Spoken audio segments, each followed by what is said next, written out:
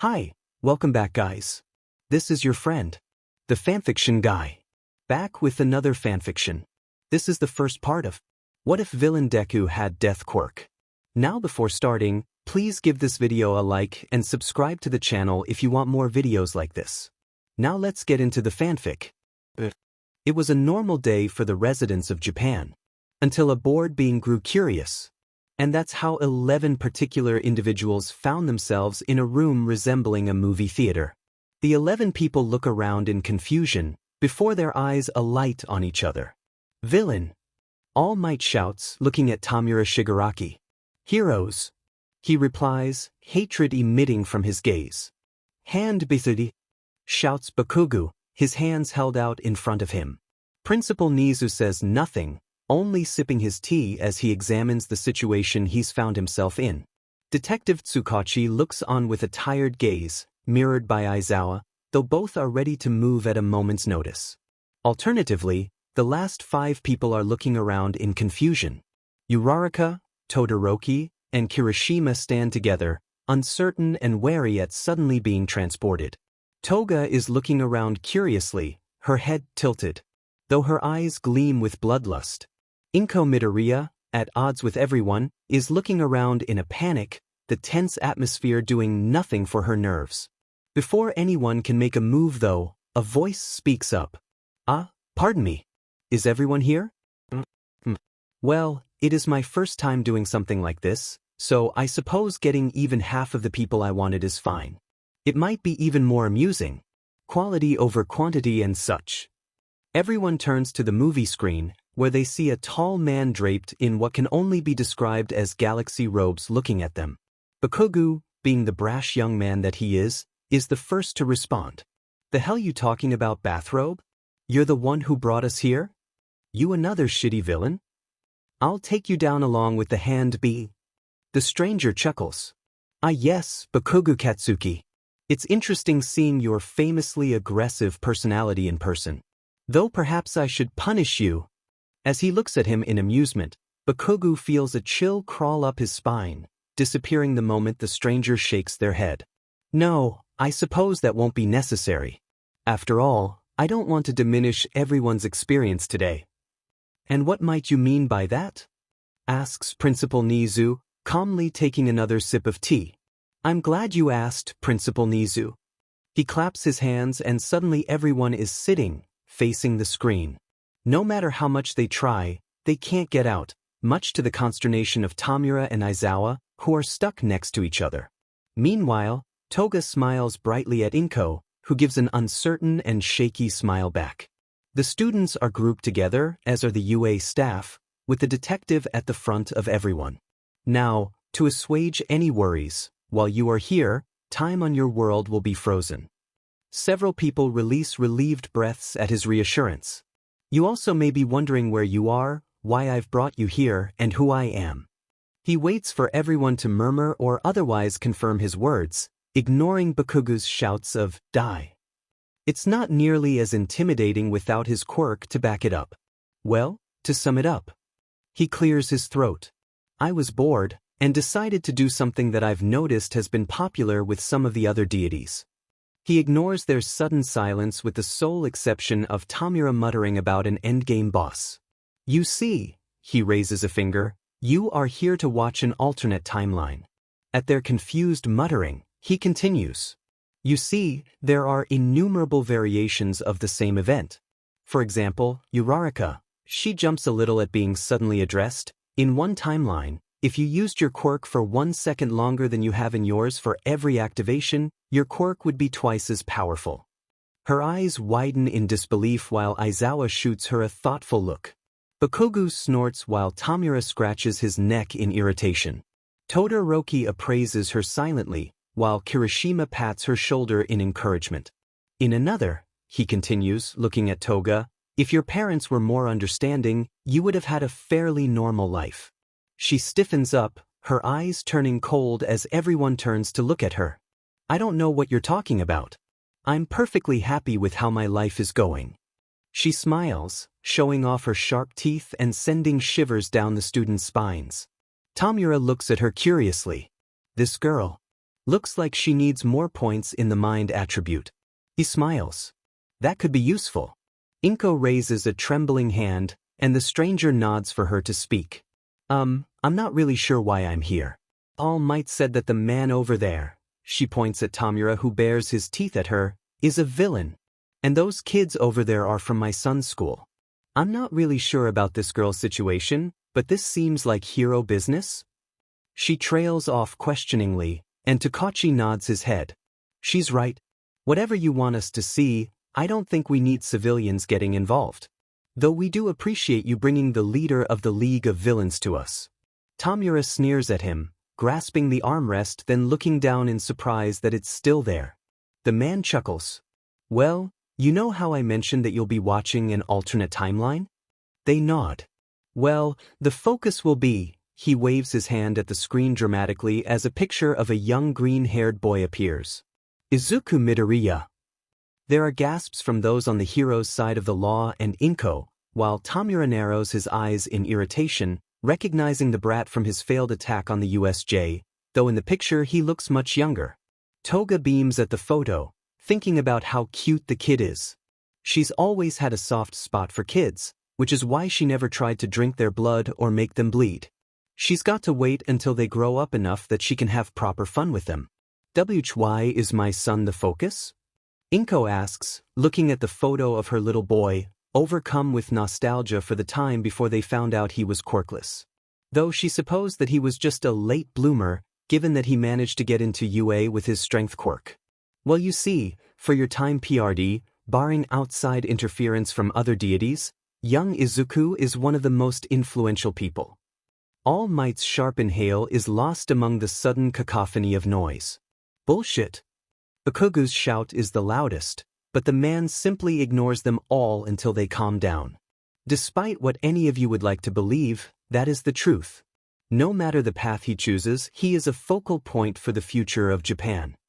What do you mean, no matter his path? All Might questions with a hint of concern.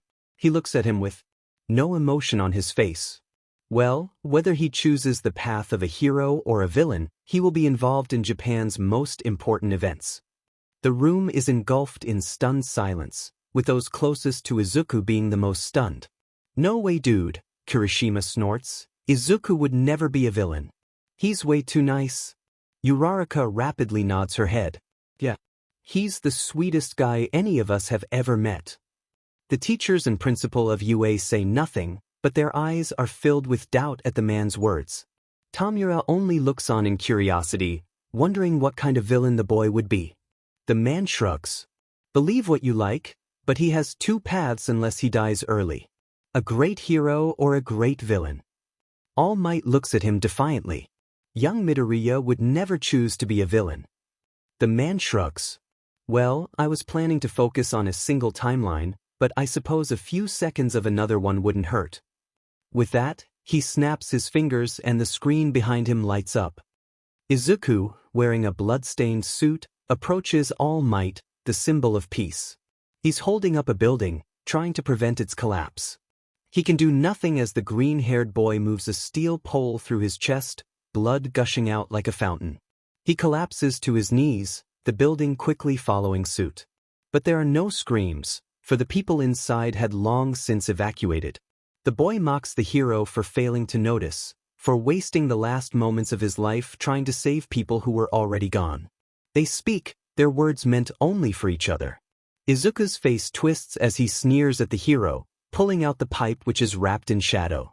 With it, he cuts off his right arm, and the part of the building he was still supporting collapses on him. He raises his weapon for one last strike, only to be hit by the flames of Endeavor, and retreats. Endeavor, Sir Night-Eye, and Lemillion surround the fallen symbol, while in the background a dark portal opens up, taking the green-haired villain away from the devastation. Everyone looks on in shock, their jaws hanging open. Even Tamura, who's wanted All Might dead for as long as he can remember, can't smile after witnessing the event. What happened? All Might asks, his throat dry. Nobody can blame him, after all, he just saw one of the most kind-hearted people he's ever known brutally murder him while surrounded by a burning and destroyed city. The man shrugs while looking at the crying Inko in pity. He went the path of a villain. The students are speechless, especially Bakugo, who's known the green eat the longest. He can't even fathom what could have made him turn out like that. Tsukachi raises a hand. As far as I can tell, most of the people here have something to do with the boy in question. But I only met him once, so why am I and this girl here? Well, she's also a major player in his life, so I wanted to see her reaction as well. Though I suppose she hasn't met him yet in your timeline, he waves the issue off. As for you, that's mainly in case anyone has any questions regarding similarities between your universe and the one you'll be watching. Keeping people honest, you know? He chuckles. Now, the man continues, not every timeline is like the one I showed, many of them are actually quite nice. But I'm unsure of the one we're going to watch. After all, I wouldn't want to have any risk of a spoiler. So, he grins, my name is Sochk, a deity of chaos. And it's time for the show to begin. My twin sister, Izumi, and I are watching one of our favorite videos online. It's the video of the #1 hero's debut. The one where All Might saved 100 people in 10 minutes. It ends with his signature smile and catchphrase, and the two of us shouted out with him. I am here. The two of us beam at each other, and Izumi easily uses her quirk to levitate our All Might action figures to us. We raise them as far as we can, and shout our goals to the roof. We will be the twin heroes of justice. Our power will make all the villains quake in fear. We shout our names for all to hear. Mido Kaneshsu. Green telekinesis. Midamito. Green might. Our voices overlap as we voice our team name. Mido Yum. Green dream. We laugh together, talking about what my quirk might be. It's got to be something impressive if it's taking longer to manifest than Izumi's. We're twins after all. As we're laughing together, Mom comes in, smiling at the two of us. She beams at the two of us as she claps to get our attention. Okay, you two, we need to go to the doctor to get your quirks appraised. Yeah. We leave the room in front of Mom, unaware of the worry in her gaze as she looks at her son. Once we're all in the car, I ask Mom where Dad is. Oh, he got caught up with work again, so he'll be coming home late again. She sighs. She knows how important her husband is, being the #1 hero and all, but it would be nice to have him home more often. After all, she's the #12 hero and she still has time for her family. But that's the price they pay for a safer Japan. She understands, and she makes sure her children don't hold it against him. It helps that when he's home, he showers the three of them in as much love as he can. The entire ride to the doctor, the car was filled with the two children geeking out over heroes and quirks. Whenever Izuku Yagi hears her kids praising All Might, their father, as the best hero, she can't help but feel a surge of pride in her chest. Even without knowing that their parents are both heroes, the two admire them. But she did wish that they talked about her hero identity, cufflink, more often. She shakes her head free of those thoughts by the time they all arrive at the doctor. The person seeing them is a bald man with big green goggles with a yellow rim. But what hair he lacks on his head, he more than makes up for with his bushy mustache. I watch him as he uses a small device and wraps it around my sister's wrist. As he does, he explains. This device will analyze a person's quirk, telling us how strong it might be. Of course, it is only a rough estimate, given that quirks can be trained the same as any kind of muscle. After he's done with his explanation, the device beeps. Taking it off, he looks at the screen and exclaims in shock. Unbelievable! Without training it, your quirk will be on the level of the top pros. Do you have any idea what your quirk will develop into? Suddenly shy, but proud at the praise, Izumi gives a confident nod. Raising hand, she uses her telekinesis to lift the device out of the doctor's hand, surprising him. She brings it to herself as she beams at the man. Impressive for one at such a young age. You'll go places, girl. He turns his attention to me, and I eagerly hold out my wrist for him. He chuckles at my enthusiasm before wrapping another device around my wrist. After a few minutes of nothing happening, he frowns. Taking it off, he fiddles with it a bit before putting it back on. We wait, but still nothing. My mother is looking worried now, but me and Izumi are just confused. He takes it off of me again before looking at Mom. If it's alright with you, I'd like to do a few more tests. She nods, hoping to find out what's wrong with her child. She knew something was off when he didn't show any signs of his quirk a month ago like his sister when they turned 4. The doctor took some blood, and I held back my tears at the pain. A hero is supposed to make sure other people don't have to worry, not the other way around. Still though, I appreciate Izumi holding my hand while it's getting done. After taking my blood, the doctor has me do a few different movements, which I do with no problem. As we go through them all, he asks me about what I want to do. So I tell him about how awesome All Might is. By the time he x-rays my foot, I finally get to his question. So what I want to do is become a hero like All Might, someone who helps everyone. My mom and sister smile at my words. Looking up from the x-ray, the doctor's words erase all the smiles in the room. Sorry kid. It's not gonna happen. The only sound anyone can hear is the clatter my All Might action figure makes as it falls to the floor. We all stare at the doctor in shock, the silence seeming to permeate our entire beings. It's Mom that manages to break free of it first. Oh dear, so there is something wrong with him? Most of the other kids in his kindergarten class have already shown signs of their quirks, including his sister. She shoots a reassuring smile at Izumi, who looks mad at the doctor's words. But it quickly turns to shock, and then pity as he speaks. I'm afraid that your son is quirkless. You see, he goes on to explain about how people have evolved, and that the bones in a person's foot is a sure way to tell whether or not they have a quirk. But I stopped listening after his first sentence. Instead, his words echo in my mind. Your son is quirkless. Son is quirkless. Quirkless. Quirkless. Quirkless. Quirkless. I think about all the plans me and Izumi have made, all relying on us becoming heroes together. We even told Kachan that he could join us at our agency. That made him really happy, but then he got mad when we told him that Izumi and I would be a 2-person team, and that we would only team up with him when we want to hang out. He didn't talk to us for a whole week. It was only when he excitedly told us about his quirk starting to manifest that he started talking to us again. It was a good day, and Izumi and I were super excited for when we would develop our own quirks. But I guess that's never going to happen for me. The drive home is in silence, one that goes unbroken all the way home.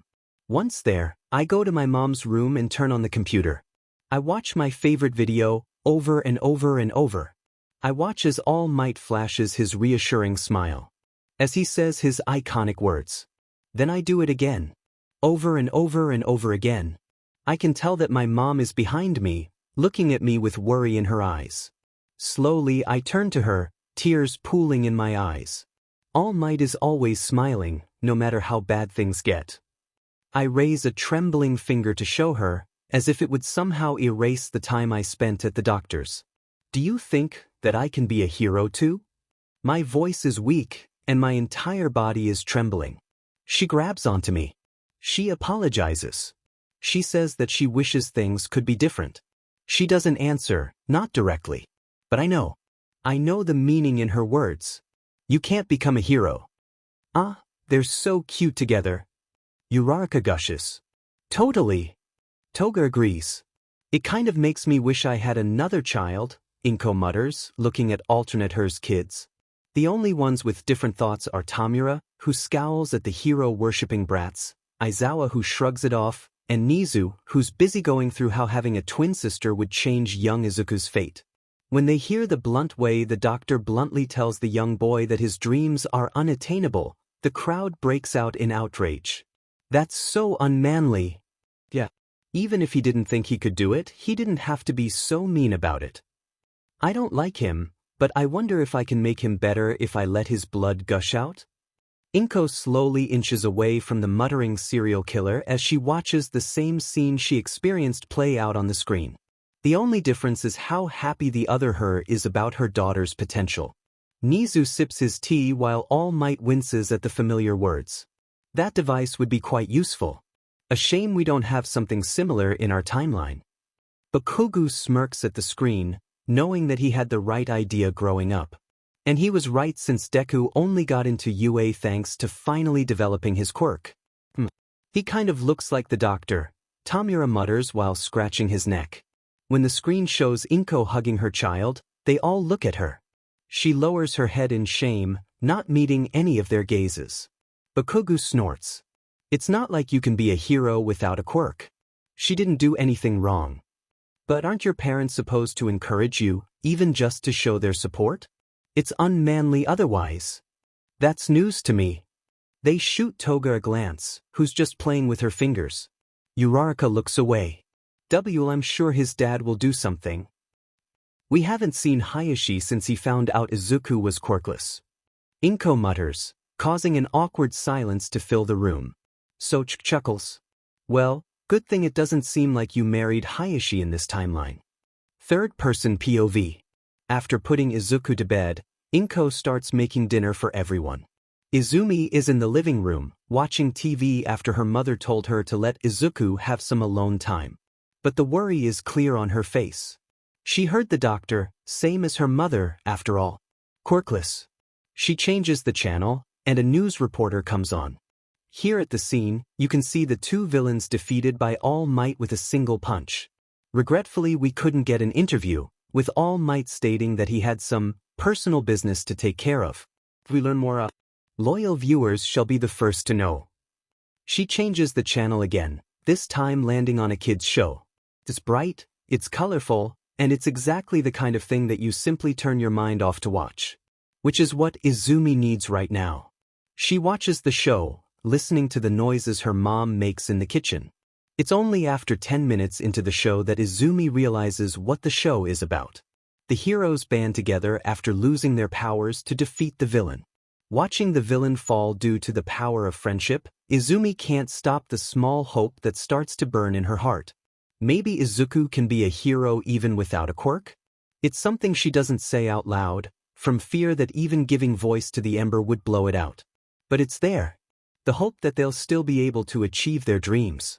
Together. Just like they always have. Time passes like that, with Inko making dinner, her heart filled with sorrow, and Izumi watching TV, hope flickering in her small heart, threatened to be put out at the slightest breath. When Inko is laying her specialty meal of chicken katsu on the table, her husband, Toshinori Yagi, finally returns. He looks at his wife and daughter, immediately noticing the heavy atmosphere of the home. What happened? Where's Izuku? He asks, trying not to think of the worst possibilities. Seeing his obvious distress, and knowing what life as a hero is like, she quickly reassures him. He's okay, just sleeping. Breathing a sigh of relief, Toshinori Yagi looks at his wife, the question clear on his face. With a sigh of resignation, she speaks. We went to the doctor to get their quirks appraised, and Izuku doesn't have one. She doesn't beat around the bush, deciding to come out and say it as bluntly as possible. She doesn't even notice that she's crying until Toshinori is hugging her. Then she breaks down as the shock finally wears off. That her son, in a society that revolves around a person's quirk, is lacking. After letting her emotions out through her tears for 10 minutes, she looks up at her husband, surprised and a little angry at his lack of a reaction to the news. What the hell is wrong with you? Don't you care that our son isn't normal? She yells the last part, and both her husband and daughter flinch. Toshinori from the reminder of his past. Izumi from hearing that her brother isn't normal. She knew that, of course, but knowing it and hearing your mother yell it are two different things. The ember in her heart flickers and shrinks, somehow smaller than it was before. Had it been anyone else, the flame would never have come into being. But her desperation to hold on to her and her brother's dreams managed to ignite the spark. Now she must desperately try to maintain it. Toshinori shoots a glance at his daughter's wide eyes before leaning into his wife and whispering in her ear. I promise that I'll explain later, but for now we need to act normal. I don't want Izumi to worry. She glares at him as he clears his throat and speaks in an overly cheerful voice. So, what about Izumi? Did you get her quirk appraised as well? Glancing at her daughter, Inko's eyes soften before a mischievous gleam appears. We sure did. She yells with more authentic joy than Toshinori. The doctor said that her telekinesis is powerful. He said that when she grows into it, she could even beat All Might. At her words, Toshinori misses the chair he was about to sit in, landing hard on his butt. Izumi chuckles at the sight while also beaming at her mother's words. I'll be as strong as All Might? The All Might? That's amazing! I'm going to be the new #1 hero after I make my own debut. I'll save 200 no. I'll save 1,000 people in 10 minutes and blow All Might's record right out of the water. Unbeknownst to any of the three, their words this night would have consequences. Not anytime soon, but far more dire than any of them could ever dream of. But that will be then, and for now, the three take their seats at the table, Toshinori sitting gingerly to avoid putting too much pressure on his possibly bruised behind. The three talk, telling each other about their days. Though it's more like Inko and Toshinori talking since other than going to the doctor, Izumi only stayed home and hung out with Izuku. At that thought, she looks around the table noticing with shock that Izuku isn't there. Then she remembers her mom's earlier words and comes to the conclusion that she wanted to let him sleep. She goes back to her meal with joy. After all, chicken katsu is her mom's best dish.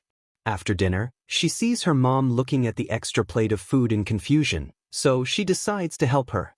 She goes to the kitchen and opens the drawer she's seen her pull the saran wrap from. Getting it, she gets back to the table just in time to see her mom pick up the plate. Turning around, Inko is surprised to see her daughter carrying the box. Before she can scold her for grabbing things she isn't supposed to, Izumi speaks. Here you go, Mom, so you can wrap up Izuku's dinner for him. It was nice of you to let him sleep in. With a start, Inko realizes why there's still a full plate. She forgot to wake up her son. Feeling guilty, she thanks Izumi and quickly wraps the meal, heading to bed where Toshinori explains to her about his quirk, as well as how he'll reveal the truth to their children once they turn 10. Izumi goes to her own room, dreaming of being the hero she can be. Izuku POV. I wake up during the night with my stomach growling. Looking around, it's dark, so I turn on a spare flashlight next to my bed and make my way to the kitchen. There, I see a plate of Mom's katsu chicken wrapped up for me. I look around in confusion and ask if anyone is around before noticing the time on the clock. 10 o'clock, when everybody would usually be in bed, asleep. And 3 hours past the time everyone would eat dinner together. I can't help but feel sad that I slept so long. After all, dinner is one of the few times that we're all together.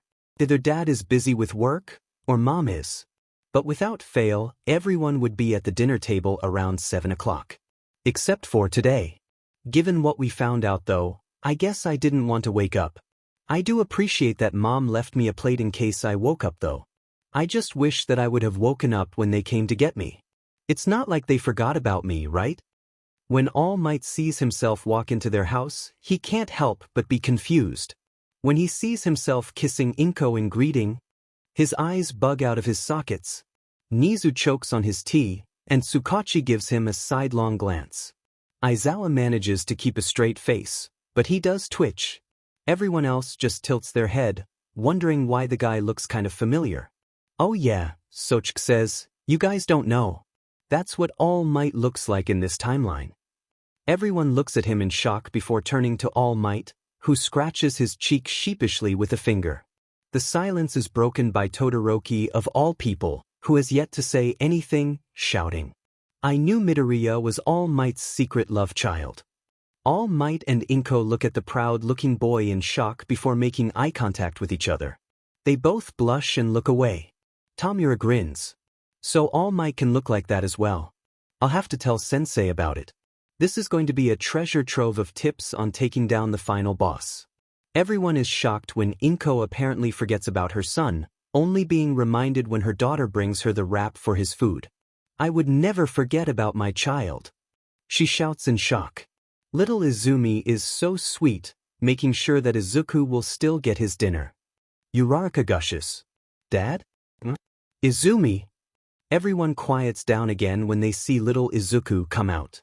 He looks at the food on the table and gets a downcast expression. I didn't get to see Dad today. All Might winces as nearly every person in the theater shoots a glare his way. He raises his hands placatingly. And now hold on. I would never neglect someone like that. Tamura snorts, muttering about how all heroes are the same. Izumi POV. The next day, after a plain breakfast of rice and eggs, Mom drops me and Izuku off at our kindergarten class.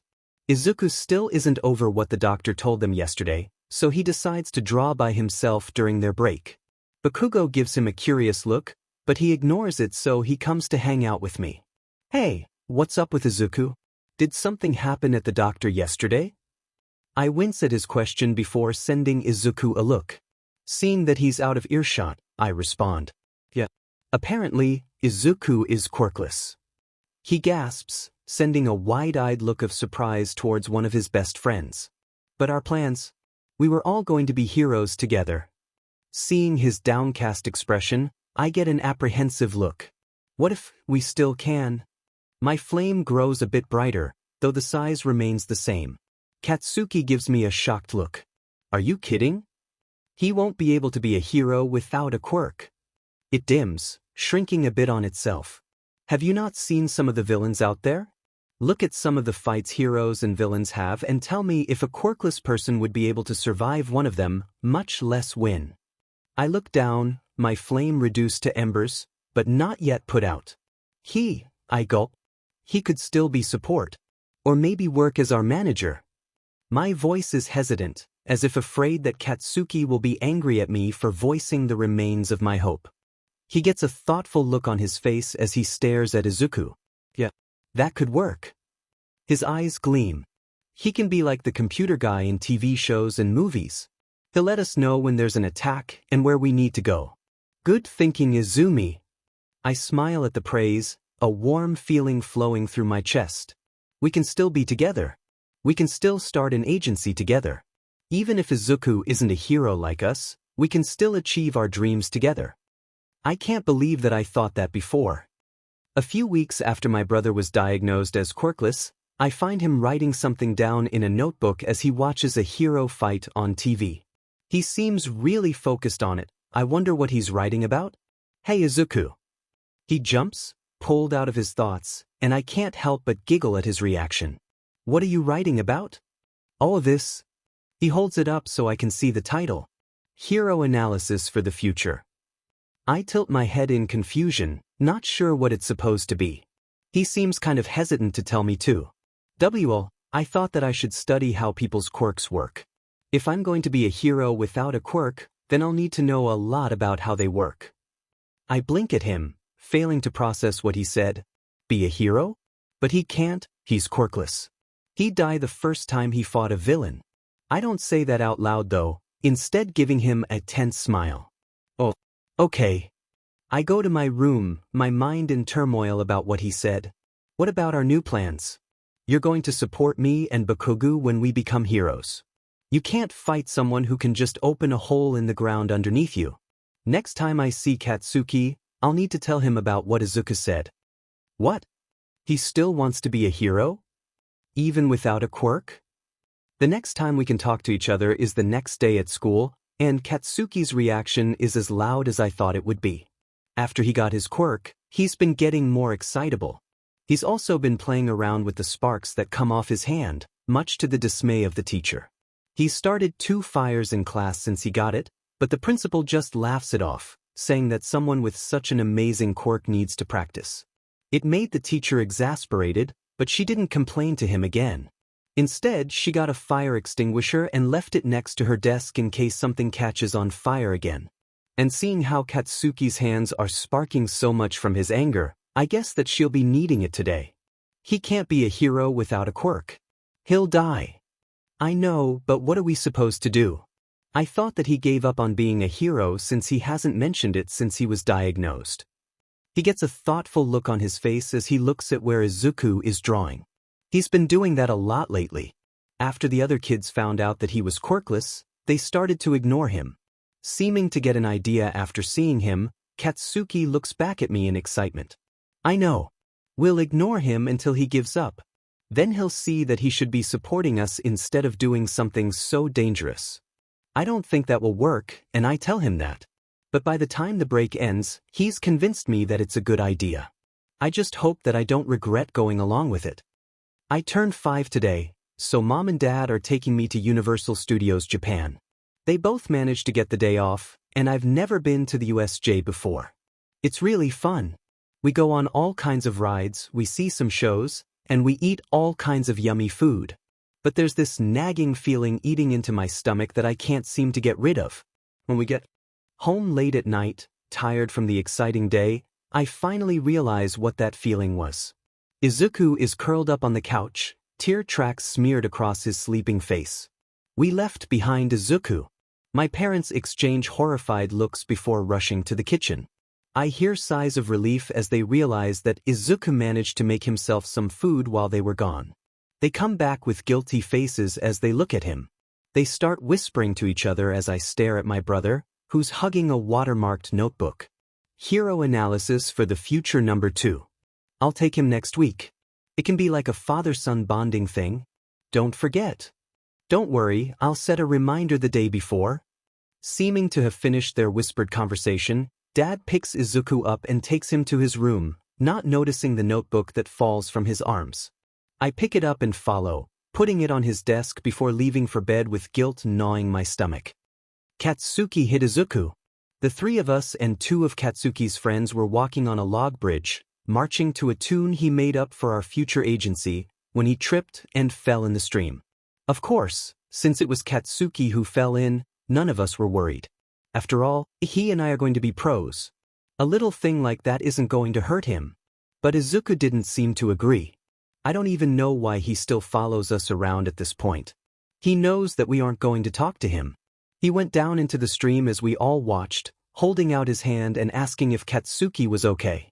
I feel a twinge in my chest watching. He has the heart of a hero. But that's not enough. He needs a quirk too. Or else he'll just die. Katsuki ignores the hand, pushing himself up. He glares at Izuku, his hands balled into fists. Then he punches him in the face. I look on in shock as he falls into the stream, holding his cheek where Katsuki hit him. The boy himself is looking down at Izuku in shock before he sneers. I don't need help from some quirkless Deku. And he climbs back up on the opposite side of the stream. I look down at Izuku, who started crying. He looks up at me, eyes begging for me to come down and comfort him, like I used to do when he got hurt. Before we were 4. But I clench my fists and firm my resolve. I turn away and follow Katsuki further into the forest. I need him to tell me why he hit my brother. It's obvious by this point that ignoring him isn't going to work. If we want him to give up on being a hero, we need to do more. I look at him in confusion. What do you mean more? He takes a breath. We need to bully him. Show him that he can't stand up to people with quirks. Once he understands that a quirkless person can't beat someone who has one, he'll give up. I look at him uncertainly. I don't know. That seems like it's going a bit too far. He looks me in the eyes. You think I want to do this? It's for his own good. As his sister, do you really want to see him get killed trying to fight someone like you, who has powerful telekinesis? Or someone like Death Arms with super strength? I hesitate, my mind envisioning what he's saying with great clarity. I see Izuku running at a villain. I see the villain waves his hand and Izuku shooting up into the sky. I see him fall. I see him. I shake my head to get rid of the sight. I look at Katsuki. Let's do it. The embers of hope in my heart have long gone out. Kid Bakugo is so cute. I wonder what happened. He glares at Uraraka. Screw you, round face. Kirishima chuckles. Come on, Baku bro, don't be like that. We were all kids once. And look at you now, all manly. He scowls at him, but simply throws himself into the back of his seat. The people around him chuckle. The only person who doesn't is Tamura. He just looks at the screen, watching as the children make plans. Then before it cuts to the next scene, it goes gray, and bold words are plastered across it. I can't believe I thought our dreams could be achieved. Everyone looks at it in shock, suddenly apprehensive. Kirishima lets out an uneasy laugh. See, come on guys, this is Midoriya we're talking about. I'm sure everything is going to work out. Nobody responds, and Bakugo starts to get a bad feeling as he remembers what he started doing. Look at that, even now he works hard to be a hero. All Might beams at the people around him as they watch Izuku start on his path. I wonder what he's writing in there. Mummers Nizu. Probably some stupid fanboy trash about heroes. Tamura growls. He ignores the glares everyone else sends his way before turning back to the screen. Bakugu, are you an idiot? The fact that it's Todoroki who's asking makes it all the more impactful. Shut the hell up, Icy Hot. Though he says that his usual fire is missing and he doesn't meet anyone's eyes. Inko is looking at him in shock. Bakugu, did you do this to my Izuku? He scowls down at the floor. No. When everyone looks at Tsukachi, he nods his head. Truth. The tension leaves everyone and Kirishima claps a hand on Bakugu's shoulder with a laugh. I'm proud of you, bro. You're way manlier than that guy. He jerks a thumb at the screen as a montage of Izuku following his sister and friend plays, all the while they pretend that he isn't even there.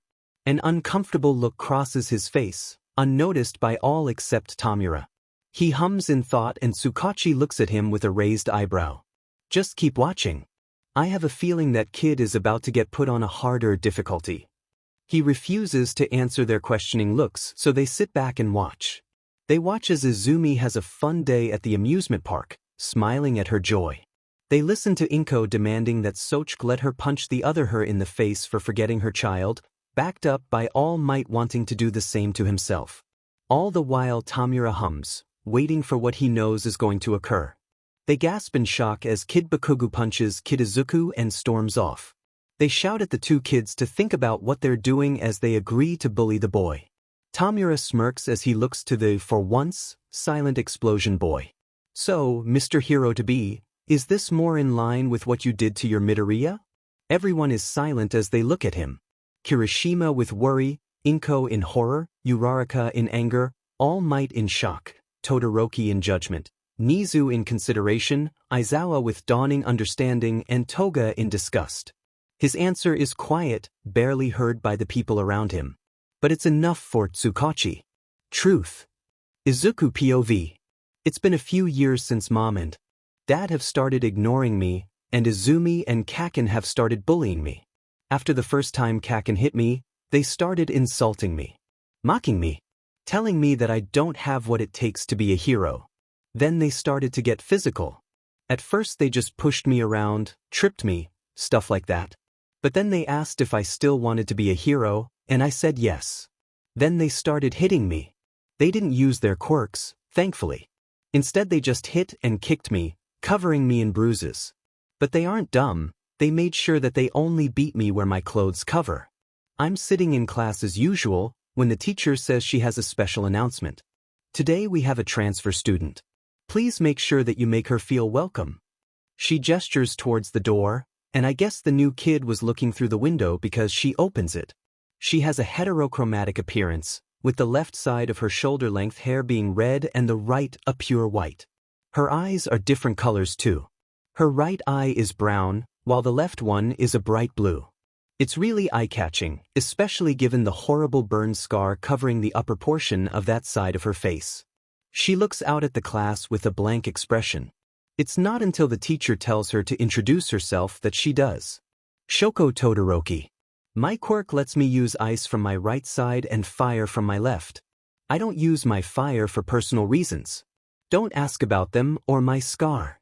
With that her introduction is done, and it's clear that she doesn't want to say anything else. Clearing her throat awkwardly, the teacher directs them to the empty desk next to me. It wasn't always empty, but Kaken and Izumi spread rumors that being quirkless can make people who have quirks get sick. After that they change seats. Todoroki sits next to me casually, not even looking in my direction. But it's not that she's trying to be mean, she's not looking at the other students either. I can't help but feel a flash of relief that she's not being mean to me, only to become depressed since I know that she'll act like everyone else once she knows that I'm quirkless. The class goes on as normal, with everyone focusing on the teacher. At least, I look like I'm paying attention to her. Over the years of avoiding Kaken and my twin, one of the places I usually hide is the library. And since I'm already hiding there, I decide to read the books they have. Not the fun, kid-focused kind though, but the ones for learning. I've basically read each of the books they have in the library about math, science, history, etc. So I already know everything the teacher is teaching us, other than what her own experiences have taught her. Instead of focusing on the lesson, I'm writing down an analysis of a hero fight I saw the other day. While I do so, I cover my mouth to help cover my muttering. If I do that, then the sound doesn't leak out too much, so nobody realizes that I'm not listening to the teacher. But I forget that now I have someone sitting next to me. When lunch rolls around, I quickly pack up my stuff and rush to the cafeteria, unaware of the eyes watching me. Luckily, Kaken and Izumi seem to be more interested in the new girl than me at the moment, so I manage to get my food and go behind the school without any hassle. I sit down and eat, using the almighty spork to shovel the rice and vegetables into my mouth quickly. Once I'm done, I take out a notebook different from my analysis journals. Instead, I use this notebook for my drawings. It's one of the few things I can do that I find relaxing. I start to sketch some of the clouds in the sky, not hearing the footsteps until they're right next to me. "What are you doing out here?" I yelp, dropping my notebook. I look at the person who asked me that question and see the new girl, Todoroki, standing there. "Oh, will I come out here to draw sometimes? It's peaceful." She hums in response before bending down. I look at her in confusion before I see her pick up my notebook. I blush since I haven't shown them to anyone before. I know that I'll just get mocked if I do. But she doesn't say anything. She just flips through the pages with the same blank look on her face she had in the classroom. When she finishes looking through them, she hands it back. "They're good. They're just 2 simple words, but they mean so much to me." I even start to tear up. Seeing me start to cry, her eyes widen and she takes a step back. She looks around as if looking for an adult, but we're alone. So, awkwardly, she pats my head. "They're there? I'm sorry? Please don't cry." It's awkward, and it's clear that she's never comforted someone before. But it's more than I've gotten ever since I was told I was quirkless, and so my tears continue to flow. We stay like that until the bell rings, signaling the end of lunch. Wiping away my tears, I smile at her, much to her obvious surprise. "So bright," she thinks. "Thank you. It means a lot to me." With that, I grab her hand and start walking to class. She follows along, confused at my reaction. Even though I know it won't happen again, I'm glad that there was someone who was nice to me. Even for a little bit. We enter the classroom, and unfortunately the teacher isn't here. But Kaken and Izumi are, along with some of their other friends. Seeing that I'm with the new girl, they scowl. "Hey, Todoroki, you shouldn't hang around with him. That Deku is quirkless." Izumi shouts to her, and I drop her hand immediately. I walk to my desk with slumped shoulders and my head hanging. Even if it was only for lunch, at least I had a friend. I nearly stumble when I hear what she has to say. I don't think there's anything wrong with being quirkless. I'll hang out with whoever I like, and it's definitely not people who ignored what I asked. They stare at her, mouths hanging as she walks to me and puts a hand on my shoulder. "Ignore them. Let's sit down, the teacher will be here any moment." I take my seat, my expression frozen in shock. She's still going to be my friend? Even though I'm quirkless? I manage to snap out of my shock by the time the teacher gets here, but as I look at Kaken and Izumi's glares, a shiver goes down my spine. I know that my bullying is going to get a whole lot worse. I look at Todoroki, who gives me a small smile in return. I blush and look away. Maybe with a friend, it won't be so bad. Before we continue, I've decided to bring in a special guest. Everyone looks at Sochik in confusion. Before they can ask who it is, they snap their fingers. To the surprise of those from UA, a pink alien-looking girl appears. Mina looks around in confusion, asking the usual questions. "Where am I? Who are you? Why am I here?" After a quick explanation, barring why she was randomly summoned, she shrugs it off and sits between Uraraka and Toga. Let's get this show on the road. I can't wait to see who gets with who. The heroes and students facepalm, Toga chuckles and Tamura sighs. The screen continues to play, and as the crowd watches a montage of Bakugo and Izumi bullying Izuku, they glare at him. "Bakugo, when we get back you're going to be meeting with Hound Dog every week until you get a handle on your anger issues." He clicks his tongue and looks away, not meeting anyone's eyes. "Fine. Maybe he'll be nicer covered in blood?" People are usually nicer to me when I make them bleed. Well, some get more mean, but making them bleed more fixes that problem. Toga looks at him, her grin promising pain. Despite her alarming words, almost nobody has the energy to comment on it. I know I shouldn't say this, but he does deserve to get hurt. Everyone looks at the glaring Inko Midoriya in surprise. I never thought Midoriya's mom would be so scary. Kirishima shudders. Yeah, Uraraka says quietly. How come this kid became a hero? His childhood is as bad as mine was. Truth. The detective's shocked words cause the attention to shift to the man who attacked the USJ. Perhaps the bullying wasn't so bad without his sister to join in. Nizu sips from his eternally full teacup as he theorizes. But before the discussion can continue, Bakugu's words cause them to focus on the screen. We never got a transfer student. When they see the person who enters the classroom, they exclaim in shock. Though none are as shocked as the person who's appeared. I'm a girl? Shaking his head, he raises a hand to cover his scar. Even as a girl, the old man has no mercy. His words are unheard in the commotion the others are causing, though Mina is by far the loudest. Ship it. I totally ship it. I don't know who I'm shipping her with yet, but I'm totally shipping it. Soch's snort of amusement quiets them down. If a simple gender change is enough to throw all of you into a fit, you definitely won't last the entire film. They quiet down and try to calm themselves at his words.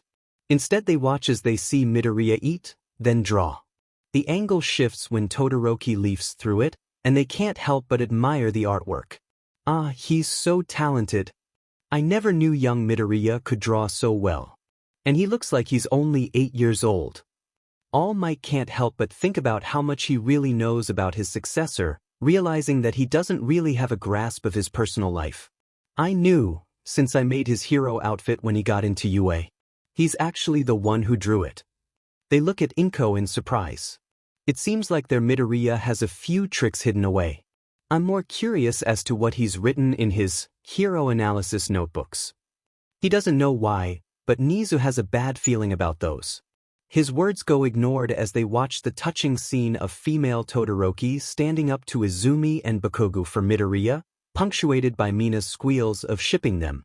Their Todoroki blushes at all the praise they heap on him for his counterpart's character, unaware of his true thoughts. Honestly, there are times I wish I was quirkless. It would be better than having my old man's quirk at least. All Might POV. I wake up in a hospital room coughing. I look around in a panic. How did I get here? More importantly, why am I here? I'm All Might. The symbol of peace doesn't lose, he can't lose. I finally calm down enough that I can take notice of my sidekick, Sir Night Eye, also known as Mirai Sasaki. A good kid and a powerful quirk. He can look into the future of someone he touches for. I think it was an hour? Useful in a fight, or when trying to find out a villain's plan, though being limited to once a day does mean that he needs to be more careful than most heroes. Seeing me try to sit up, he scrambles to his feet. All Might. Stay down. You're seriously injured. I blink at him blankly. Injured? What are you talking about? As the symbol of peace, I can't be injured. That's what reassures the population as well as strikes fear into villains. He gets an uncomfortable look on his face, and I'm about to ask him what's wrong when I start coughing again, covering my mouth with my hand. Did I get sick or something? I hope I didn't collapse in front of the kids. I wouldn't want them to worry. Now that my coughing fit has passed, I can question my sidekick more thoroughly. But when I pull my hand away, I see it covered in a red liquid. I stare at it for a moment, uncomprehending. It's not until my teacher, Gran Torino, enters the room that I realize what it is. And I start shaking. I'm injured. How? It's been so long that I've forgotten what it's felt like. Inori. Tashinori. I'm pulled from my thoughts by my teacher's words. Seeing that he's gotten my attention, he continues. What's the last thing you remember? My brows furrow, and I realize that I'm in neither my buff form nor my skinny form, but something in between. Another thing that hasn't happened before. But that can wait, for now I need to work things out. Well, I was patrolling the city when I heard a scream. I approached and saved a young woman from a villain. After the police came, I took my leave. I was on the edge of the city when I felt something hit me. I trail off as my memories start to piece themselves back together. My eyes widen in terror. All for One. I was attacked by All for One. One for All flares up, reacting to my emotions. I'm filled with the feeling of power, but there's something else now as well. I'm filled with intense pain and I cough up more blood. One for All starts to recede, and most of the pain goes with it. What happened? I groan out. Teacher sighs as the sound of rapid tapping comes from the hallway. I'll let Chio explain your injuries. The door slams open, and there stands Recovery Girl. I can't help but let out a sigh of relief. No matter what type of injury a person has, she's able to fix it. I'm sure I'll be back up on my feet in no time. I stare at her in open-mouthed horror. See, can you say that again? I must have misheard you. She sighs. Your stomach is basically destroyed, and you've lost half of your respiratory system. I'm sorry to say, but you can't continue as All Might. Yagi. I'm shocked into silence, broken quickly by my teacher and sidekick speaking up. You don't have to worry, Toshinori. You've done your duty as All Might. You managed to defeat All for One. You've made Nana proud, so you can retire. Why, All Might? You can focus on finding your successor. You've defeated the greatest threat to peace that the world has ever seen. So now you can focus on passing on your legacy. If you like, I could construct a list of potential applicants.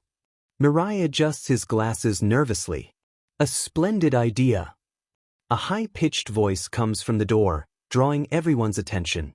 Am I a rat? Am I a bear? Who knows? The principal of UA High School steps into the room, closing it behind him. UA has a plethora of students who you've inspired to become heroes. If you like, you can come and observe them so you can make the best choice on who to pass your quirk onto. My head is reeling. All for One is dead? I killed him? Yes, my memories of the fight are finally coming back to me. I crushed his head, but in his last moments he managed to use one of his stolen quirks to blast my side. But giving up being a hero? Finding a successor? No. The sudden silence in the room is oppressive, but I continue on. I won't be retiring. The world still needs the symbol of peace. Don't be ridiculous, Toshinori.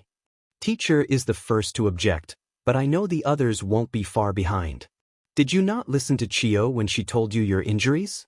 You'll be lucky if you live another 10 years living as a civilian, much less if you force yourself to continue heroing. Just retire now that Nana can rest in peace. It's not too bad, except when people make personal requests. He mutters that last part to himself. I understand where he's coming from, but I shake my head. I won't retire. The world needs the symbol of peace. At least until I can find my successor and pass on my power. And how long will that take, All Might? My sidekick asks. My thoughts turn to my son, and the plan I'd originally made for him. But even with One for All, will he be able to stand strong against villains? It's only a matter of time before another symbol of evil appears. If I give him my quirk when he turns 10 like I'd originally planned, will he be able to become the next symbol of peace? I was so sure of my idea when I first told Inko about it back when he and Izumi were 4. But back then I thought that, as the 9th bearer, One for All would be strong enough to keep him safe from any kind of harm. But if even I obtained such a debilitating injury even after such a long career, I shake my head free of my thoughts. I can think on it another time. For now, I turn my attention to Mirai. It will take as long as it takes. But the world cannot go without a symbol of peace. So long as villains never rest, neither shall I. That would sound more convincing if you didn't throw up a waterfall of blood after you finish talking. Nizu comments. All Might. Mirai looks at me with eyes full of resolve. You need to retire. Please. Work on finding a successor, someone who will become the next symbol of peace. But do it from the safety of retirement. My brows furrow. He's never insisted on something so insistently before. No, he was much more insistent when he asked to become my sidekick. But nowadays he's only this persistent when, suddenly, you used your quirk on me. He flinches, confirming my words. He looks hesitant, but after a sigh reveals what he saw. Within the next 7 years, you'll be killed by a dangerous villain. Oh. I question. Within 7 years, huh? That's quite a time frame for someone who can see the future. He frowns. Looking so far isn't easy. And there's something wrong with what I'm seeing. Oh. Before I was just going to brush off his words. After all, I can't stop being a hero just because of something that will happen in 7 years. But this is the first time Mirai has ever sounded unsure of his quirk. Normally, he slowly says, my quirk shows me the future as a type of real. I watch what happens around them in a third-person perspective, along with the choices they make. But this time, he trails off with a concerned frown. This time, when I looked into the future, it shattered. Silence. Nobody understands what he means, but we know by his tone that it's serious. It shouldn't be possible. Everything I've seen with my quirk is 100% accurate. But in 5 years, everything becomes jumbled. My foresight can't determine what will happen, nor what leads to the choices that get made. He looks me in the eyes and I shiver. They're desperate. Panicked. All I know is that whatever is happening, it will end in your death. Soch claps, startling everyone as the screen goes black. Okay everyone, sorry about this, but this scene contains far too much sensitive information for all of you to know about. At least to the point where your reactions will give away certain parts of the narrative, as well as giving each side too many advantages back in your world. So I think that I'll just keep things quiet until the next scene. He listens as everyone boos him and demands he lets them see it. He taps his chin in thought before raising a finger. I suppose a few of you can watch it, but I'll leave it up to the person this scene features to decide on who. With that his finger falls, pointing to All Might. And me. He's shocked that he's being featured in what they're seeing, but since he's young Midoriya's father in this universe, he supposes that it makes sense. Indeed. It has to do with your condition. Soch taps his side with a knowing look. All Might panics at the thought of having his weakness suddenly revealed, but he continues before he can say anything. Of course, it's up to you who can stay. But since it also concerns Mr. Gamer, he'll be allowed to stay and watch as well. Not like it's nothing he doesn't already know. All Might sighs while Tamura raises an eyebrow. This basically confirms that All for One is alive in our world. As such, I should allow those who know to watch. Very well then. Principal Nizu and Tsukachi are who I'd like to watch it with me. Ahem. And Aizawa. All Might had honestly forgotten the man was there. He doesn't know about his quirk, but he does know about his injury. Soch nods, and all the students and Inko disappear despite their protests. Very well then, let's dash. Wait. At Soch's questioning look, All Might points at Toga. Should this young girl not be sent away as? Well. Nope. Soch shrugs. Like I said earlier, this scene could provide too much of an advantage to one side. But Toga doesn't take sides. For her, it's family or murder. Plus, the heroes here already outnumber the villains. Having a 4-to-1 advantage for this is simply too much. So Tamura gets the only other villain to watch it with him. At his words the two exchange glances, Toga with an excited squeal and Tamura with a tired sigh. Anyways, no more interruptions, let's play. Nobody says anything as they watch All Might in the hospital, each lost in their own thoughts.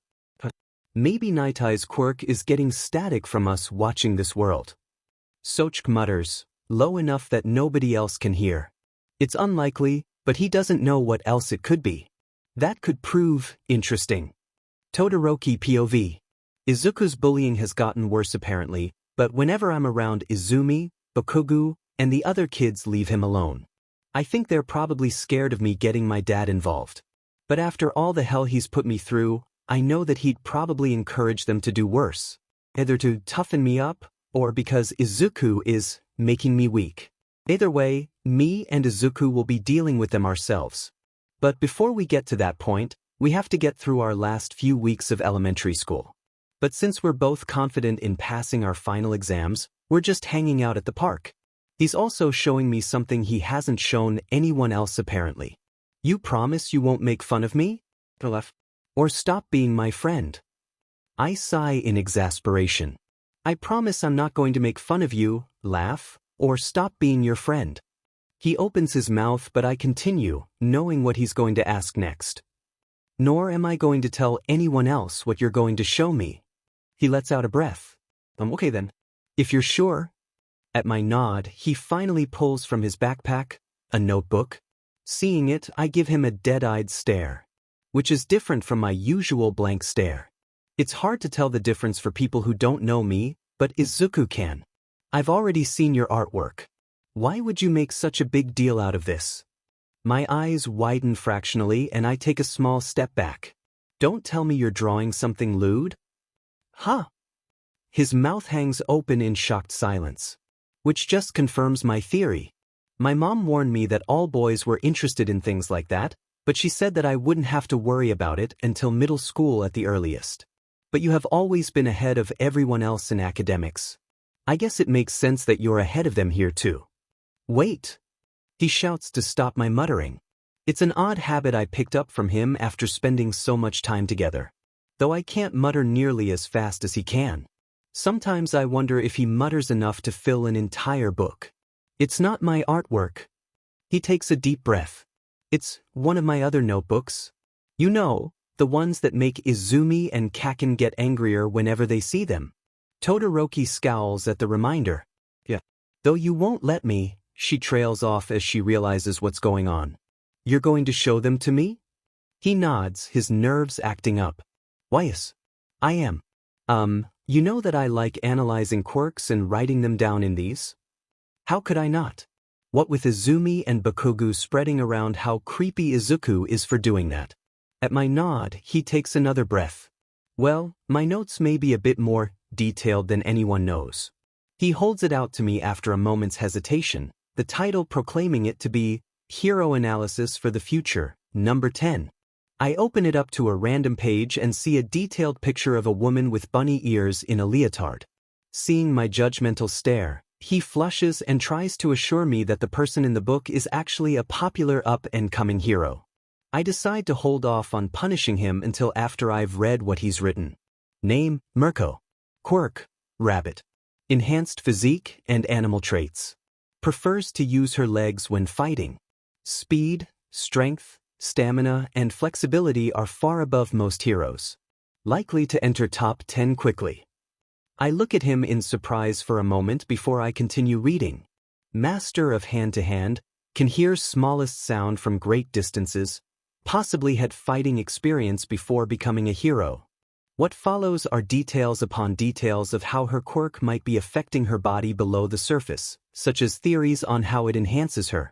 Not to mention where she might have gotten her fighting experience, theorizing that she might have gone around challenging anyone she met back in high school.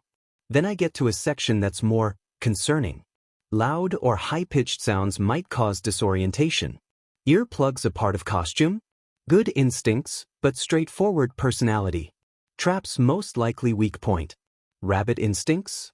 Possible repression of prey mindset. Overwhelming foe might cause flight instincts to flare.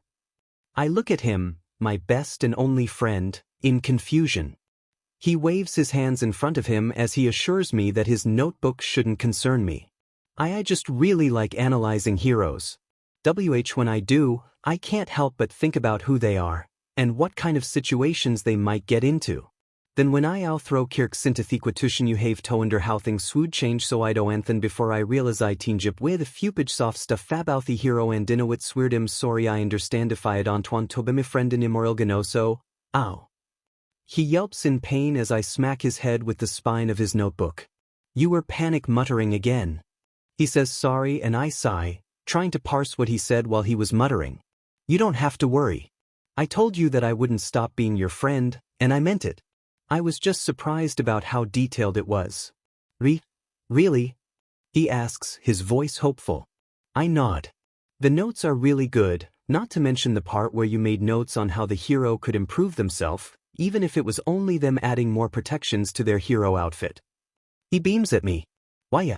I've noticed that a lot of hero costumes are more centered around aesthetics than functionality, though I'm sure that they're made out of really strong materials. Which does mean that villains they fight will underestimate them, thinking that they lack protection, unless it's associated with their quirk. I'm sure that's how a lot of villains have gotten captured. Striking the hero and thinking that they won only to find out that their costume protected them. I just love the surprise, ow. I smack him on the head again. You were fanboy muttering again. He repeats his apology and I sigh as I go back to the page about that rabbit hero. Unknown to me, my eyes glare at her picture as they look at her body before switching over to the information portion. I only skimmed it at first since there's so much written down, and it's all crammed onto the page. Flipping it, I see that there's 2 more pages written down. I shake my head in bemusement. Izuku really is smart. No, he's a genius. If even half of the theories he wrote about her are true, he could either skyrocket her hero career or end it completely. Just then, my eyes alight on a certain part of the analysis and the air around us grows cold. Izuku, feeling the change, looks around in confusion. Did the temperature just drop? Oh, did you do that, Todoroki? If you were feeling warm, we could have moved to the shade. Though this also works to train your quirk control dash. Izuku. I say, my voice is cold as my ice. He looks at me questioningly while I point to the section of his notebook that caught my eye. Why do you have such a big section dedicated to theorizing on whether or not she goes into heat like a normal rabbit? He says nothing, his mouth hanging open as he tries to think of how to explain. His punishment for being a pervert is brutal. Nothing really going on with this scene. Just Midoriya showering Todoroki with his passionate words. Hey! Sochik's phrasing is not taken well by certain members of the audience. Most notably Uraraka in jealousy, and Todoroki in embarrassment. Don't go sinking the ship. They're adorable together. Set sail on the Todoriya Express. Wait, his last name is Yagi here. Shoku? Izuku? Yagoroki? Todoreiji? Shut the hell up, raccoon eyes. Bakugu, tired of their noise, decides to shout back. This is a rather troubling discovery. Nizu mutters. When we get back, remind me to talk to Midoriya about his notebooks. It would be quite dangerous for them to fall into the hands of any villains. Detective Tsukachi is in agreement. Aizawa nods, impressed by his student's analytical abilities. He knew about his notebooks, of course, but he never realized just how detailed they are. I wonder what he's written about me? He is the only one who realized who I was during the test on the first day. All Might is bursting with pride at his successor's obvious genius. I should set up some exercises for him to do that will train his brain, as well as his muscles. Though maybe I should do that for myself as well. Tamura is wondering if he should try to recruit the kid to the league. Even though he doesn't like him, he can get over it if he gets someone so helpful on his side. Or he can just kidnap him. Either way works. He thinks as he looks at Mother Midoriya. The mother in question is gushing about how the 2 children on screen are so adorable together, along with Toga and Mina. She's gotten used to the way the girl talks about blood, so now she just ignores it while they talk. After all, other than that, she seems like a nice girl. Everyone chuckles when Kid Todoroki gets mad at Midoriya for writing his theories about Mirko having a heat, while Nizu is mentally stunned. How on earth has he figured that out? It's a well-kept secret, not nearly as much as All Might's, but still not easy to discover. If it was released to the public, trust in heroes would fall quite far, and her own reputation might not be recoverable. I'm very happy that Midoriya decided to become a hero. Mom, Dad, and Izumi are planning to throw a big party for her 12th birthday, but for me, Todoroki and I are going out for ice cream. I mean, I would prefer it if we could all celebrate together, but I would just bring the mood down. Though I'm sure Izumi and her friends would enjoy beating me up. But Todoroki says I shouldn't think like that, which is why we're enjoying ourselves outside the ice cream store. I decided to get my favorite, cinnamon, while Todoroki gets a mix of strawberry and vanilla, causing me to giggle at how it matches her hair. We talk about random stuff, school, the people passing by, heroes, and quirks. Eventually, I pose the question I've been wondering about for a while now. Todoroki, why do you come to school hurt sometimes? She freezes with a scoop of ice cream halfway to her lips. I know it's not often, and that you work to hide it, but we've known each other long enough that I can tell. I rub my stomach where Kaken hit me with an explosion last time Todoroki wasn't around.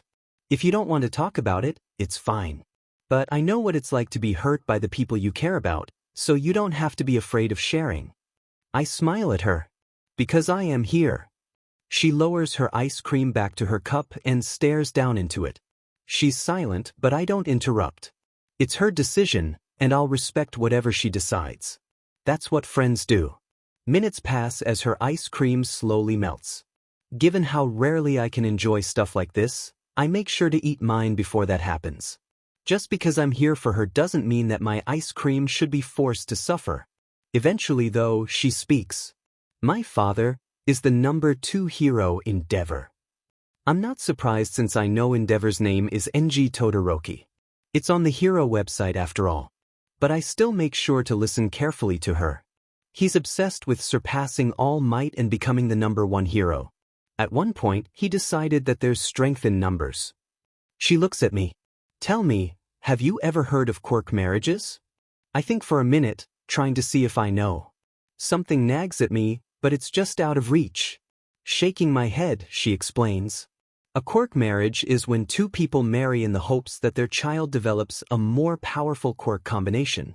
That's the kind of marriage my parents had, though my mom was forced into it by her family to build connections with my father. She sighs, stirring her ice cream as she continues. I got my mother's ice quirk and my father's fire quirk. Due to this, my father sees me as the perfect tool to use in order to take All Might's place. She stops talking, and we sit in silence while she gathers her thoughts. Trains me. But it's not training. He has me use my quirk until I'm falling over in exhaustion. I spend most of my time at home doing exercises to increase my potential regarding being a pro hero. And at the end of every day, he has me spar with him. But he doesn't hold back. And he's a pro hero. She spits out the last sentence, her voice no longer her usual monotone. Now it's filled with venom as her words come out in a rush.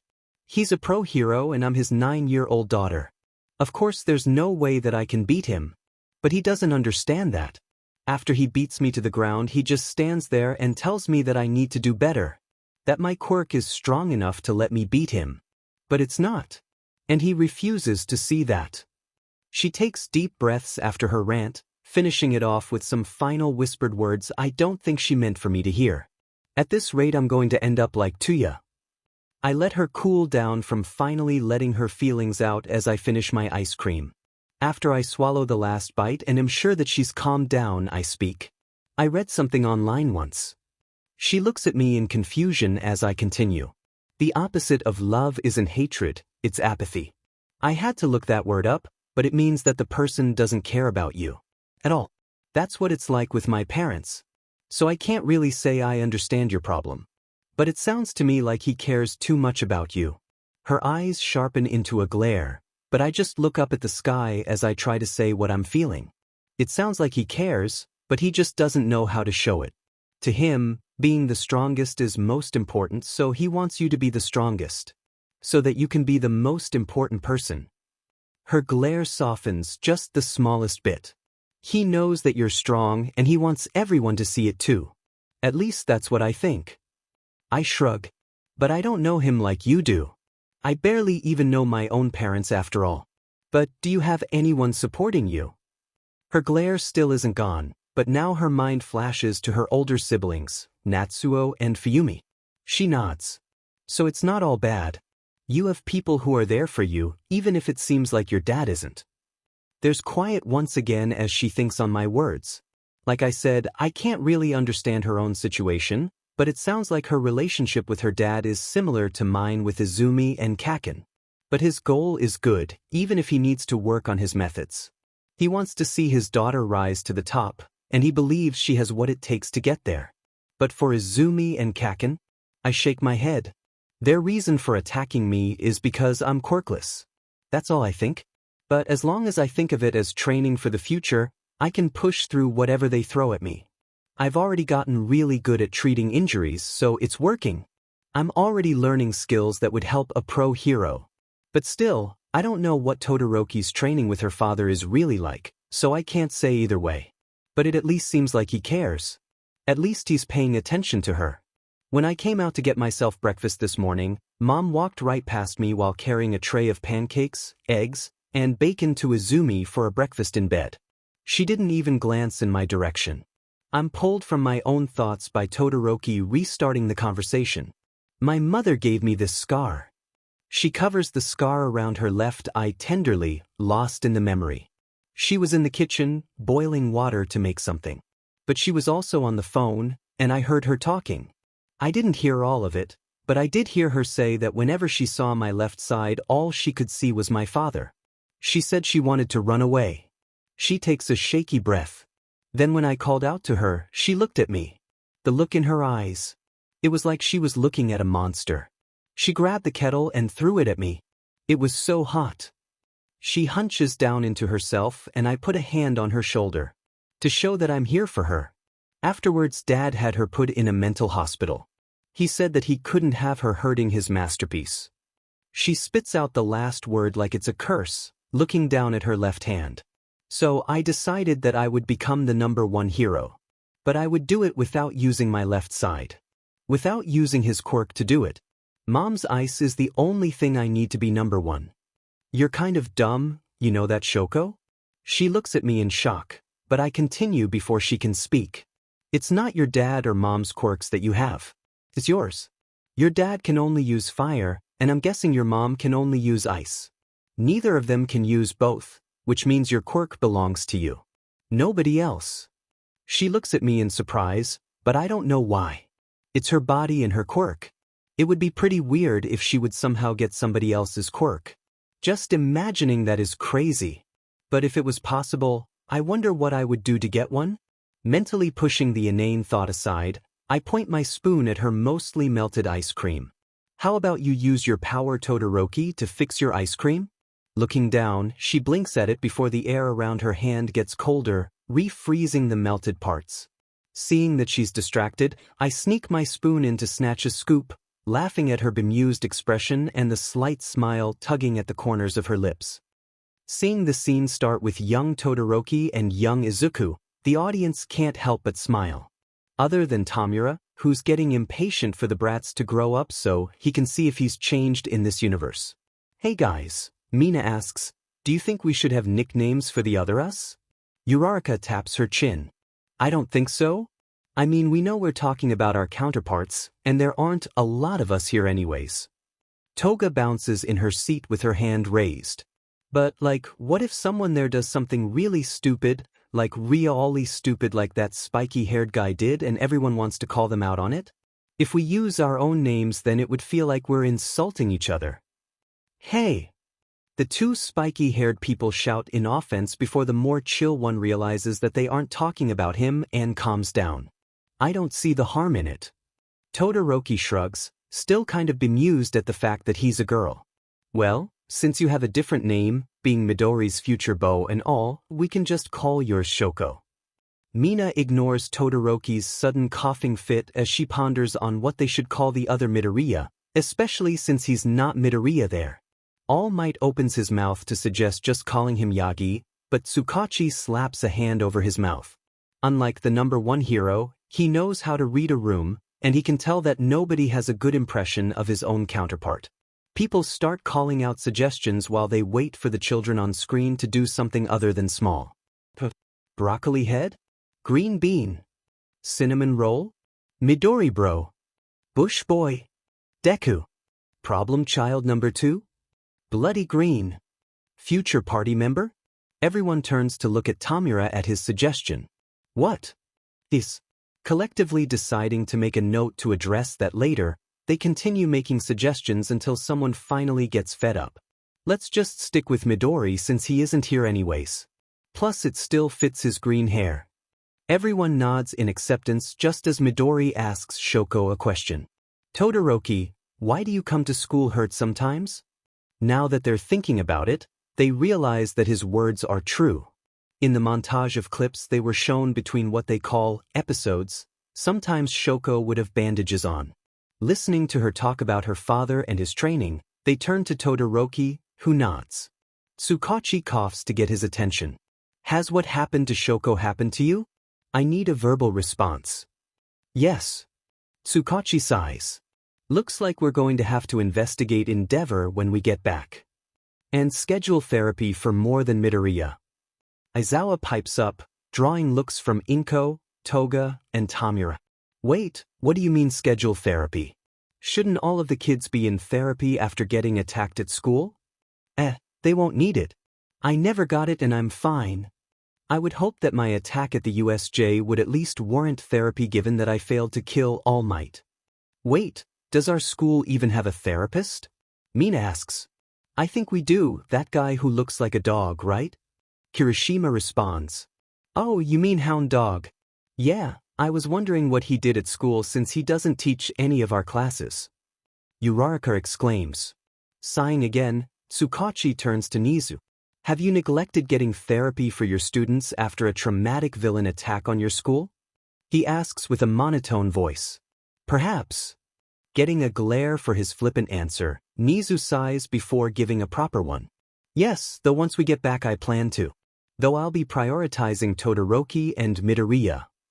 While the adults have been revealing the neglect on their part, Todoroki is considering Midori's words. He cares too much? And it's my power. Looking down at his own left hand, he clenches it, deep in thought.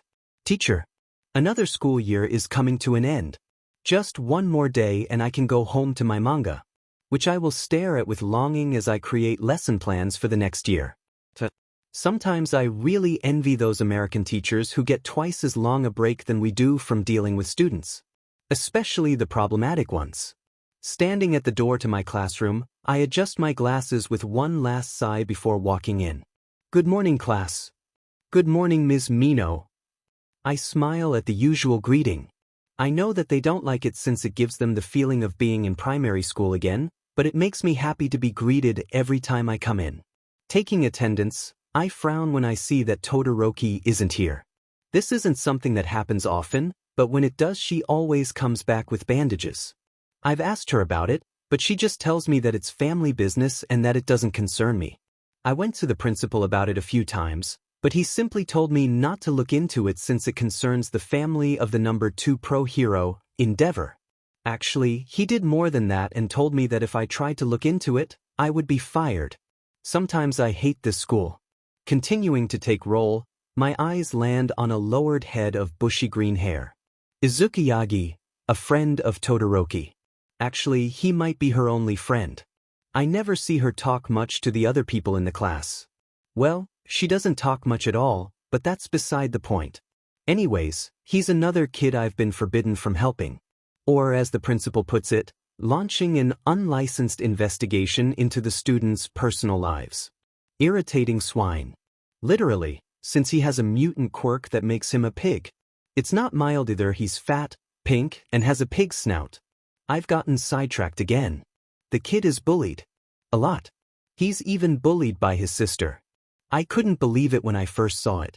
Siblings are supposed to stick together, even more than their parents. I might be a bit biased given my relationship with my own sister, but betraying that bond makes her worse than scum. She and Bakugu, the most problematic student I have, are the kid's main bullies. He's always hurt, no matter what day it is, whether it's bruises or burns. It also doesn't help that he's obviously malnourished. When compared to anyone else in the class, it's clear to see that he's not eating enough. I know it's not because his family lacks money, his sister's condition is proof of that. Flawless skin, a full figure for her age, and smooth and vibrant hair. Looking at the two side by side, the difference is clear as day. It's clear that he's obviously being neglected by their parents, at the very least. But the principal's DMN threat is holding me back from calling the police. I really hate this school. But I need the money, and I'm sure the pink BSTRD would ruin my chances at applying anywhere else. So I just try my best to make my class a safe space for him. I ensure that there's no bullying and I don't leave them alone for a moment. I also pay special attention to his sister due to her quirk, even if she does need to be able to see to use it. I just hope the little I can do is enough for him to get through the day. Clerk. All kinds of people come into the pharmacy for all kinds of things. At least, that's what my boss says. I actually just started a couple of weeks ago. But when I see a kid with a bush for hair enter the store, I can't help but feel concerned. Even if I haven't been here long, it's been long enough that I can tell that this is a pattern. My first day was on a Monday, and when the kid came in covered in barely healed burns and covered in bruises, I wanted to call the police. He looked like he'd been attacked. The only reason I didn't is because he told me that the police are already aware of what happened. Normally I'd call bullshit, but the steady beating of his heart told me that he wasn't lying. Normally when a person lies, no matter how small, their heartbeat will increase in tempo. And thanks to my quirk, heart sound, I can hear it. Of course, that doesn't mean I always know when people lie. Someone who doesn't care about their lie, or an experienced liar, wouldn't have their heart rate increase. But this kid is obviously suffering, so his worry about lying would make his heart rate skyrocket. And the various burn creams, painkillers, and bandages he bought told me that he definitely cares about his injuries. So even though I was concerned, I let the kid convince me that he's okay. If the police already know about it, then calling them wouldn't do much good. I told him that he could come to me if he was ever in trouble, and the smile he gave me made me wish that I'd been wearing sunglasses. Seriously, is the kid's quirk bright smile or something?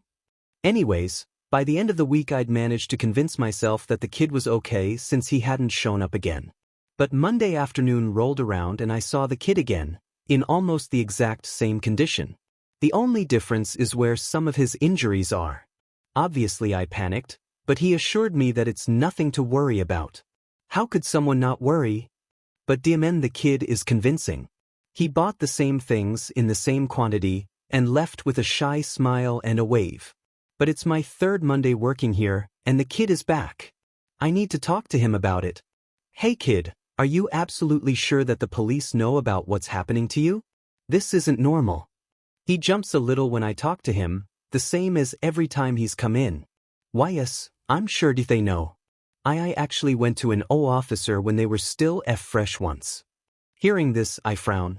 Then why the heck are you still coming in with injuries? Why haven't they done anything about whatever's happening? He shuffles in place and looks down, avoiding my eyes. Circumstances. Seeming to panic at having said that, he looks back at me and rapidly waves his arms in front of himself. But don't worry. It's nothing I can't handle. Frown deepening, I come out from behind the counter and crouch down so that we're at eye level. He looks away, not meeting my eyes. Let's make a deal. I'm only doing this since it seems like you always come in around the same time every week. He briefly meets my eyes before looking away again, giving a brief nod. If you can look me in the eyes and tell me that you're going to be okay, then I'll stop bringing this up. I raise a finger. But if you ever don't show up within an hour of your usual time, I'm calling the police and telling them that something's happened to you. He looks like he's about to protest, so I finish my offer. Or you can tell me what's going on and I'll decide from there. He closes his mouth and looks down.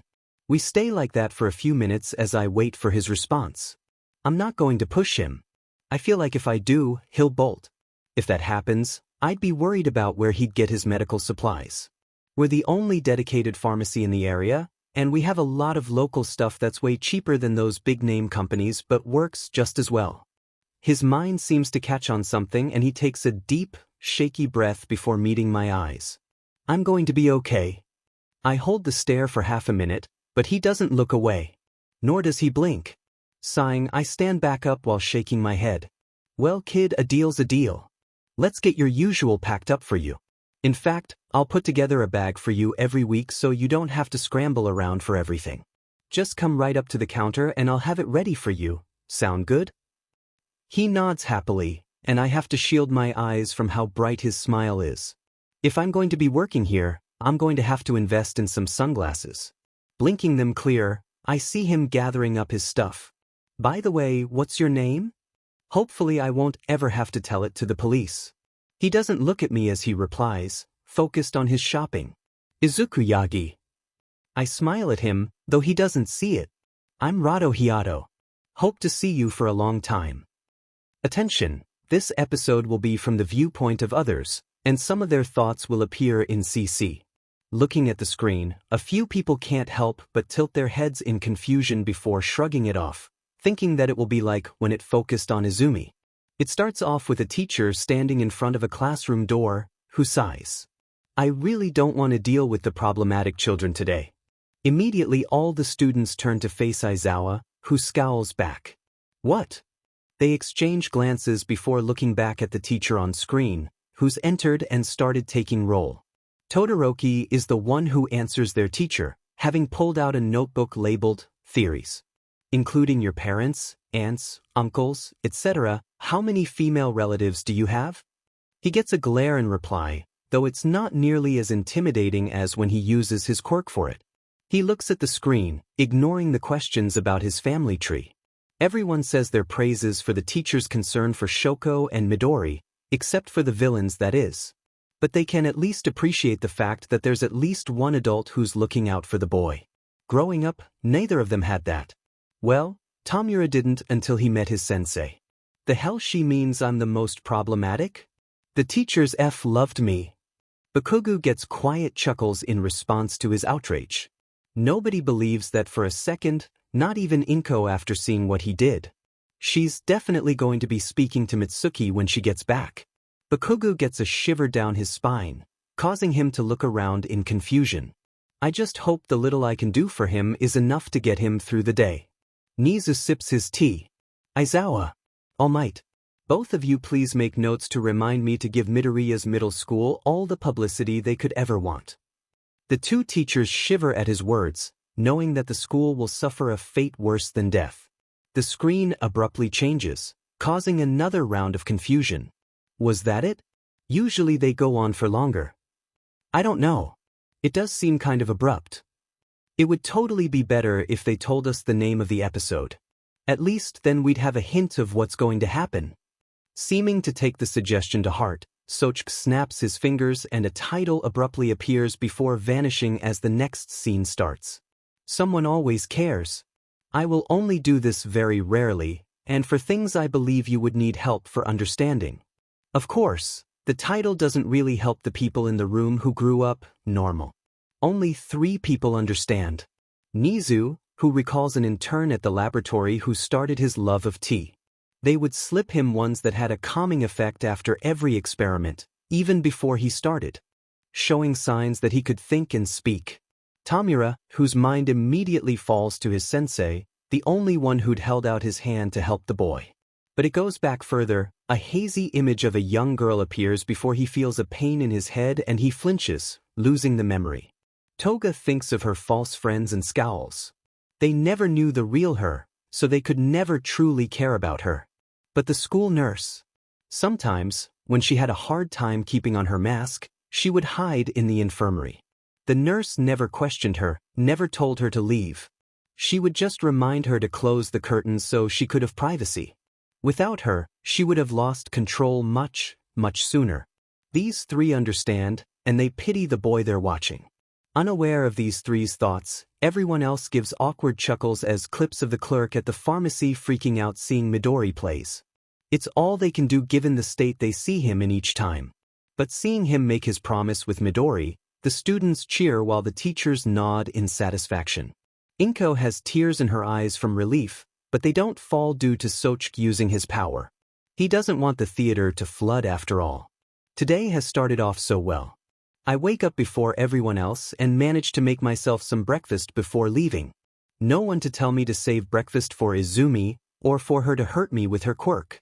Since I can't show up to school early though, I just wander around until I can go. While I'm doing that, I get to see a hero fight. Kamui Woods is fighting against a villain with some kind of enlarging quirk. I get called out for fanboying about him, but I don't take it personally. At the very least the guy looks like he doesn't mean anything bad by it, and when Kamui Woods is about to use his special move, he seems just as excited as me. But just as he's about to capture the villain, a loud but high-pitched voice echoes down the street. Canyon Cannon. A giant woman in a white and purple outfit comes flying at the villain from the side and kicks him off the train tracks. But he doesn't go flying off, instead he falls backwards, unconscious, breaking the wall in the process. I think it's safe to say that everyone is shocked by the sudden development, Kamui Woods most of all given that his wood is still outstretched for his special move. Afterwards, The newly introduced lady shrinks down and I start taking notes on her. While I'm doing that, the guy who was standing next to me speaks up. "What's that fanboy you taking notes over there? Wanna be a hero too, huh?" I tense, waiting for the usual torrent of ridicule. "That's great. You can do it." My pencil freezes, and I look at him with eyes filled with shock. I see him smiling while giving me a thumbs up. I smile at him. "Yes, I'll do my best." Oh, how I'll regret those words by the end of the day. School is normal. I walk in, get tripped, get hit. A few of them use their quirks to hurt me. I quiet the voices in my head telling me to hurt them back, and the ones telling me I deserve it for being quirkless. Though thankfully the two sides usually cancel each other out. The usual stuff. But when the homeroom teacher calls roll, I know that the day is going to be one of the worst normals. Shoko isn't here today, which means that nobody has to be careful with their bullying. It starts off with the normal excitement everyone usually has when she's absent, then Izumi is the one to start off the day. For her to use her quirk on something, she needs to be able to see it. But that's only for the initial grab. Once her telekinesis has a hold on it, then it doesn't matter if she can see it or not to move it. From what I can tell, it's like the difference between writing and typing. The former you focus on and gives you more options in how you write stuff down. Size, length, style, all of this is stuff you can easily change depending on how you move your hand. While typing is basic, and unless you go through a few hoops, it all comes out the same. Or I guess you could say her moving it out of her sight removes her fine control of the object, if you wanted to simplify it. The difference between fingers and a closed fist, I guess. Really though, all this is just me trying to distract myself from the fact that she's using her quirk to repeatedly throw erasers at my ears. I can move my head a bit so they miss, but with how little attention she needs to pay to move things so small, I get hit so much that it eventually turns my ears red as a stinging sensation spreads through them. By the time the class ends, the back of my ears are raw, and I can feel the air on a few small spots where the skin has broken. But now, while we wait for the next teacher to come in, it's everyone else's turn. A kid with a quirk that lets him take out his eyeballs twists my arm. He likes to hurt me because he knows his quirk won't help him to become a hero. Next is a kid who can form spikes on his hands. He pushes my face into my desk so he has a clear shot at my back. He's hurting me so he can practice his control over his quirk. Normally the spikes go out pretty far, so he has to consciously shorten them. His problem with that is they become dull if he does. So he uses me to test how to make short but sharp spikes. It doesn't usually go well, but occasionally he'll open up a previous wound and leave, thinking he's gotten better. A girl who can transform parts of her body into fire. She wants to test the change in temperatures. A girl with wind control. She tries to deprive me of air. A boy with monster-like, disjointed teeth. He gnaws on my arm, but this doesn't hurt. I think he actually just does it because it relaxes him, and the others don't look at him weirdly when he does it to me because I'm Deku, and it's normal to use their quirks on me. This is how the day goes, and my only reprieve is in Ms. Mino's class. She doesn't like bullying, and she's always careful to watch for any that might happen. Kaken and a few of the other students learned that the hard way when she punished them for it. Of course, nothing ever stuck to Kaken and Izumi's records.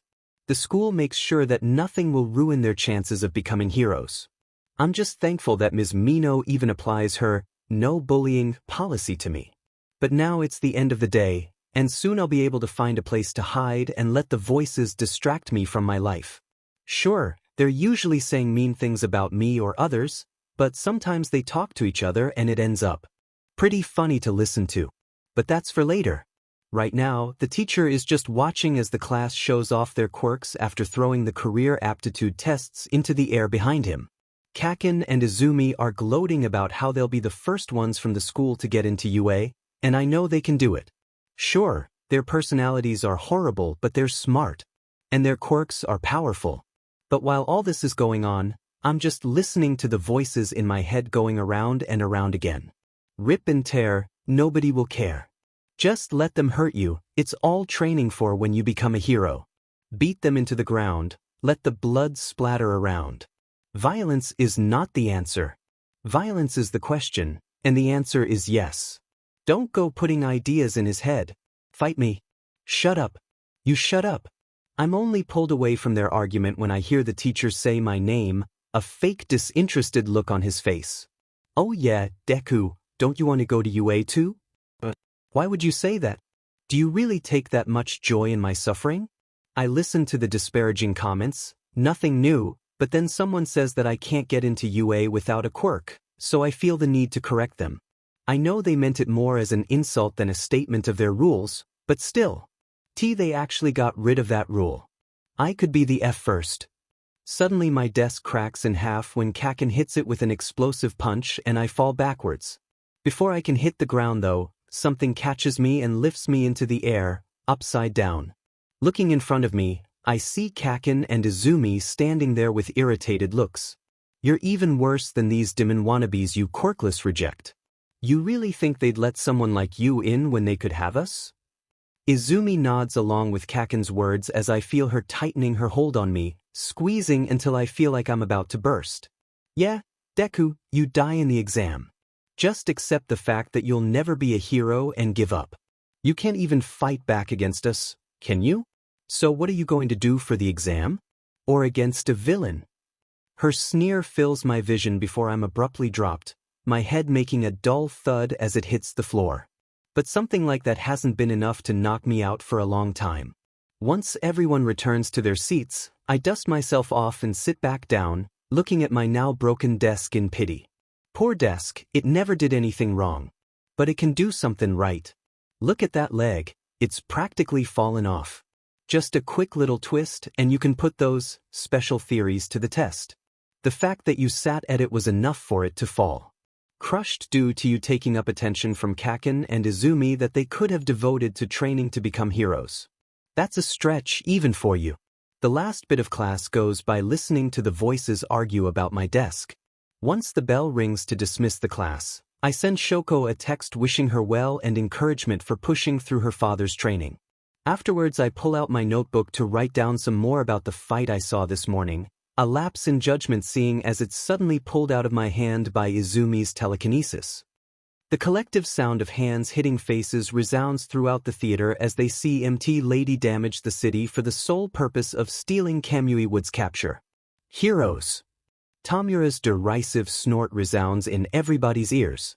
Nizu simply sighs, remembering the event in question and how certain news networks criticized the then-new heroine for her actions. This ship is rejected. Mina crosses her arms in front of her chest in a large X, while making a buzzing sound when she sees Midori and some random bald guy with 3 growths coming out of his head having a moment. Of course it is. The collective voices of all the girls, and Todoroki, who goes unnoticed, cause the rest of the audience to flinch at the sudden noise. I'll do my best. The smiles they get hearing those words freeze as the screen goes gray and words appear. Oh, how I'll regret those words at the end of the day. As the screen continues playing, everyone looks at Bakugo, who scowls back at them. How the hell should I know what he means? I'm not the Demon Deku encyclopedia. All Might, though, starts to get a bad feeling in the pit of his stomach. Inko has tears in her eyes as she watches the abuse Midori goes through while at school, while all the kids are glaring at Bakugo, even Kirishima. Tamura grabs his armrest and clicks his tongue in irritation when his quirk still doesn't activate. Nizu, Aizawa, and Tsukachi further resolve to address the matter of Aldra Junior High as soon as they get back. But when Midori's teacher throws the career aptitude tests away while saying that everyone in his class wants to become heroes, Bakugo pales and breaks out into a cold sweat. He knows what's going to happen. This doesn't go unnoticed by most of the adults. Their eyes narrow as they watch him out of the corner of their eyes. The students want to object and criticize Bakugo for the other him's cruel words towards Midori, but they're held back by Tsukachi holding his hand up for them to wait. After the newest round of abuse is over, he turns towards Bakugo. Minus Izumi Yagi being a part of it, did this happen while you were in middle school? Yes.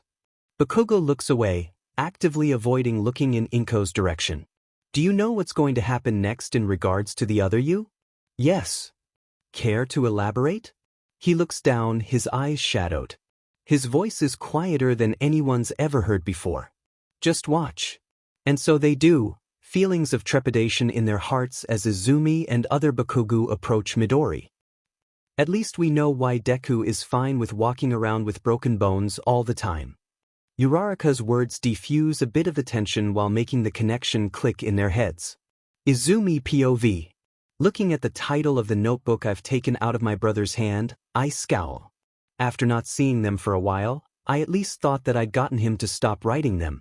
Turns out that he's just gotten good at hiding them from me. Moving it in front of Katsuki, he gives a cruel smirk and uses an explosion on it, charring it. That surprises me. Normally his explosion would have completely demolished a plain notebook, but I shrug it off with a light dismissal. He probably held back a bit. Oh well, it's not like it matters much.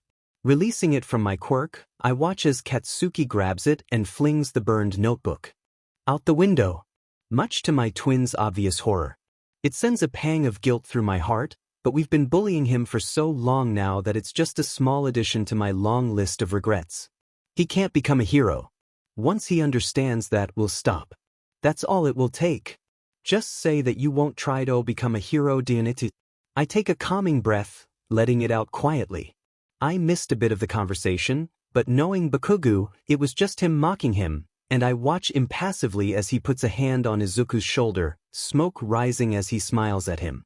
Don't even bother applying to UA. Or else. A thought seems to strike him and he smirks, sending me a look. One that I've long become accustomed to. He wants me to do something more than usual. Sometimes I go along with whatever idea he has, sometimes I don't.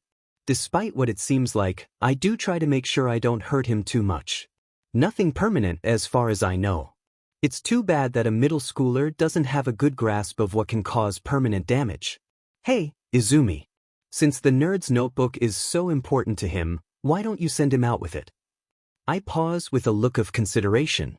To Izuku, I'm sure that it looks fake, but I'm actually trying to figure out how badly it would hurt him.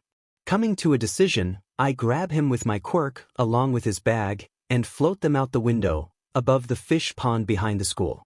Even if I were to drop him from this height, he shouldn't break anything as long as he lands in the water. Releasing most of my hold on my twin, I let him fall into the water, but cushion him a bit just to make sure nothing breaks. Hearing the splash, Katsuki and I go to the window and look down at him, Bakugo laughing as a fish flaps around on his head. I simply smile at the sight, my enjoyment greatly lessened by the fact that I'm the one who put him into that situation.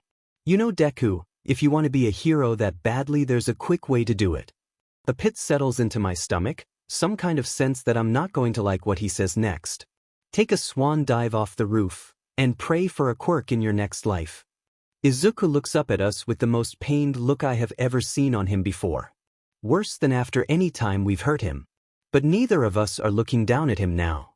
Katsuki turned away right after he said it and walked away. After a shocked moment of looking at his back, I come to my senses and rush at him. I grab him by his shoulders and turn him around, slamming him into the closed door of the classroom. At his irritated and confused look, my anger flares. What the hell was that? Telling him to kill himself? What if he actually does it? He scoffs, slapping my hands away from him. Relax, the nerd is too stubborn to jump. If it was that easy, then he would have given up on being a hero a long time ago. He's not wrong about him being stubborn. You went too far. You need to apologize the next time you see him. He scowls at me. Huh? Why the hell should I do that? It's not like that. Deku deserves better. Hearing his words, a shiver goes down my spine.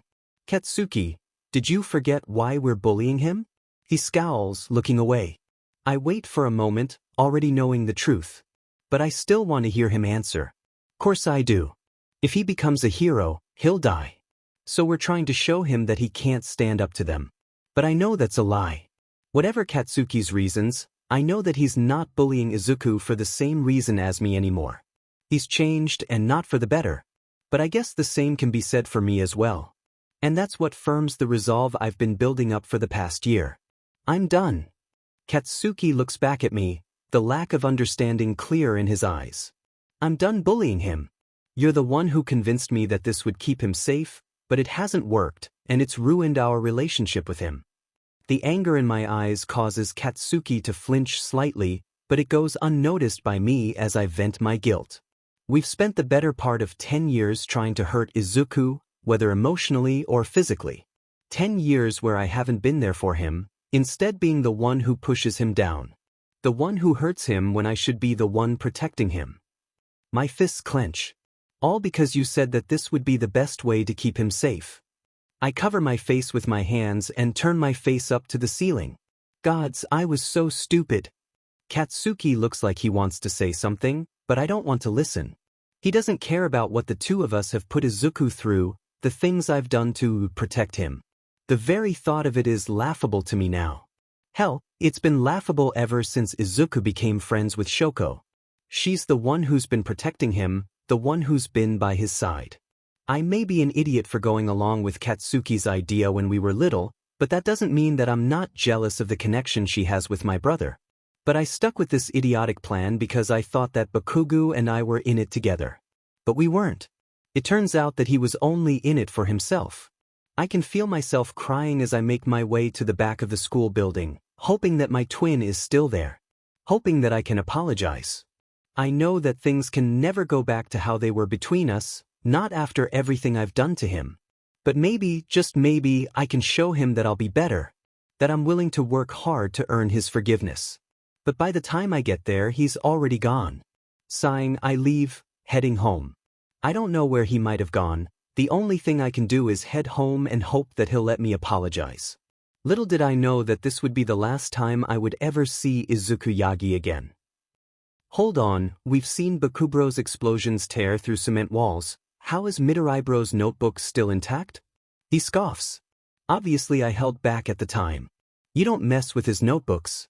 Not Midoriya's anyways. There's only one time someone messed with them. He shivers. That was enough for everyone. There's a moment of silence before someone asks the question on all of their minds. What happened to them? To everyone's surprise, it's Tamura who asks. It doesn't matter to Bakugo though. Last we heard he was in therapy. But by the time I got into UA, no one had heard from him since the incident. He sighs. A few of his friends went to his house to check on him, but his house was empty. No one knows why, but the rumors definitely got that rule in place. The only sound in the theater as they watch Izumi drop Midori out their school's window is silence. It's not until he splashes down relatively safely that Nizu breaks it. It appears that we might need to outsource a therapist for young Midoriya. I fear that Hound Dog won't be up to the task. The only response is Bakugo gulping as he watches his counterpart's expression. He hunches down in his seat as he prepares for his biggest regret to be revealed to everyone around him. To All Might. To Auntie Inko. You know Deku, if you want to be a hero that badly there's a quick way to do it. Tension grips everyone, and Nizu tightens his own grip on his tea, prepared to do something he never has before. Take a swan dive off the roof, and pray for a quirk in your next life. Bakugo yells in pain and surprise and pain as a teacup bounces off his head and spills its hot contents all over him. Ignoring his screams of pain, Nizu addresses Aizawa. I believe that young Midoriya is likely able to write his own book based on his mental issues. We'll get the 3 best counselors just for him. As for you, his glare causes the horrible person mentioned to shiver. We shall be going back over your permanent records, and should I find anything hidden by your past teachers, know that we will be forced to consider more drastic punishments. He simply nods, the fight having gone out of him. Mina's hand shoots into the air. I vote we put on screen Bakugo's name as Baku Bitch. A chorus of eyes fill the air as he scowls half-heartedly at them. Gods, I was stupid. Hearing these words, the class erupts into cheers at Izumi deciding to change her ways. Only to fall silent as dark letters dripping blood pop up. Little did I know that this would be the last time I would ever see Izuku Yagi again. Flipping through my journal, I'm relieved to see that the damage isn't too bad. It's a good thing I took that guy's recommendation and bought their special notebooks and ink. Other than being a bit charred and some water spots on some pages, it's pretty much fine. Hooray for reinforcement quirks. Chuckling at the irony of the thought, I decide to make a detour from my usual route. After what Kaken said, I don't really feel like dealing with the usual abuse on the way back to the house today. So no insults, thrown bottles, and possibly dislocated or cracked bones. They never outright break my bones for some reason, which is kind of weird. Maybe they justify it to themselves by saying it's not as bad if I don't have to be hospitalized? Well, cracked bones are supposed to be a hospital-worthy injury, but the few times I went to get treated they threw me out when they found out I was quirkless. Though there were a few nice nurses that gave me painkillers that were getting close to the expiration date. Sure, I got sick sometimes when I used them after the expiration date, but they still really helped. While lost in my thoughts, I pass by under a bridge, only to hear a loud clanging coming from behind me. Turning around, I see a large pile of sludge looming behind me. A villain. You'll make a perfect skin suit for me to hide in, kid. I just stare at them blankly for a moment as I process the situation. Then I do something that surprises both of us. I laugh. Ha. Ha ha. It starts off weak, but before I realize it explodes into full-blown laughter. I can't help it. Just, with the way my day's been going, this has to be the absolute worst thing to top it off. A villain with a semi-liquid body attacking me. If it were literally anything else, I would at least have a chance to hold them off until a hero arrives. Shoko has helped me train for things like this. But what am I supposed to do against liquid? Nothing. And I know that I'm not fast enough to run away.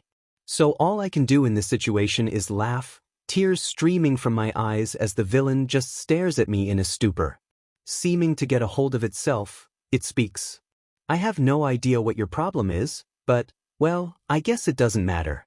You'll still end up being my disguise. And with that, they lunge at me, enveloping me with their body.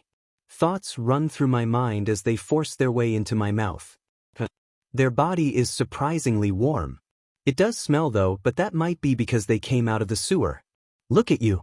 Finally getting out of Kaken and Izumi's lives, letting them focus entirely on becoming heroes. Shut up. Don't listen to this tool, fight back. But, rip and tear. Eat them before they eat you. Go for the ball? Okay, I actually have nothing. But you can at least put up some kind of a fight. Just give in. No more pain. No more suffering. No more disappointing everyone.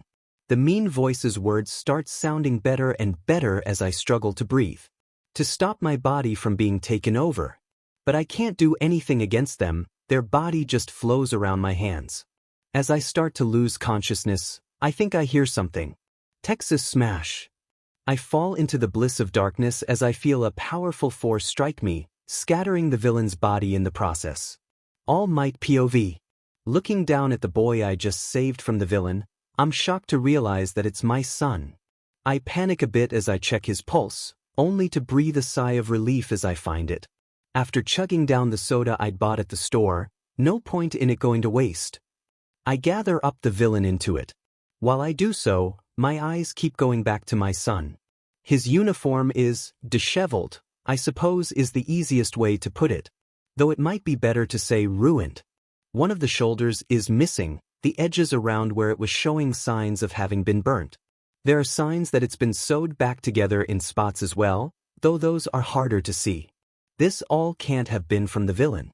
What happened to him? I shake my head to clear my thoughts. I can talk to him about whatever happened at home, but for now I need to get him awake so he can get there. My time limit is almost up, after all. Of course, since I know he's a massive fan of mine, I make sure to sign his notebook first. Though given its condition, I think it might be time for a new one. And so I start to quickly but lightly slap his cheek. It's a much gentler way to wake him up than my teacher used when I fainted during training. Eventually he wakes up and starts fanboying about me. Honestly, it's a weird feeling. Especially due to how he's never like this at home.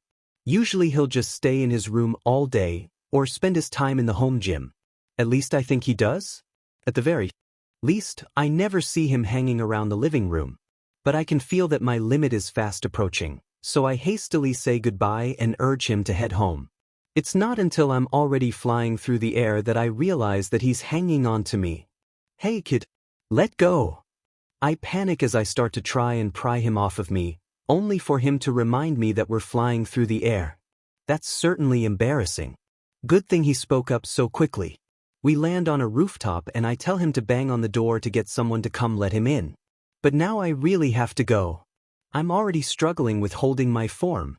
But his question stops me. Can someone who's quirkless like me become a hero like you? I pause, hearing his words. For a moment I'm taken back in time, to where I asked my master the same thing. But before I can answer, smoke explodes out of me. I lost focus and I'm going back to normal. The smoke starts to clear, and I see Izuku looking at the ground, mumbling. Raising his voice, I can finally hear what he has to say. Saving people with a fearless smile, I want to be a great hero. Like you. He looks up, and I can see the shock and confusion clear on his face. Dad? I sigh, scratching my cheek. Hey, son. Looking away as I consider how to handle this, I don't see the dark look that flashes across his face at the word, son. By the time I look back though, there's a light shining in his eyes. Wow, you're all might? My dad is all might. That's so cool. Is this why you're always out of the house? Why we've never been to your work? Why you always say that your quirk is a secret we'll learn when we're older? I hide a wince at his last question. I broke the promise I made with myself back when I first learned he was quirkless. But after my injury, I didn't want to see the same thing happen to him. All for one is dead, but eventually someone just as strong will be born. I can't see my children getting hurt the same way I did. I can't do anything about Izumi, but I can do something for Izuku. That's right.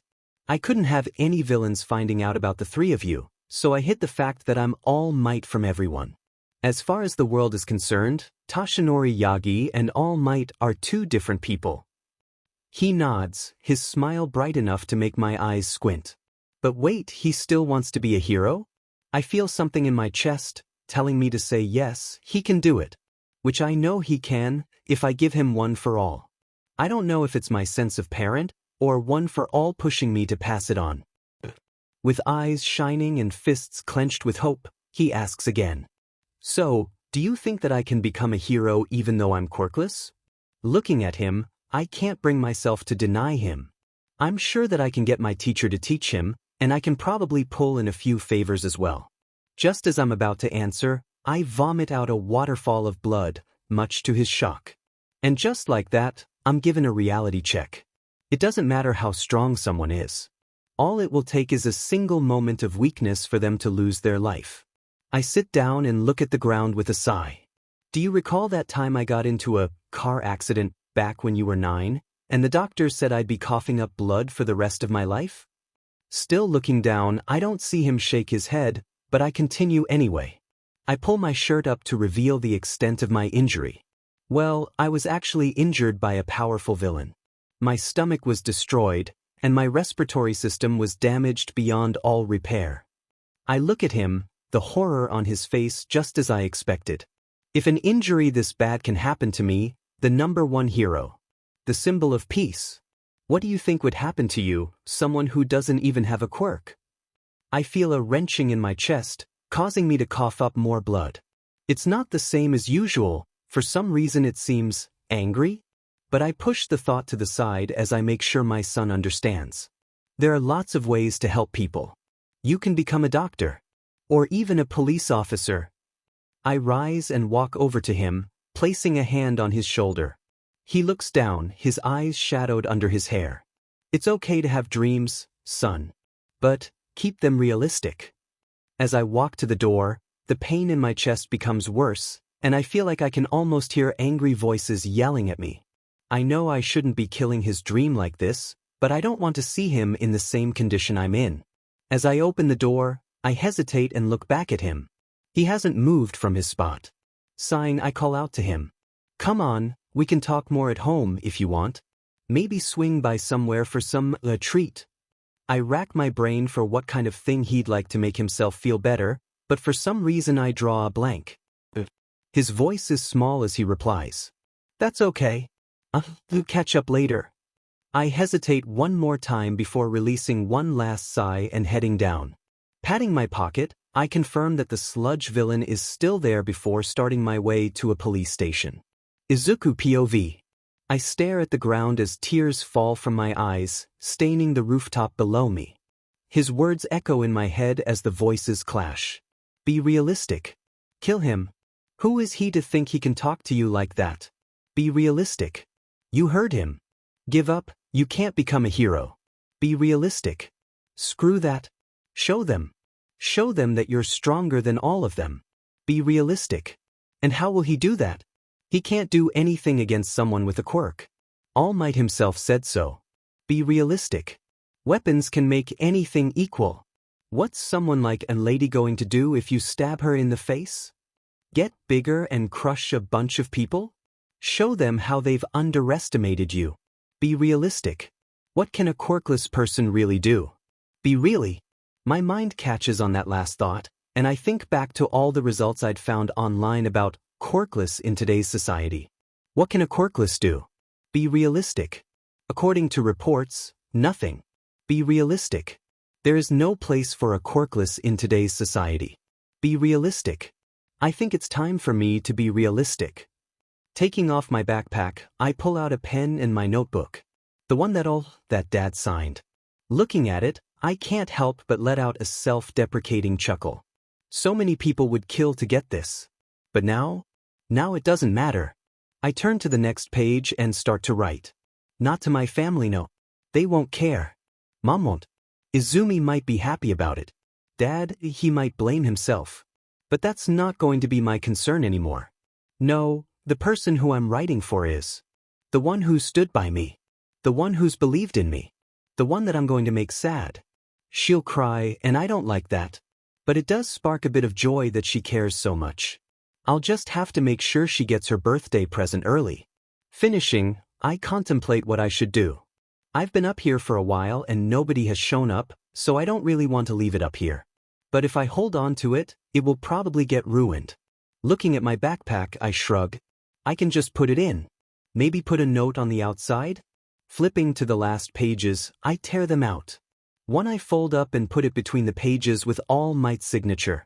The other I write down some instructions and put it in the pocket for water bottles. As I'm about to put my notebook inside, I catch sight of the cover. I stare at it for a moment before angrily scribbling out the title. Under it I write, "I'm sorry, Shoko." Taking a breath, I look over the side of the building. Taking a guess on the place that will be the least affected, but still easily found, I drop it. I watch it land, nodding in satisfaction as it goes where I want. Taking a deep breath, I take off my shoes and put them on the ledge. I put my hand on it to climb before stopping. Chuckling, I let go and step back to the center of the rooftop. What was it you said, Kakin? A swan dive, wasn't it? Well, I never did much swimming, but I'll give it a shot. Nobody is watching, but if they were, I'm sure they'd say that it's pretty good for my first and last attempt. So Deku gets attacked by the sludge villain instead of me. Bakugo questions as various people freak out about his imminent suffocation. All Might clears his throat. Actually, young Midoriya was attacked before you on that day. What? The sudden shouts mixed with on-screen All Might shouting his attack cause Aizawa to cover his ears. Be quiet, or else I'll wrap you in my scarf. This doesn't deter anyone, but at the moment they're more focused on the principal and detective admonishing All Might for his methods in waking up the victim of a villain attack. Is nobody going to comment on how Midori laughed when the villain showed up? I mean, there's laughing in the face of danger, but it's still kind of concerning. He doesn't back down from anybody, no matter what. He's so manly. If things go the same as our time, All Might sighs as he watches Midori cling onto his counterpart's leg as they fly through the air. I suspected as much. This is actually the reason as to why the villain got free and attacked Bakugo after I'd caught them. They fell out of my pocket during my initial panic. Something that would not have been able to happen if you simply followed proper protocol in detainment of villains. Nizu sips his tea while Tokachi nods his head in agreement. He tries his best to soothe over the problems All Might causes when he doesn't follow protocol, but it's not easy. Seeing All Might slouch at the admonishment, Uraraka decides to cheer him up. At least in this world you didn't drop the villain. She points at his counterpart's pocket, where everyone sees the bottle with the villain. Just before he becomes enveloped in smoke. Seeing on-screen All Might deflate on a rooftop, Nizu and Tsukachi sigh. You really should be more aware of your time, All Might. That is, I'm assuming that this happened the same way in our time? He nods. So, do you think that I can become a hero even though I'm quirkless? Hearing Midori ask the question again, this time visibly shining with joy, the students have expectant looks on their faces. After all Might's entire motto is that anybody can become a hero. So obviously he'd say yes, right? Tamura, watching his guilt-ridden expression, has a feeling that he's going to enjoy their expressions in a few moments. To Tamura's surprise, he's surprised too. The students' expressions immediately turn from excitement to shock and horror when on screen All Might vomits up a waterfall of blood. It's only thanks to Toga's high-pitched squeals of excitement that they aren't shocked frozen, which is further cemented when he pulls up his shirt, revealing his injury. This is a national-level secret, children. So make sure you never speak of what you're about to witness, unless you want all traces of you to vanish. Nizu's light-hearted tone doesn't match the ominous words, the juxtaposition causing the students to shiver. As they listen to him explain his injuries to Midori, a bad feeling starts to envelop them. Even Aizawa tightly grips the armrest to his seat. What do you think would happen to you, someone who doesn't even have a quirk? The only sound heard in the theater is Tamura's derisive snort, everyone except for those who know of All Might's quirk too focused on the words being said. As for those who do know of it, they simply look at him with judgmental eyes, promising a reckoning. It's okay to have dreams, son. But keep them realistic. As he walks away from Midori, everyone's attention turns to the All Might with them, the question obvious in their eyes. Sighing, he looks away as he confirms their suspicions. I did indeed tell young Midoriya that. Luckily for him, I realized that he had a quirk and helped him train it to become usable. Seeing their expressions morph into shock, he raises his hands in defense. Look at what happened to all of you at the USJ. If young Midoriya was there, quirkless, do you think he could have defended himself? While that silences the students, he forgot who's there with them. I don't know, All Might. How about we go and ask all the people with mutation-based quirks, which my quirk doesn't work on, I put in the hospital and ask them. After all, against people like that I'm basically fighting quirkless. Hearing the venom in their teacher's voice, the students flinch. The only time they've heard him sound like that is when he was fighting against the villains at the USJ. When he was defending them. Unable to say anything in response, All Might stays silent. As they wait for the screen to continue, Toga decides that it's time for alternate All Might to get a nickname. Should we call the big guy here Hypo? The randomness of the nickname immediately lightens the mood, causing a chuckle to run throughout the theater. Where did that come from? Kirishima asks. She taps her chin. Well, it's short for hypocrite. You know, since he decided to pick and choose where his motto applies. Damn. Language. Aizawa shouts at Uraraka, who hunches down in her seat as a blush crosses her face. Meanwhile, nobody other than All Might has any objection to the nickname, so his counterpart's name is decided. Is the DMN screen busted? Bakuga questions, as it still shows Midori standing on the rooftop in the same position he was before. Sochik shrugs. No. But since the sludge villain didn't attack you this time, there's nothing to distract him from his thoughts. Excuse me, but what do you mean by that? Inko asks, her nerves already frayed from everything she's found out about her son's life. Instead of answering right away, they snap their fingers and thought bubbles appear around Midori. Midoriya, well, the one you've all taken to referring to as Midori, suffers from schizophrenia. For those that don't know, that means he has voices in his head that go round and again. At everyone else's glares, Mina hunches down. Sheesh, sorry. I was just trying to lighten the mood a bit. It's like a funeral in here. Poor choice of words there. Before anyone can ask Sochik what they mean, the screen begins playing again. This time, they can see Midori's thoughts. They're all shocked at what the voices in his head are saying, no one more so than All Might, who's finally realizing how traumatizing his words could be to someone in a negative headspace. Well, considering he's the #1 hero, to anyone really. But still. Progress. But what concerns them is Midori's thoughts. Or rather, one thought. While the voices argue, the only thing going through his head are two words. Be realistic.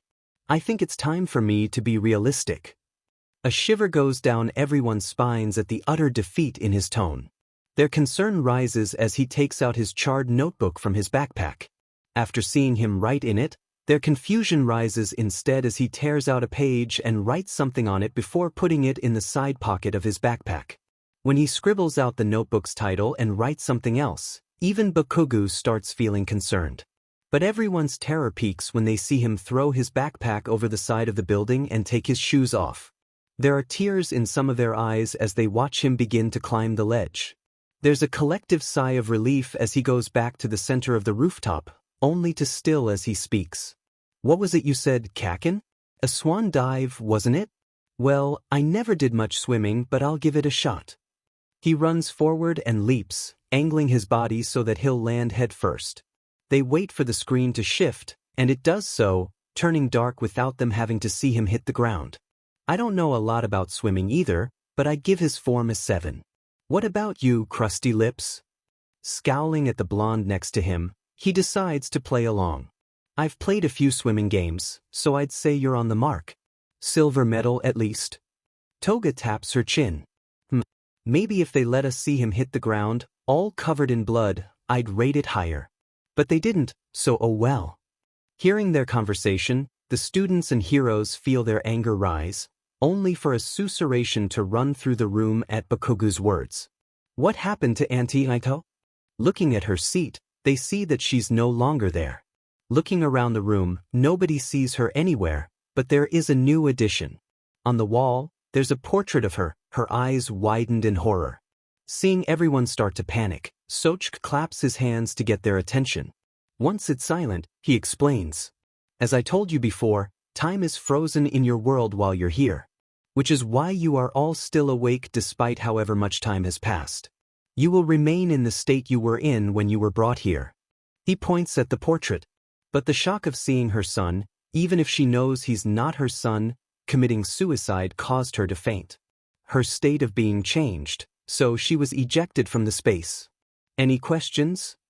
Nizu raises his hand paw. Are there any side effects of this? Sochk nods. There are in fact.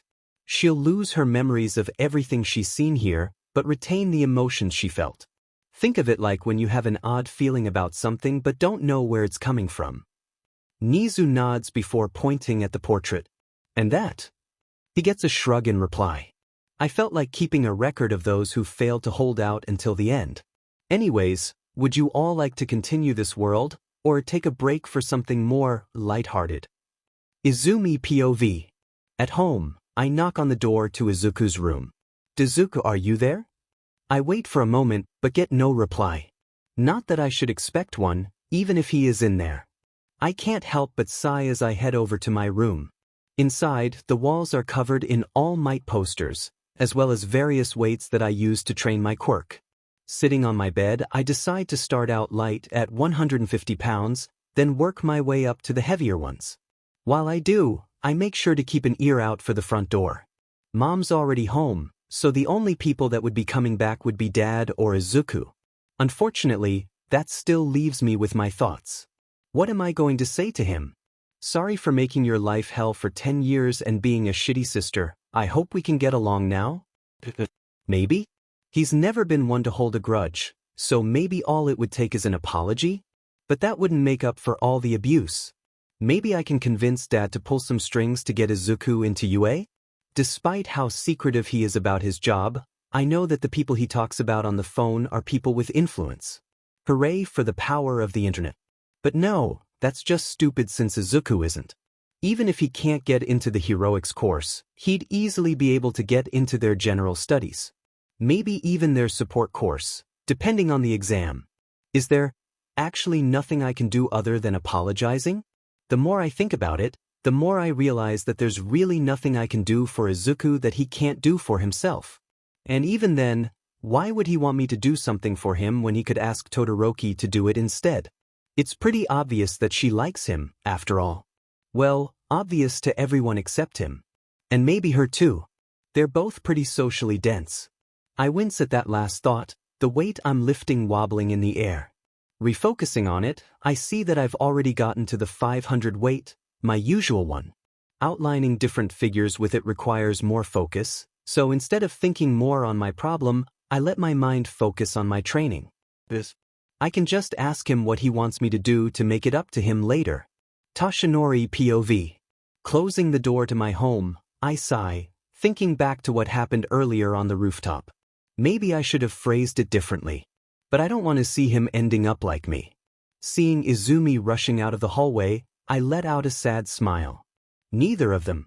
Opening my arms to receive a tackle hug, I'm taken by surprise when she instead stops with a disappointed look on her face. Oh, it's just you. Hearing that, I cough up blood in surprise. Slumping my shoulders, I mutter. Oh yeah, it's just me. Your dad. That you haven't seen all day. Who wants to see me? Maybe Inko? She'll probably be disappointed too. Izumi rolls her eyes at my act. Come on, Dad, you know that's not what I meant. She sighs. I was just hoping that it was Izuku coming home. She says Izuku's name with a determined expression, confusing me. Why does she look so determined? And what was she going to say before she changed it to his name? A nickname?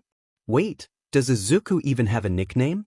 But before I can continue that chain of thought, and why it's bothering me for some reason, I realize something. Wait a minute. Izumi, why didn't Izuku come home with you? Don't they always come back home together? She blinks at me in surprise. What are you talking about? We never come home together. She looks away for a moment. I have different friends. I blink before sighing. Oh, Izuku might be a while. Something happened. Seeing the concern in her eyes, I rush to reassure her. Don't worry, it was nothing major. But we did end up having a talk, and he needs some time to himself.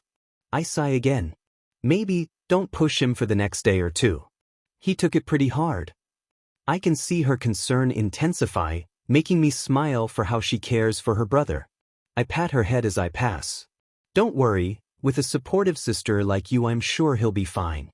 I don't see her flinch at my words, having already walked past her to greet my loving wife. Katsuki POV. I stare up at the ceiling with my arms behind my head, wondering about what Izumi was so mad about earlier. So what if I told Deku to jump off the roof? It's not like he'll actually do it.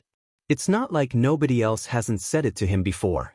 Things like that being told to him are just a drop in the bucket for what everyone does to him. I scoff at the idea of him actually doing it. Obviously nobody likes Deku, which means that everyone picks on him. I scowl as a girl with a split hair color appears in my mind. She's the only one who hangs out around that Deku. He's also the only one who hangs out around her, but for a different reason. Unlike Deku, people have tried to be her friend. Given the fact that she has a powerful quirk, as well as being the daughter of the number 2 hero, obviously people would be climbing over themselves to get close to her. Well, other than me and Izumi. We're good enough to make it as heroes on our own. We don't need to leech off of someone stronger than us like those extras. I smirk, holding a hand in front of me and letting off a small explosion. Not that there is someone stronger. Sure, Izumi and Icy Hot have strong quirks, but mine is stronger. Especially since that Icy Beach doesn't use her fire. As for Izumi, I frown before shrugging. She might be able to match my quirk's versatility and power, but she's too nice to bring out its full potential. I clench my fist. Even if she tries, she won't surpass me. I'm the best, and everyone will know it. Hearing the old hag screaming about dinner being ready, I get up and head down. Especially that shitty Deku. Shoko POV. I frown at my phone, unread, glowing on the screen. It's odd. Usually Izuku would answer within a few minutes. If he's busy, an hour at the most. But it's already Saturday, and he hasn't even read it yet. I can't help but worry about it, even as I wince while grabbing a drink from the cupboard, having stretched too far and agitated my bruise. Did Izumi and Bakugo break his phone? If they did, I could probably convince my father to get him a new one. Ever since Izuku and I had that talk at the ice cream parlor, I've been learning to use my fire. It's difficult, not physically but emotionally. However, I've definitely made good progress. much to my father's satisfaction. Another thing that's been making progress is my training with him. After I started using my fire side, he's been going a bit easier on our spars. Not a lot, but enough for me to notice. It's like he cares about me. Not as his tool to surpass all might, but as his daughter. It's a weird feeling, but now I can see what Izuku meant back then about him caring. Shoko, stop daydreaming. If you have time for that, you have time to improve yourself. At least sometimes. As I drink from my can of Pepsi, look at my hair and tell me I wouldn't like it, I can't help but glance back at my phone. Something my father notices. Why do you keep looking at your phone? Are you waiting for a text from someone? He pauses for a moment before continuing, a low growl in his voice. Is it a boy? Are you dating someone? Imperceptibly, I blush. It's actually pretty difficult for someone to notice, since I can use my quirk to regulate my body temperature. Even without fully summoning it. Izuku helped me figure that out. It's just a friend. The one I train with sometimes. He gives me a suspicious look, but grudgingly nods. You always come back from those with a great deal of determination to train. And they are the one who managed to get you to begin using your flames, correct? I nod and he continues. I would still like to talk to them. Thanks to them, you are much closer to surpassing all might. I roll my eyes. He's still spouting that, but there's something different about it now. Maybe it's his tone. Or maybe there's less intensity? And either way, my training isn't as bad as before, and injuries that require me to stay home are now mostly by accident. I'm fairly certain. As I throw away the can and head for the door, I hear my father speak up, clear hesitance in his voice. Are you going to visit her again? I nod, not looking back. I open the door and wait a moment, wondering if he'll say more. But he doesn't. Instead, I leave the house in silence, pondering if I should head to Izuku's house to check on him. But he doesn't want me to go to his house. He says I'd probably kill his family, and he doesn't want me to go to jail. It's sweet, but paranoid. But I'll put that on the back burner. Can always talk to him on Monday, after all. For now, though, I have someone else to see. Walking through the sterilized walls of the hospital, I can't help but grow nervous. Sure, it's not the first time, but that doesn't change my feelings every time I come here. Standing in front of the door, I take a deep breath and open it. Inside, I see a beautiful woman with long white hair and bags under her eyes from sleeplessness. But that doesn't really matter to me. What matters? Hello, Mom. Is that she's my mother. Third POV. The weekend passes by without incident, everyone with their own thoughts. Todoroki is worried about the fact that Izuku hasn't read her text. Izumi and Toshinori are realizing how normal it is that they don't see Izuku around the house. Something Izumi feels guilty about, and Toshinori feels confused about. In opposition to these three, Bakugo and Inko continue as usual, unaware of anything wrong. But that's when Monday rolls around, and roll is called for the first class of the day.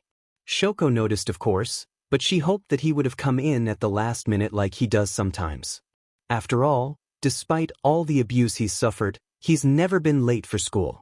So when the teacher calls his name, everyone is surprised when he doesn't burst into the room, out of breath from rushing in. Instead, Shoko stands, her chair falling backward from the force. She marches to Izumi's desk and glares down at her, ice frosting one side of her uniform while flames flicker in her hair. Izumi shivers, the coldness in Shoko's eyes terrifying her. Her voice rings out through the silent classroom. Where? Izuku. No one says anything as they watch Izumi knocking on Midori's door, for they already know she's too late to make amends.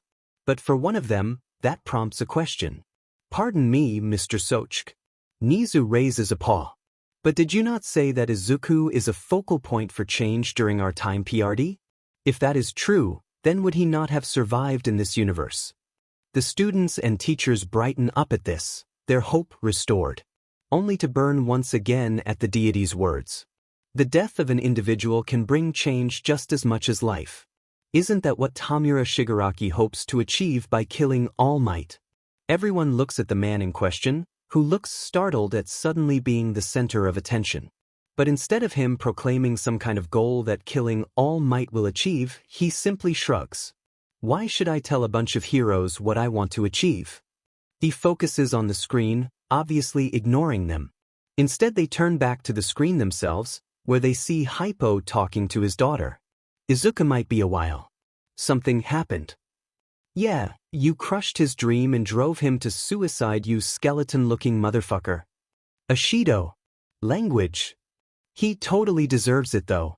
Not only does he neglect his son for 10 years, but then he crushes his dreams the first time they have a real conversation. To quote Bakugo, die. She throws a bag of popcorn at the screen, causing All Might to wince. Sure, he can agree that his on-screen counterpart is pretty bad, but that's still technically him up there. Wait, where'd you get popcorn from? Uraraka asks, prompting Mina to look at her. Oh, I said that this show could use some popcorn, then a bag of it just appeared. I also got a drink like that. Something called apple blood. It's pretty good. Blinking in surprise, everyone else except Nizu asks for their favorite drink, and it appears. Though Toga's blood gets substituted for apple blood, though in a different container than Mina's. Glaring at it, she gives it a try and finds that it has the same texture of blood while being a bit sweeter, causing her to nod in satisfaction. The clip moves to show Bakubich, laying in bed while staring at his hands. It doesn't focus on him for long, and he doesn't do anything while it does. Instead, one of his thoughts simply shows on the screen. I'm the best, and everyone will know it. Especially that shitty Deku. I don't think dead people know anything. Todoroki deadpants, though the others can't tell if he's being serious or not given his unchanging expression. Obviously I know that, Izuhat. It's a manly thought mostly, but since he knows Todoroki, shouldn't he be a little more humble? Huh? I wouldn't lose to Izuhat. Before he can continue screaming, Aizawa wraps him up with his scarf, still sitting down. But I wasn't sure that would work. Anyways, you're going on timeout for a while. The screen changes to Shoko getting a drink, though her wince doesn't go unnoticed. None of her thoughts play across the scene, though Todoroki does stiffen up when his father appears, shouting about how Shoko should be training and will surely surpass All Might now that she's using her fire. But his eyes widen when he sees her blush when they talk about Midori. So, Shoko likes him. He thinks on that for a moment, continuing the thought to its next step. I wonder if that means I could like Midoriya? Am I even interested in guys? I don't think I've been interested in either gender before. Maybe I'll look up signs when we get back. Oblivious to Todoroki's possible awakening, the others simply watch as Endeavor expresses his desire to meet Midori, causing a few tears to be shed. But his next words not only pull Todoroki from his thoughts, but confuse everyone else. Are you going to visit her again? Who's he talking about? Do you know Todoroki? He thinks on Uraraka's question for a moment and quickly arrives at one person his father could mean, but he shakes his head, having a hard time believing it. Let's just watch. We'll probably know soon anyways. So they do. They watch as Shoko leaves the house. They watch as she walks into a hospital. They watch as she opens the door. They watch and they see, hello mom. Her mother. They look at Todoroki and he nods. My mother is in the same place as Shoko's. But I'm not talking about it. Respecting his space, they just watch as a calendar appears on the screen, Monday being circled. Then it moves to the classroom, with one seat notably empty. Wait a minute, Tsukachi says. Has no one realized that he's been missing all weekend? His question is answered soon enough when Shoko marches over to Izumi. Where? Izuku. Detective Tsukachi POV. I rub the bridge of my nose, trying to get rid of the headache I've developed over the course of the day. First, I get a call from the chief of police telling me to look into a missing teen. Nothing new, except for the fact that he's asking me specifically to look into it. Then he tells me that it's the number 2 hero, Endeavor, asking for it. Though the way the chief said it, it was more like he demanded they put their best detective on the case. To my surprise, it's a boy whose name is Izuku Yagi. The same surname as Toshinori Yagi, publicly known as All Might, and also holding the title of Symbol of Peace. Now, Yagi isn't exactly a common surname, but I feel safe in saying that they aren't connected. Toshinori hasn't even mentioned having a son, only a talented daughter named Izumi. But an hour later I get a call from Toshinori telling me that his son has gone missing, prompting me to ask what I feel is a pertinent question. First of all, why haven't you ever mentioned that you have a son? And more importantly, how did Endeavor find out that your son was missing before you did? There's silence over the phone for a few seconds, I assume because he's shocked. But to my surprise, he actually has an answer. I didn't find out until Izumi came home from school and told me. I'm assuming that Endeavor's daughter told him about Izuku missing as well, though I'm not sure why he would want to know where my son is. I sigh. Well, regardless of the reasons, the chief has ordered me to make sure Endeavor is the first to hear about any leads on the case. Apparently he threatened to burn down the station if he didn't. More silence. Shouldn't he show more? I don't know, outrage at how Endeavor wants to know where his son is before him? Eventually I hear a sigh. Just make sure you tell me as soon as possible as well, okay Naomesa? Now it's my turn to be silent. There's something off about what I just heard. But I'm not going to address it right now. Instead, I'm going to get to work on finding the kid. Starting with finding out when he was last seen. You don't know when he was last seen by any chance, do you? I say it half-jokingly. After all, if he already has an idea of where he might be, surely he'd already be there. But I'm surprised again. It was in Muzutafu on Friday, on top of one of the office buildings. He grabbed hold of me just as I jumped after saving him from a villain, and we landed on one of the rooftops, though I'm not sure which. Found out that I'm All Might and we had a talk. He needed to get his thoughts in order, and I had to deliver the villain to the police. But there's a lot to talk about in what he just said. So, you're telling me that your kids don't know that you're All Might, but your son found out right after being attacked by a villain. I'm assuming this is the first time he's been attacked since you've never mentioned either of them being attacked before. I wait for a moment, and he doesn't mention any other attacks, so I continue. So, after a traumatizing experience requiring 3 days of mandatory, nationally sponsored therapy to ensure they can cope with the stress of suddenly being attacked, he found out the world-shattering revelation that you, his father, is All Might. And then you decided it was a good idea to leave him on a random rooftop after flying through the air, another first I'm assuming, which would be traumatizing if the person in question wasn't prepared for it. I wait for a moment to give him a moment to speak up, but he remains silent. Did I sum it up pretty well? Yes. You did. The shame in his voice is obvious, but I just can't feel any sense of pity for the man. You are aware that, even if the person attacked wasn't your son, you would still need to take them to the police station so they can get their testimony, right? Yes. I sigh. I admire the man, I really do. It's not easy being a symbol for an entire nation. But sometimes, especially times like this, I can't help but think that he's an idiot. Are you at least searching for him yourself? It's not late, so you should have no problem covering a large area in your buff form. His voice gets a bit of confidence back in it. I'm searching from the skies, but I need to ration my time just in case he's in trouble. I hold back the urge to run my palm down my face. Obviously the kid is in trouble. If he wasn't, he likely would have been home by now. Unless he ran away. But Toshinori is a good person, and I doubt that he would give his kids a reason to run away. But then again, this is the first time I've ever heard of his son. Just to cover my bases, Toshinori, before I go. Is there any chance that he could have run away? What? Of course not. Why would he have run away? He trails off as if something came to mind. I wait with bated breath for him to continue. Any kind of hint would be helpful. Especially this late in starting the search. But I do not believe that is the case. If it was either me, my wife, or my daughter would have seen him come home to get his things. I sigh. Still though, we can't rule out the possibility. Which would make this all the more difficult. Finding someone who doesn't want to be found is a whole other problem than finding a lost kid. I'll call if we find any leads. Thank you, Naomesa. I'll get back to searching as well. I hope to hear from you soon. I hang up, a pensive look on my face as I stare at my phone. Sighing, I dial the number the chief gave me. It barely gets to the first ring before it's answered. Hello, is this Endeavor? We haven't found him yet, but we do have a location for where he was last seen. Endeavor POV. Thank you for the information. Keep me informed.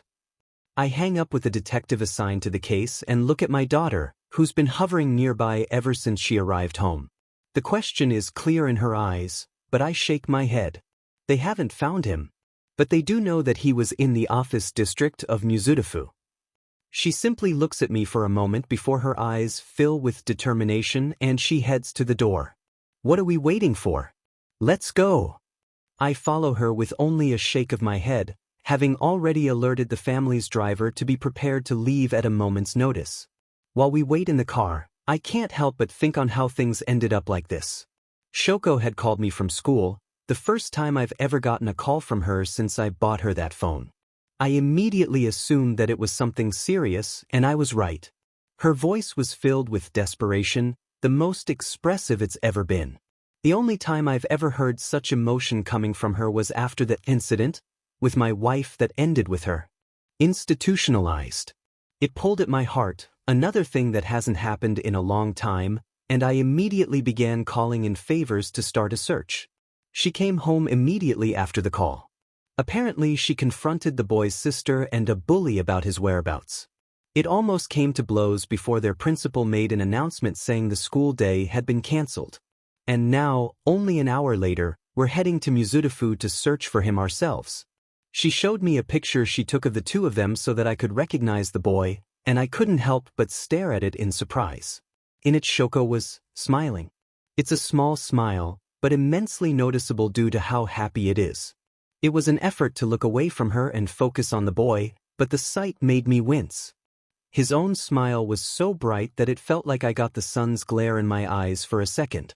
But pushing that aside, the boy is thin, around Shoko's height, and has a head of dark green hair.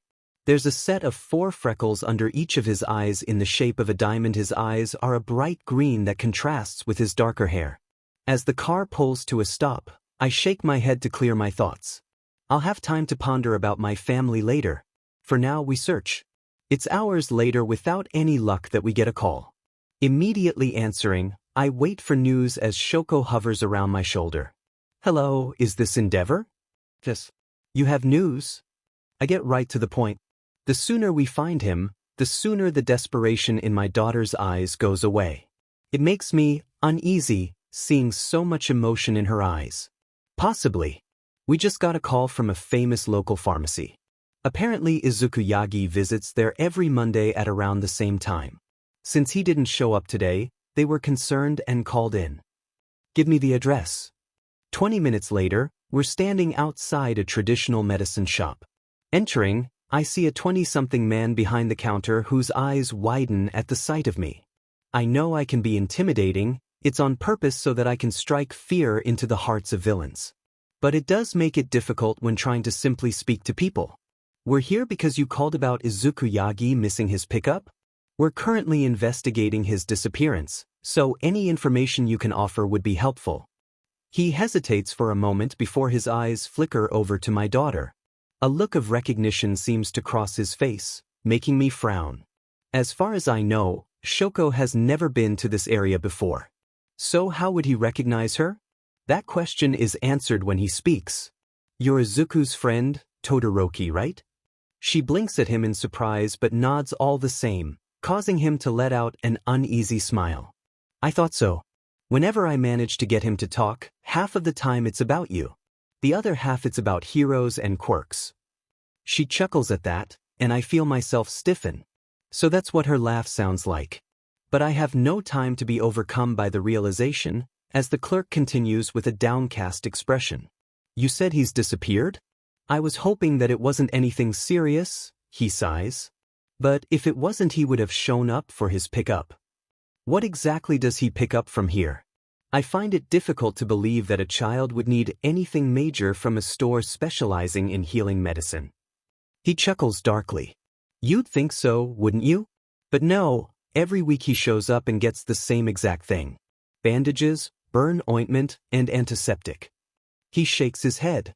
The amount he buys would last a normal person at least a month. I mean, most people don't get all that injured going about their day, right? But he'll go through everything in a week, then show up in just as bad a condition as before. Condition? I can't help but be surprised by this. But the one who answers isn't the clerk, but Shoko. He gets bullied for being quirkless. The school also doesn't punish students for using their quirks, so that adds another level of torment for him. Her eyes are hard. They don't do anything when I'm there, but when I'm not it's basically a free-for-all against him. The clerk winces while I stare at Shoko in surprise. A quirkless boy is who Shoko has been training with? The one who convinced her to stop holding back? I don't know how to feel about that, but I push it aside for now. Do you have any information on where he could be? As of now, all we know is that he was last seen in Mizudafu. He hesitates for a moment before slowly pulling out a 3-pointed leaf. I don't recognize the type, but anyone would be able to say what's notable about it. The left point is glowing a dull red. My girlfriend's quirk made this leaf. If she taps something, she can make a leaf that will tell you where it's at. It won't give you directions, not exactly. But it will tell you which way it is. He rotates the leaf until the center point glows red while the left fades away. If the middle point is glowing, that means you just have to go straight to find the object. I had her make this one for the kid's backpack after he almost missed his check-in time. He looks down. I know we aren't supposed to use our quirks without a license, but I was just so worried about the kid. I place a hand on his shoulder, much to his and my daughter's surprise. Don't worry about it. In this case, you've greatly helped us. Just remember not to do it again in the future. We won't let it slide again. He nods, handing over the leaf.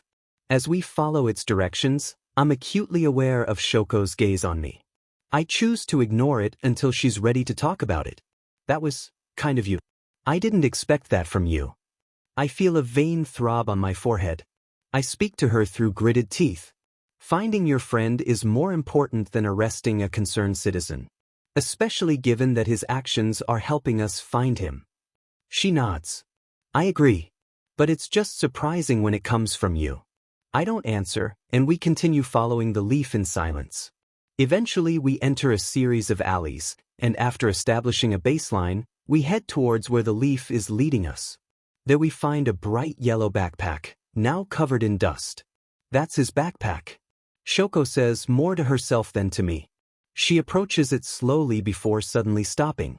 Stepping up beside her, I see what has her so shocked.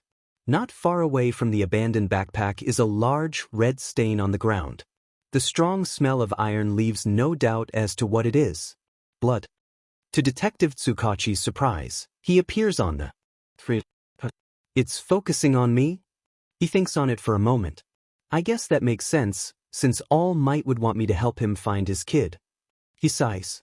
Too bad that version of me is going to have to deliver him bad news. But to everyone's surprise, a flashback plays of Endeavor, of all people, telling the chief of police to ensure that he's the first notified of any progress on the case. Todoroki frowns as his brows turn down in confusion. Since when is my father someone who cares about other people? Unseen, Aizawa pulls out a notebook labeled Therapy Priorities. Inside is a list of his students with marks next to their names, denoting who he thinks should take priority on visiting Hound Dog. After jotting down a mark next to Todoroki's name, he looks at the top where Midoriya's name is circled and underlined multiple times. Putting it away, he resumes watching. Hypo-bashing courtesy of on-screen Tsukachi. All in favor of the detective's name being Preacher, say preach.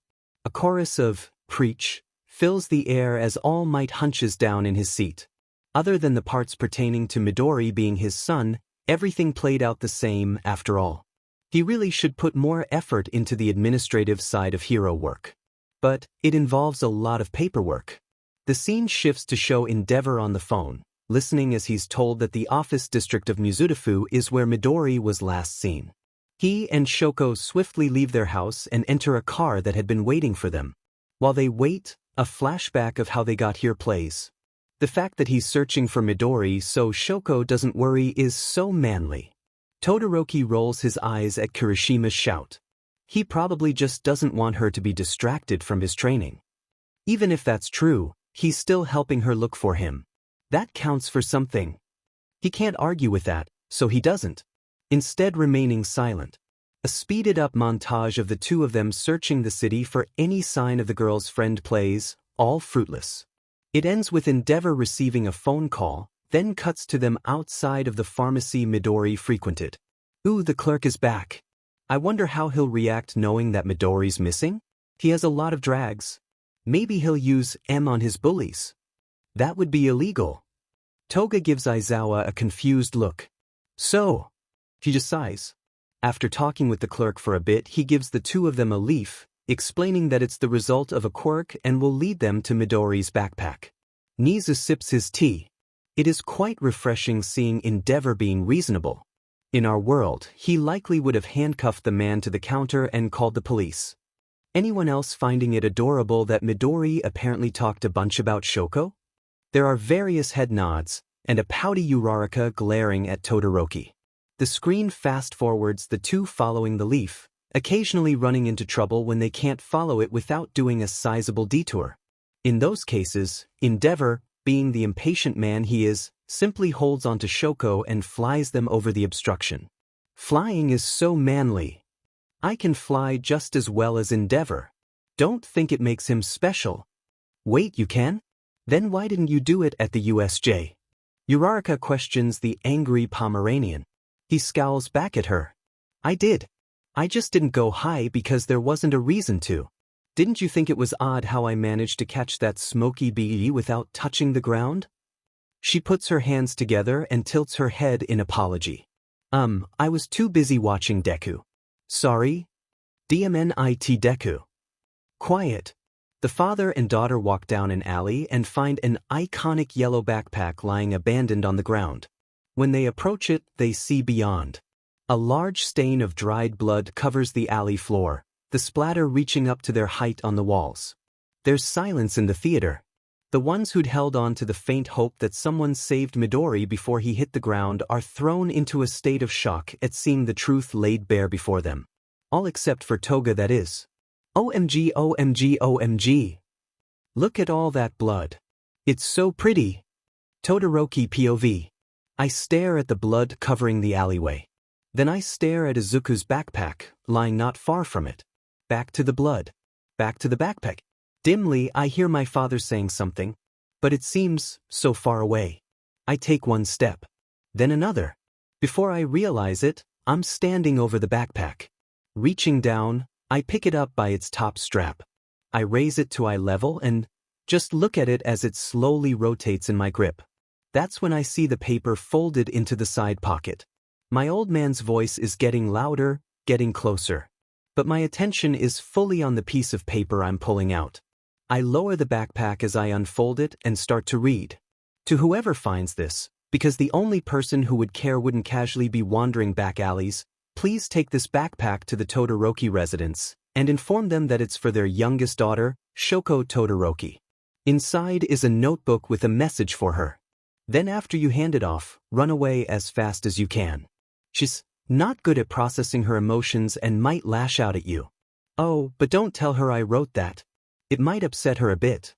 I can feel my eyebrow twitch at his comment about my emotions, but I can't really say that he's wrong.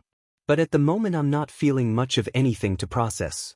Mainly, I'm just numb. I only realize that I froze when I feel my father's hand on my shoulder. Shoko, you haven't been responding. I called the detective and informed him of what we found. He's on his way with forensics. He looks at the blood-splattered alleyway. There isn't likely to be good news when they get here. But there's a chance given there's not a body. I nod absent-mindedly, carefully folding the paper back up before handing it to him to hold, and he instinctively takes it. With my now free hand, I reach towards the zipper, only for him to grab my wrist. You shouldn't disturb the scene more than you already have. Everything here could be a lead to your friend's location. I look at him blankly for a moment. Then I look at his hand holding my right wrist. A quick flex with my quirk has him pulling his hand away to avoid the bracelet of ice spikes now wrapped around it. Ignoring his protests, I unzip the backpack and pull out the notebook. Dropping the backpack from my left hand, I bring it to my wrist to melt the bracelet as I stare at the cover. I recognize it. It's one of Izuku's analysis books. But on this one, the title has been scribbled out. Instead, it reads, "I'm sorry, Shoko." My father is saying something, but all I can hear from him is some kind of buzzing sound. I rub my ear to see if I can clear it up, but it doesn't work. Giving up, I lightly trail my fingers down the cover, feeling a bump from something inside of it. I let it fall open in my hands, right to a pair of pages holding a folded piece of paper, and All Might's signature. I stare at it for a moment, my thoughts silent. I know that Izuku is a major All Might fan, but he never mentioned getting his autograph. Which means that he got it just before whatever happened. I flip to the next page and my breathing hitches. It's a note, addressed to me. I read it, and my previously dulled emotions start to flare up. Sadness. Rage. I look up at my father, and he flinches back at the unfiltered maelstrom of emotions swirling in my eyes. "Father," I say with a voice of barely restrained fury. "You want me to surpass All Might, right?" Taken aback by the sudden question, he simply nods his head. A smile crosses my face, a twisted thing that would cause a shiver to crawl down the spines of those who see it. "Then let's go to Izuku's house. Just have the detective make sure the Yagis are there. Oh, and the Bakugas as well." Aizawa POV. Detective Naomasa sits in the living room with his friend Toshinori Yagi, along with his wife and daughter. On the couch sits the Bakugas, who are absorbing the information he's given to both families. Given the news he just delivered is about Endeavor finding their son's backpack in a bloodied alley, the atmosphere is understandably tense. Especially since he asked to meet with both families at the Yagi residence. But I'm assuming what has him taking medicine to settle his stomach is the fact he asked for me to be present as well. It's no secret that neither Endeavor nor I enjoy each other's presence. In fact, we loathe each other. Endeavor because he thinks of me as cowardly for focusing on stealth, and me because I think the number 2 hero is a glory-seeking idiot. So the fact he specifically asked for me to be present at the meeting raises some major red flags. There are only 2 reasons I can think of for me to be here. Either he needs to use my contacts, or he thinks he'll need my quirk. But the sound of a knock at the front door signals that we'll all find out soon enough. Inko Yagi rushes to answer it, and Toshinori sits back down and fidgets with his hands. But when she returns, it's not just Endeavor with her. A girl with red and white hair split down the middle is with her as well. But before I can question why she's there, she raises her arms and alarm bells ring in my head. I immediately activate my quirk, but in the split second between activating it and it affecting her, flames have already shot from her left hand towards Toshinori Yagi, and an icicle shoots from her right towards the Bakugu kid. Though the kid is surprised, he manages to bring a hand up and lets out an explosion from his palm, destroying the icicle. As for Toshinori, a rush of wind bursts through the room, throwing off the end of my scarf that I threw towards the girl. Looking towards the source, I see All Might? Where Toshinori was sitting, now stands All Might, his hands clapped together in front of him from dispersing the flames. Judging by the looks of shock on the faces of his daughter and the Bakugas, I can guess that this is news for them as well. A glance reveals Endeavor being in the same boat, but the girl isn't? Relaunching my scarf, I restrain her, with my quirk keeping her from trying to burn or freeze it to escape. Explain. Now. I look at Endeavor for answers, who manages to shake off his shock and in turn looks at the girl. "Shoko, why did you attack them?" Simple and to the point. I can appreciate that. I wanted to check if Izuku was tricked. She frowns at All Might, derision clear in her voice. Looks like he wasn't. In a puff of smoke, All Might turns back into Toshinori, a shocked, angry but hopeful expression on his face. "Izuku told you that I'm All Might? So he's okay?" Her expression twists, but before she can reply his daughter jumps up from where she was sitting next to him. "Wait, Izuku knew you were All Might? Why didn't you tell me?" He looks away and opens his mouth, only to be cut off by Shoko. Izuku only found out not long before he took Bakuga's advice. There's silence as the adults are clearly confused. But the kids' expressions say a lot. The Yagi girl looks at the Bakugu kid with horror, matching his own. But it's brief. He immediately sneers at the girl and crosses his arms. "The hell are you talking about, Todoroki? There's no way Deku did that." Though the confidence in his voice is undeniable, So is the fact that before he crossed his arms, his hands were shaking. Deku? Think. Maybe it's a nickname for the missing kid. Not a very nice one. Examining the kids as the Yagi daughter's hands clench into fists and the apparent Todoroki daughter glares at the Bakugo kid, I start to build a picture of their relationships. For the first time, the Bakugo parents speak. Katsuki, his father says calmly. Judging by his wife still staring at Toshinori, it seems like she's still processing the fact that he's all might. What advice did you give Izuku? He just clicks his tongue and looks away. It's a good thing the Todoroki girl hasn't realized that I deactivated my quirk, or else the fire in her glare might have actually burned the boy. After a minute of useless coaxing, the Yagi daughter speaks up, causing a silence to fall over the room. Take a swan dive off the roof. And pray for a quirk in your next life.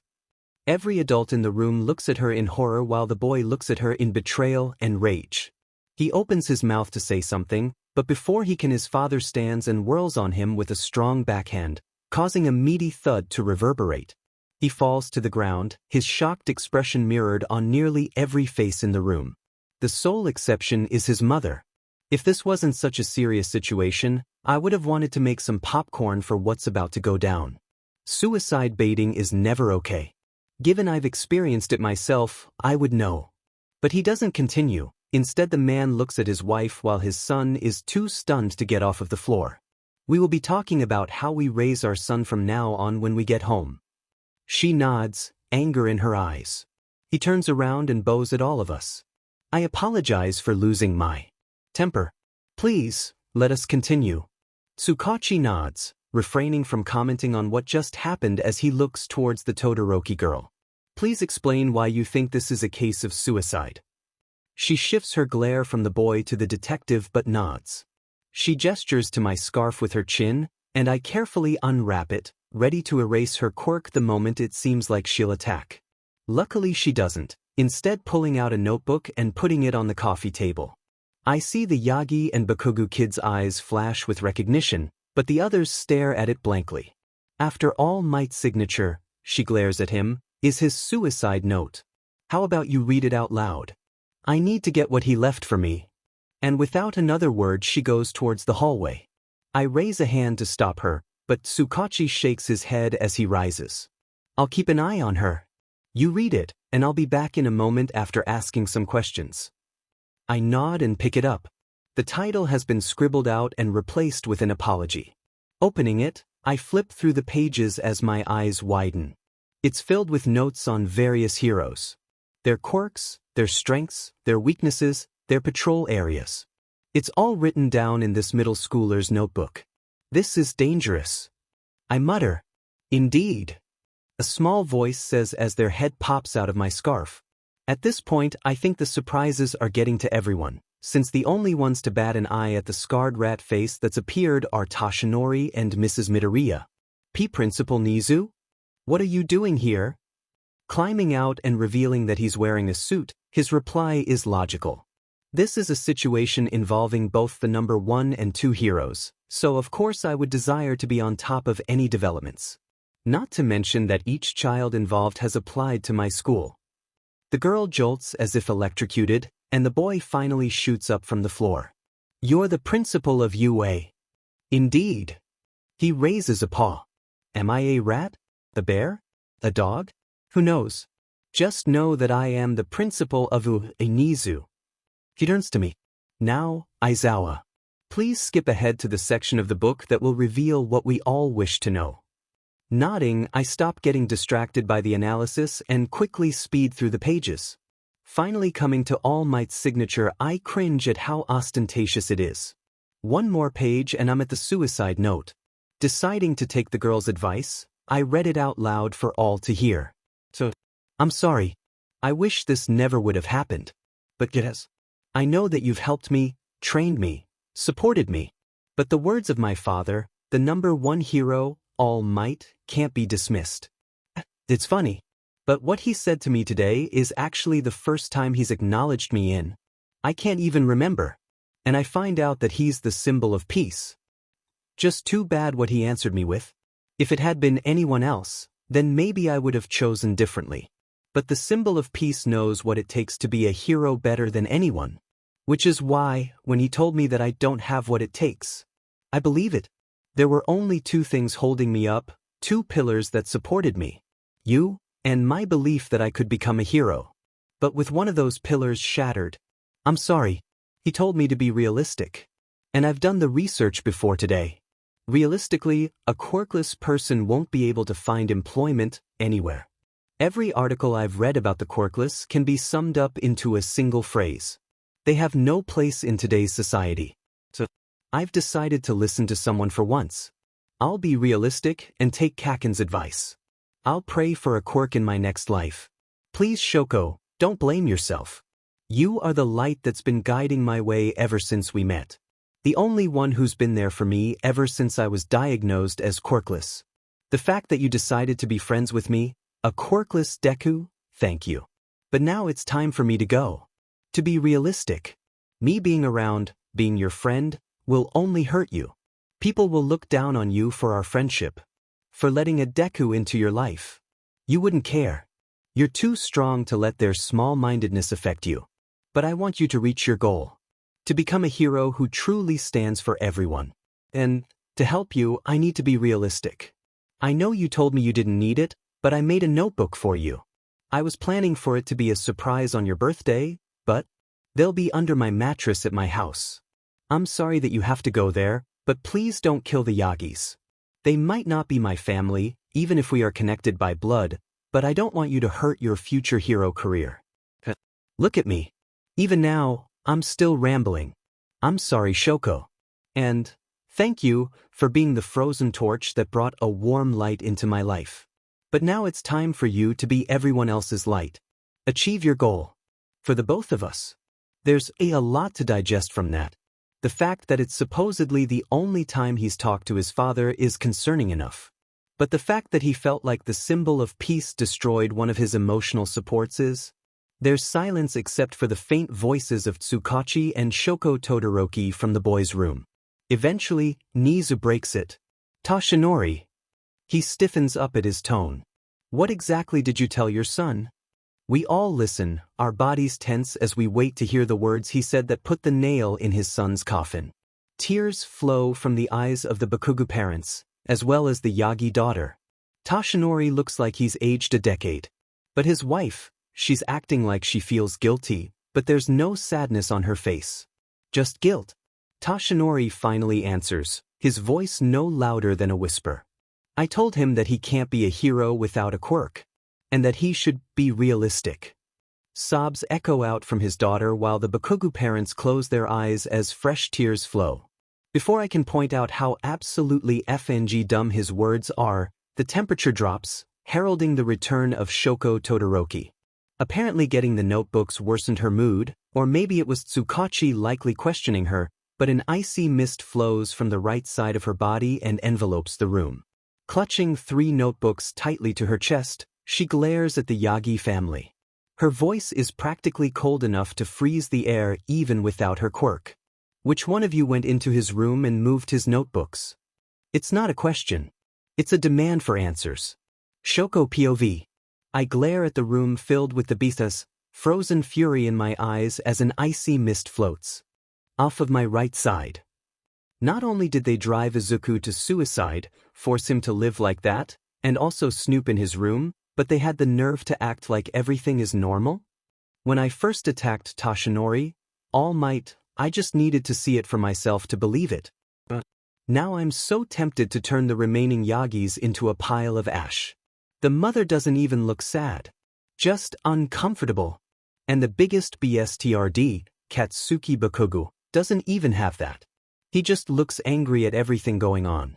I know I didn't expect much when I attacked him earlier, but it really is disappointing that he reacted so fast. It wouldn't have killed him or anything, but an ice spike to the shoulder definitely would have made me feel better. At least until I entered Izuku's room. An issue that's currently being exacerbated by the Yagis not saying anything. A small flame appears on my left shoulder, contrasting with my right as my emotions rise. Well? I ask. They exchange glances before the beach daughter speaks up. I don't think any of us have gone into his room. She shakes her head. I always thought of it as being his safe space. My quirk flares even more at her explanation. That is considered a safe space? Before I can tear into her, whether physically or verbally, I can't tell any. Toshinori speaks up. What do you mean a safe space? I could understand for when Katsuki is over, but why would he need it when he's not here? And I'm sure one of us has entered his room at some point. Right, honey? It's at this moment that I come to a realization. Izuku's note only mentioned Bakugu specifically. But as for Izumi? He only wrote about his family as a whole. There was no mention of her bullying him along with the blonde. Actually, there was no mention of the bullying at all. And apparently it didn't come up while I was getting the notebooks either. I glare at her, waiting for her to answer her father's question. Waiting for her to reveal the truth. She looks away from her father, meeting my eyes and flinching away, looking at the ground instead.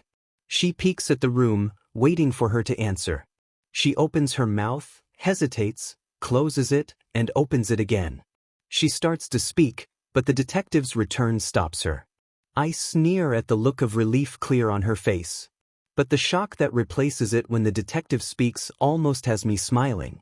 Toshinori, he says in a cold tone. If you can't explain to me why your son's room is like that, then I'll have no choice but to bring you down to the station, consequences be demanded. The abject shock that appears on the face of everyone actually does make me smile. Then I get an idea. Detective, I doubt that he'll be able to tell you anything. At least, if Izumi's words are true and nobody here has ever been in his room. So why don't you show them all? My glare encompasses all of them as I speak. It will also tell me which one of them decided to snoop in his room.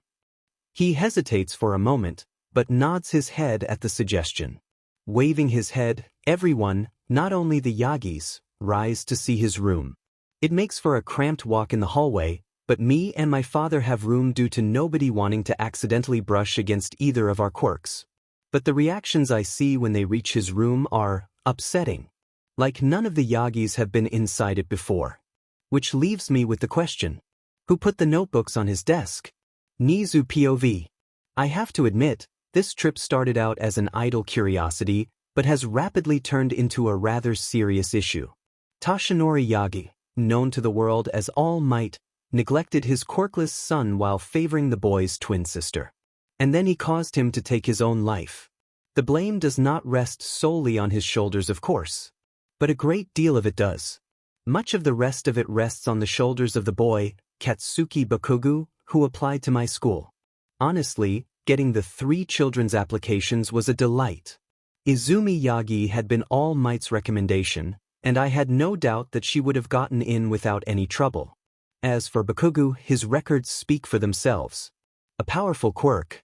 A top-tier intelligence as shown by his high grades, matching point for point with Yagi and Todoroki. And according to his records, a determined child who pushes ahead through any adversity. An overall stellar student. Evidently, that was a lie. Most of it I can still believe, but any notes on his character are clearly suspect. Though few of the others have picked up on it, I feel as though Yagi falls under the same category. She was not mentioned in her brother's letter, but then again, why would he? It is clear to me that the letter was intended purely for Todoroki. So why would he even bother mentioning anyone else? Even the boy was barely mentioned, only a passing thought to explain why he jumped. But things are rarely ever the fault of a single person, and I've been watching her closely. But that is something for me to deal with soon. For now, I must convince the detective not to arrest the symbol of peace. The repercussions when the knowledge gets to those who know of his identity would cause chaos in the government. And while I normally wouldn't object to teaching those filthy humans a lesson in humility, they are also known to react badly when negatively surprised. So I must ensure he is not imprisoned. But seeing Izuku Yagi's room, I make myself a promise that he will be punished. The entire Yagi family will. The walls are covered in a thick layer of dust, with only the spots hanging with All Might poster having been cleared. As if that was the only thing they cared about being clean. But even those are faded, clearly having been hung long ago. Other than the old mattress sized for someone much smaller than a middle schooler, the only thing is a desk with splinters peeling off of it. Honestly, it feels like the room at an orphanage of a child averse to cleaning. If it wasn't for the waste basket filled with bloodied bandages. I step inside as the others look on with horror. For those who haven't experienced many hardships, I'm sure that the state of the room shakes their already disturbed mental states. I also find it upsetting, but my own experience has hardened myself against such things. My nose twitches as I follow a scent. Right to the closet. "Detective," I ask without turning away. "Did you by chance look inside here?" Hearing him reply in the negative, I pull it open and see 4 contraptions made of what looks like wood and rope. I tilt my head, wondering as to what they could be. Before my eyes alight on the labels on the floor. Left leg, left arm, right arm. I read them out loud, and after taking a closer look realize what they are. They are splints, commonly used to secure a broken limb and prevent it from being jostled while moving. But these are more compact, easily hidden under clothes. Normally they'd be altered depending on where exactly the break is, but these also seem to be modular. I sigh. It truly is a shame.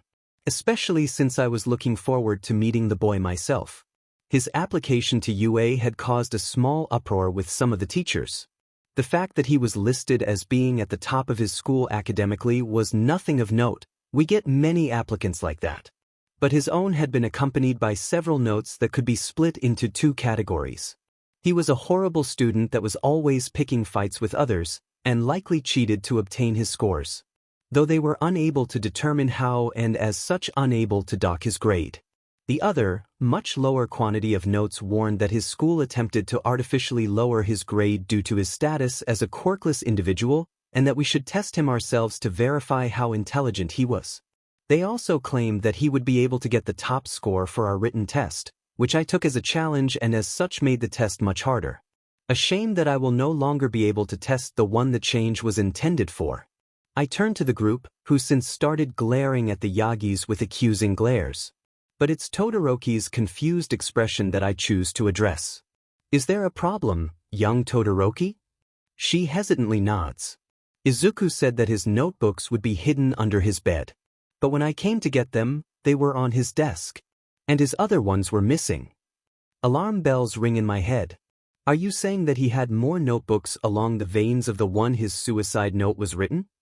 She grimaces at my callous phrasing, but nods all the same. That one is number 13. The 3 he'd written for me aren't included in that. She looks down at the ones she's been clutching since she returned from this room with a small smile. He even filled one with costumes and possible hero names for me. I nod absent-mindedly while meeting Aizawa's eyes. I see that he understands as well. If the Yagis haven't entered this room before, then it means someone else did. And they now have a great deal of information on many active heroes. The pros and detective tense up, understanding the seriousness of the situation. But this provides me with a perfect opportunity. "Detective, please contact the station and attempt to get your best tracker here as soon as possible. We need to find this person before villains get their hands on the information. If they haven't already." He hesitates, looking at Toshinori with a conflicted gaze. "Do not worry, I will ensure that they are punished." Taking my word, he nods to me before rushing out, already dialing a number on his phone. Meanwhile, I look to Endeavor and Aizawa. "Would it be too much to ask for both of you to begin a search of the area?" Aizawa shakes his head while Endeavor crosses his arms. "I have a feeling that you plan for me to be involved with the punishment somehow, so I'll be staying to find out what it is. And though I didn't know the boy, he helped my daughter, so I would like to know the end result for this fiasco as well." I nod, surprised at Endeavor. We all return to the living room where I lay out the punishments. "Now," I say with a clap of my hands, "All Might, your family's punishment is the revoking of Izumi's recommendation, as well as having your and your wife's pay severely docked and being donated to organizations that provide aid to the quirkless." He looks like he wants to object, but at the mention of quirkless aid he falls silent. I can see his daughter gritting her teeth, but oh well. This is simply a part of her own punishment. I turn to the Bakugas. "As for you," I say to the boy, seeing him gulp. "From now until the end of the school year, you and Izumi will be attending therapy to work out the various issues the 2 of you have. of which I am certain there are quite a number of them. If your therapists do not report adequate results to me, neither of you will be allowed to enter UA. In fact, I will blacklist both of you from all hero schools. That's too far, and All Might enters his buff form to object, but I simply wave him off. I assure you that is far from enough, All Might. They should be happy about not being arrested. In fact, the only reason they are not is because I am positive that you would attempt to pull strings to get them off with a clean record. He nods as he powers down, a determined look in his eyes. And the only reason I'm allowing them to apply to UA with such light conditions is because I worry about them becoming villains otherwise. At least at UA, I'll be able to keep an eye on them. I tap my chin. Which reminds me, I hadn't finished listing your punishments. In addition to the therapy, both of you will be required to perform mandatory community service a minimum of 25 hours a week. Aren't I generous, leaving you time to study, train, and go to school? I don't wait for a reply, hopping up Aizawa's body and nestling into his scarf. That concludes the first phase of punishment. Should the two of you get into UA, you will learn of the second. Until then, we must locate Izuku Yagi's remaining notebooks. I wake up with a gasp, shooting into a sitting position, and startling the girl who was leaning over me. Oh, I'm so sorry about that. Are you okay? I try to get up in order to help her up from where she fell, but a bout of dizziness causes me to miss my footing and I fall on top of her. I push myself up, groaning in pain. Actually, there isn't any pain. But I still groan. It's sort of like a conditioned reflex given how being put in a similar situation before would cause me to do the same. The only difference now is that I don't actually hurt. Unfortunately, the time I spend thinking about this is time that I haven't finished pushing myself up. So, the girl under me starts, grabbing my attention. Not that I don't appreciate the energetic greeting, but could you let me up? Realizing that I'm laying on top of her with our faces only inches apart, I blush and scramble backwards, banging my back against. I tilt my head backwards and see a bloody kitchen table. I blink. Then blink again. I look down at myself and finally realize how I'm dressed. Or rather, how I'm not. Where are my clothes? I quickly cover myself, steam coming off of my face from how heavy my blush is. Standing up, the girl brushes off her school uniform and looks at me with a tilted head. I threw them away. I'd already gotten all the blood out of them, and it's not like you needed them any more since you were dead. A light bulb seems to go off in her head as I process her words, barely hearing the next. Speaking of, what the hell? You've been dead for, like, the last day. How are you alive right now? That is enough to break me out of my wondering on why she would get the blood out of clothes then dispose of them. Dead? I was dead. I blink, memories of my final moments coming back to me. That's right, I mutter. I jumped off of the roof headfirst. So why am I alive right now? But like the memories of before I died, I slowly start to remember what happened after I died. I'm in a dark room, extending as far as the eye can see. How can I see far if it's dark? Well, it's just the kind of feeling it gives off. I can't actually see that far. In fact, the area immediately around me isn't dark at all. Instead, it's illuminated by a single light. An old-style lantern sits on a desk woven from bamboo. And behind it sits a dark-haired woman in a business suit. She looks up from whatever it is she was writing when I appeared and quirks an eyebrow. This is unexpected. How rare. She gestures and a chair appears in front of her desk. Please take a seat so we can identify your oddity and determine where you will be going. Hesitantly, I do as she asks, gingerly taking the seat as I try to think about how I got here. Where here even is. Or heck, even what day it is. I don't expect anything from that last one, but it's still another thing to wonder about, so I might as well. Not much else to do when you're... I died, didn't I? The lady across from me nods her head in a single simple motion. That is correct. But according to the paperwork, you aren't. She pulls open a drawer, prompting me to look down in front of me. But nope.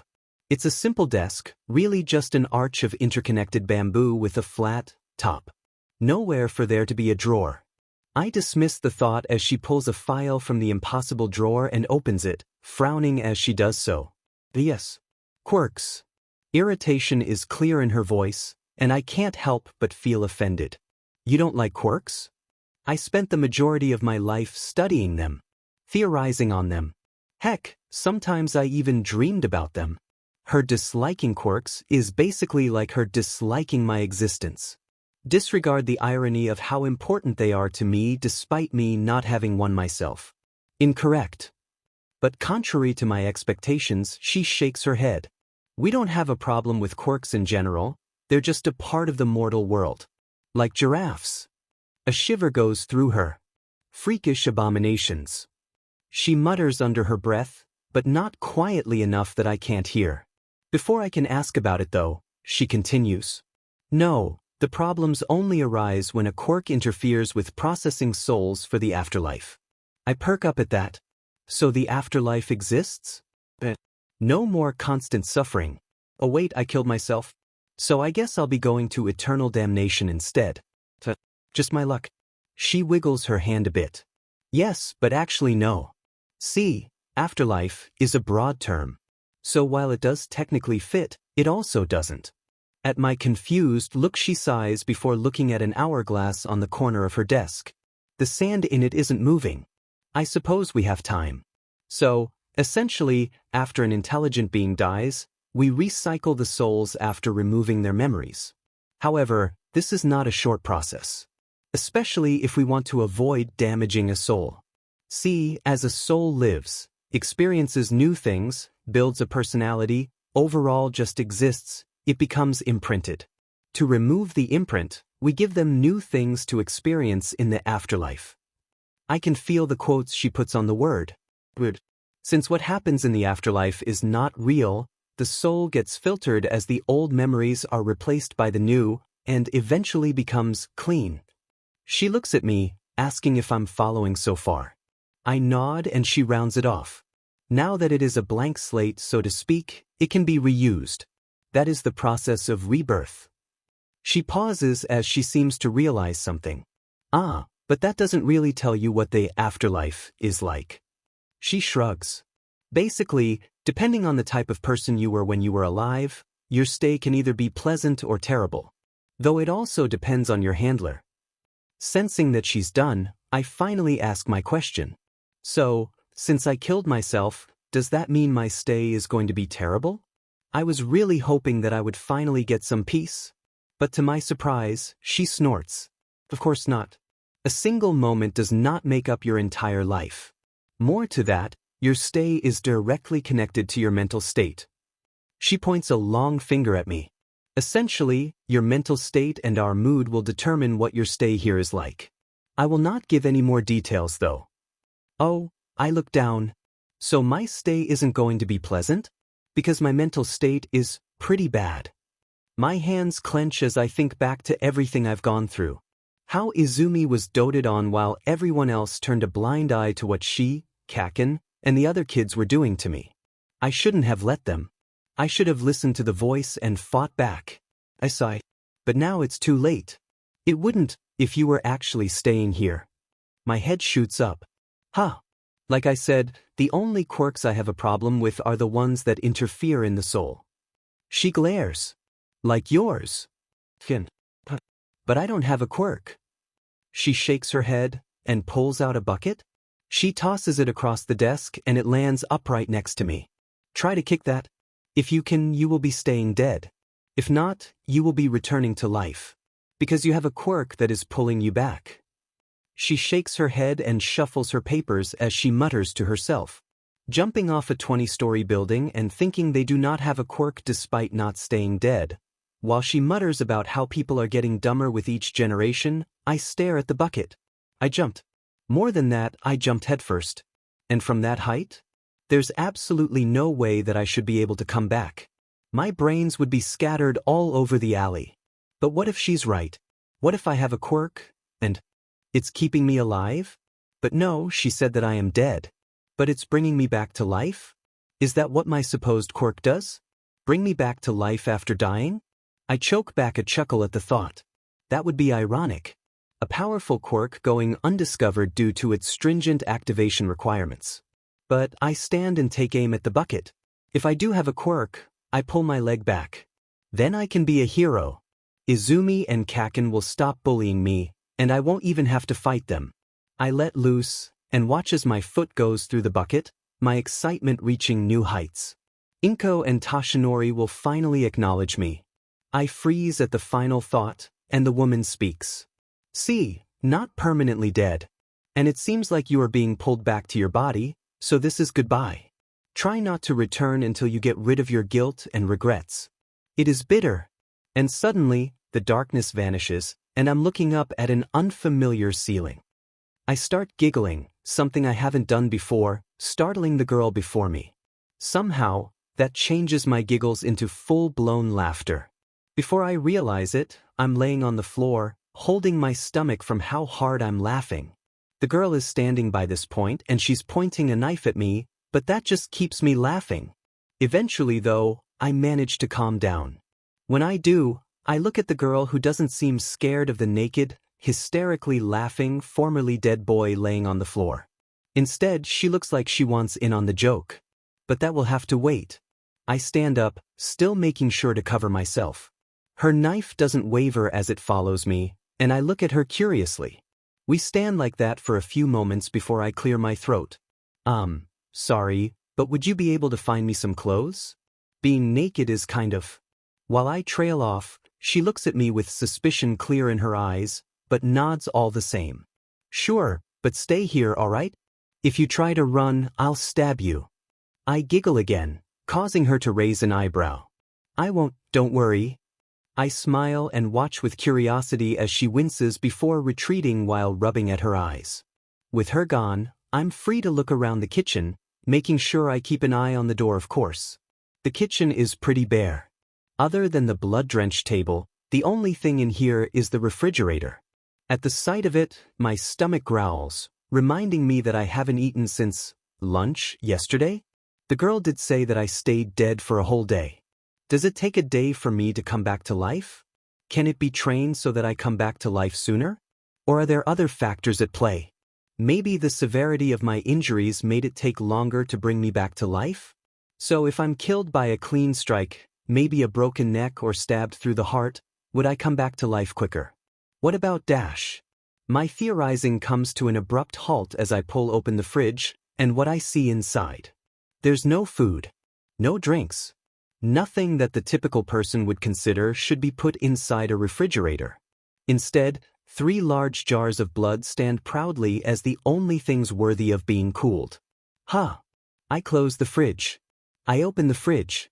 I close it again. Open again. I stare at them for a moment. I close the fridge and turn back towards the door as I hear the girl returning.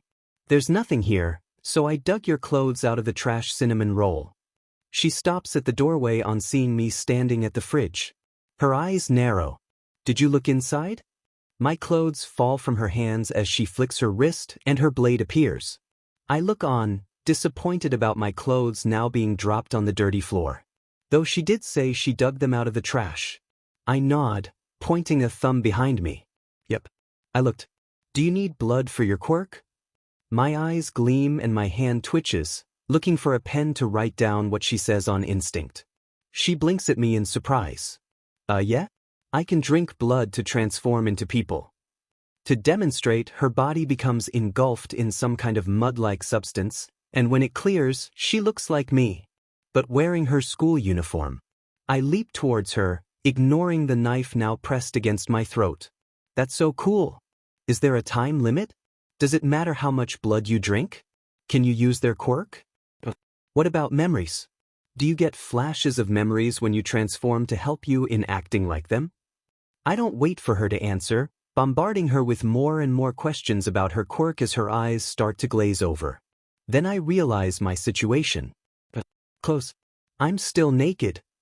I hurriedly pick my clothes up off of the ground before shooting the girl a look and deciding that with how unfocused she is, I'm good with simply turning around to get dressed. It's not like she hasn't seen me naked already. I pause as I put on one pants leg.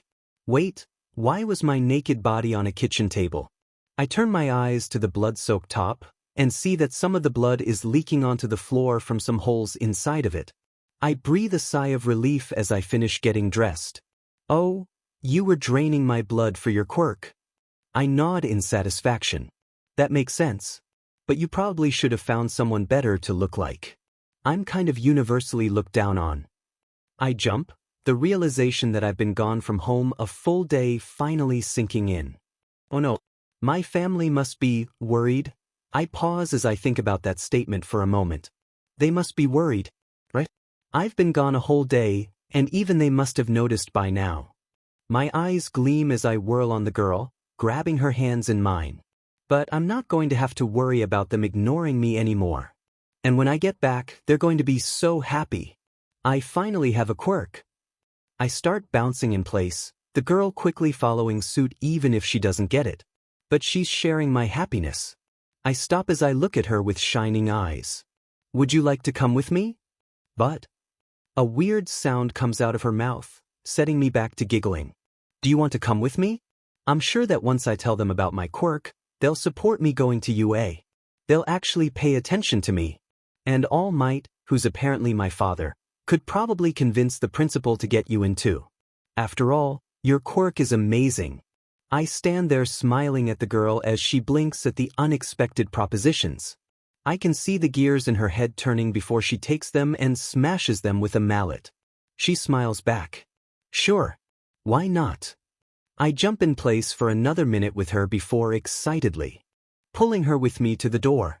That's great. Oh, and what's your name? Sorry, I was too excited to ask earlier. Mine is Izuku Yagi. She smiles, fangs poking just past her upper lips. Himiko Toga. Toga POV. I was walking around the back alleys of some city in a foul mood after drinking the blood from some random lady. Normally I'd be feeling pretty good, given how much I enjoy blood. But that lady's blood tasted nasty. Like, I didn't even know blood could taste bad? Sure, a person's personality affects how their blood tastes, but it never tastes outright bad. I've literally drunk the blood of RPSTS that have tasted better. The only conclusion I could come to was that her nasty blood was somehow related to her quirk. But I wasn't finding anybody around in the alleys, and was considering just transforming into the lady and drinking from someone on the main streets. But that plan went out the window when some guy practically fell into my lap. Literally. His body made some kind of whomp sound when he hit, and I heard several cracking noises come from him.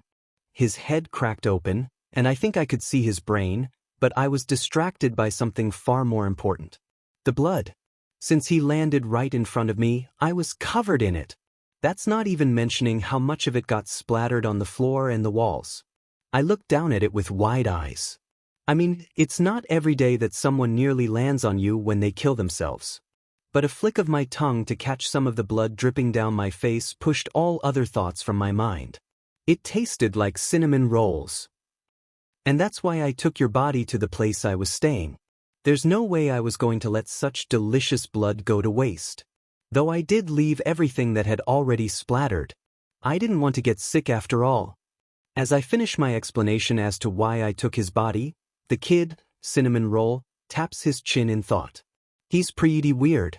Especially given how he just shrugged off how I held a knife to his throat back at the empty house I'm staying at. And he thinks my quirk is cool. It's the first time someone said something positive about my quirk. Though, the people who know about it make up an admittedly short list. Really, it's only my parents and a few random gang leaders I've worked with before. But that doesn't matter right now. Well, it's the entire reason I'm going with cinnamon roll, so it kind of does but not really. Anyways, what's important is that he invited me over to his house. My heart is beating super fast at the thought, but it's no big deal. Even if I am skipping my way there. Izuku started doing it not long after I started, so he shouldn't think it's strange. But I have to say, his thinking face while he's skipping is totally cute. Hey, Toga. I pout at him using my last name. I've drank his blood. He likes my quirk. He said I can drink his blood later. We're already the bestest of best friends. Call me Himiko. He blinks at the wide smile on my face, but shrugs off my interruption. Himiko, do you ever feel bad about the people you kill? Like they're just going about their lives enjoying their day. And then you come in and stab them to death. I frown at him. Do you hate that I kill people for their blood? If he does, then was he lying about how he thinks my quirk is cool? Is he actually trying to get me arrested? Luckily for him, that's not the case. No. I get that I should. But after dying myself, well, I can't seem to bring myself to care. If they were someone I care about, then I'd be mad? Or sad? He shakes his head, his curly green hair bouncing with the motion. I don't know. I've been feeling off. His skipping slows down, starting to walk instead, and I follow suit as he looks into my eyes. But no, Himiko. I don't hate you for killing people. Your blood craving is a result of your quirk, so the government should have made blood accessible to you. Since they didn't, you need to get it yourself. That makes me happy. My new friend stays as my friend. Friends shouldn't lie to each other after all. He stops and I follow his gaze up to the building we're standing in front of. It's a 2-story building with a big front yard that I can see through the front gate. Though the high walls surrounding it means that anyone trying to get more than a peek would be called out for their creepy behavior. He sighs as he opens the gate.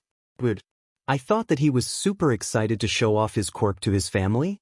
We walk through, but before we can reach the door it flies open and a tall woman with long green hair done up in a ponytail hurries out. Izuku immediately perks up, his shining smile making me thankful that it's not directed at me. Hi Mom. I dash. Sorry, I have an emergency at work and probably won't be home until late. Just make something for yourself for dinner.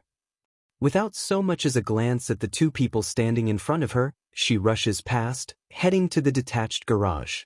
Cinnamon Roll just stands there, frozen while the woman drives away. I move in front of him and wave my hand in front of his face but get no reaction. And his smile is weird too. It's frozen, it looks like how it did when he smiled at the woman I'm guessing is his mom. But now it's not bright. Instead it seems dark. Twisted staring at it while he's frozen, I feel another feeling building up inside of me. I feel the urge to do something and so I act upon it. I lunge forward and dig my fangs into his neck, ignoring the small sound he makes in surprise. I've drunk blood from plenty of people before. Usually unwilling. But the feeling behind my thirst. I've only felt this once before. When I first gave into my thirst and attacked that cute boy at school, I felt something similar. But that pain-filled, broken smile. One that hides something darker underneath. I want to see what's hiding below. Izuku POV. I'm in shock. I've been gone an entire day. I half expected something like this to happen. But to not even glance at me? Do they really just not care? Do they even realize that I was gone? Do they even know I killed myself? Do they even care?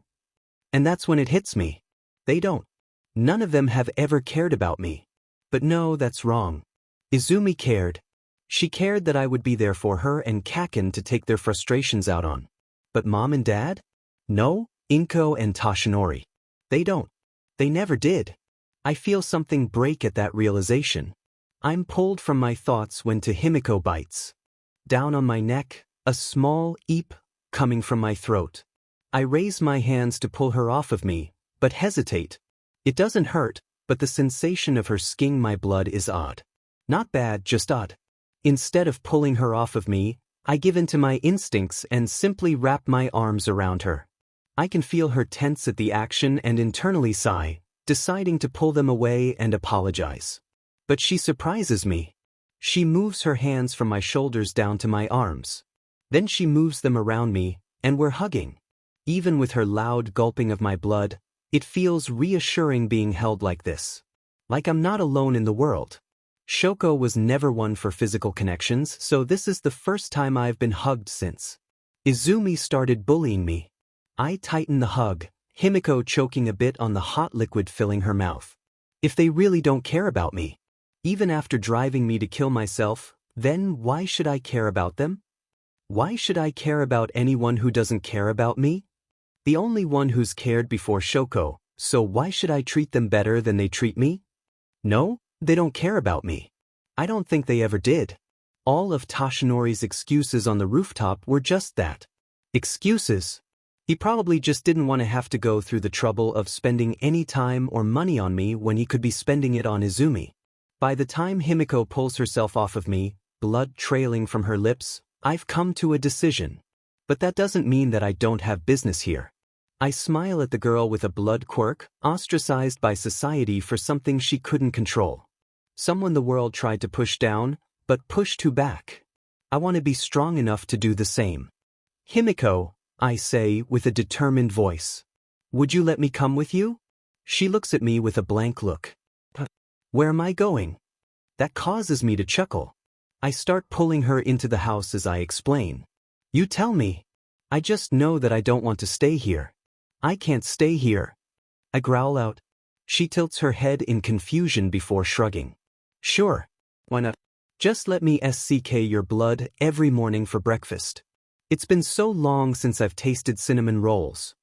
I laugh as we make our way through the empty house, nobody else being home. It cements my thought that nobody has even realized that I'm missing. Not even Shoko. I shake that thought away. Why would she know? She doesn't live with me. Sure, I always respond to any text she sends me, but maybe she thinks I lost it or something. My phone was in my pocket when I jumped, and unlike me it didn't come back from the dead. I open the door to my room, noting the dust that's always covering everything hasn't been disturbed. The only things not covered in it are my bed, desk, and the All Might posters hanging on the walls. Looking at them used to pull me out of my darkest thoughts. Whenever I or the voices started encouraging me to hurt myself, seeing that reassuring smile made me feel safe. But now all I feel is irritation. If the number one hero is a fake, then how many of the others are the same? I don't hate heroes, not exactly. But I don't want to be one anymore. I'm not sure what else I'll do, but I do know that traveling with Himiko will help me figure it out. But I'm getting sidetracked again. I make my way to my bed and lift up the mattress to reveal 15 notebooks. And laid out next to them is the one thing I splurged on with the money I got from doing odd jobs. A jacket that's a darker green than my hair, with bunny ears that would reach my shoulder when the hood is pulled up. When I saw it in a store I was passing by one day, it just felt right for me to own it. So I saved, and saved, and saved, until eventually I had enough to buy it. Of course, I almost never wear it. I wouldn't want Izumi or Kaken to destroy it, or else I might have hurt them. Now though, I'm not planning to stick around long enough for any of them to see me. I'm not going to be trying to get revenge on them either. At least not right now. Maybe I'll torment them a bit later. I giggle at the thought. Just because I don't hate them doesn't mean that I've forgiven them. Well, most of them. Kaken is the one who told me to jump, and Izumi did look mad at him when he said it. So I hate him, but everyone else I just dislike. Leaving the bed leaning against the wall for support, I dig under my bed for a moment before pulling out my old, yellow backpack. It's basically patchworked with the remains of my old clothes in an attempt to keep it together, but eventually I decided that I needed a new one. But now it makes its glorious return as my getaway bag. I quickly stuff my 12 hero analysis notebooks inside before staring at the 3 for Shoko. There's no particular reason for it. Maybe I just don't want her being in the room longer than she needs to, but I move them to the desk, stacked in the center before tossing on my jacket and putting the bed back down. I turn to Himiko as I heft the bag onto my back. Sorry for dragging you here. I'm ready to head out when you are. She nods and we make our way back through the hall before she comes to an abrupt stop in the living room, her eyes locked on the kitchen. Seeing the mischievous look in her eyes, I roll my own. We aren't going to wreck the place. I'd rather they not know I was here. I shake my head. Heck, I'm not sure even Inko knows we're here right now even though she passed us. She shakes her head. I was just thinking. She turns to me with a smirk. Living on the run is hunger work. And since we're already here. She trails off leadingly and I can't help but laugh. You know what, you're right. We might as well help ourselves. It can be their going away present for me. She giggles before doing something that catches me completely off guard. She leans in and gives me a kiss on the cheek. I'm frozen in shock and embarrassment while she rushes into the kitchen, opening every cupboard and drawer she can while looking for the food she wants. She kissed me. My mind is stuck replaying the moment. She kissed me. Come on.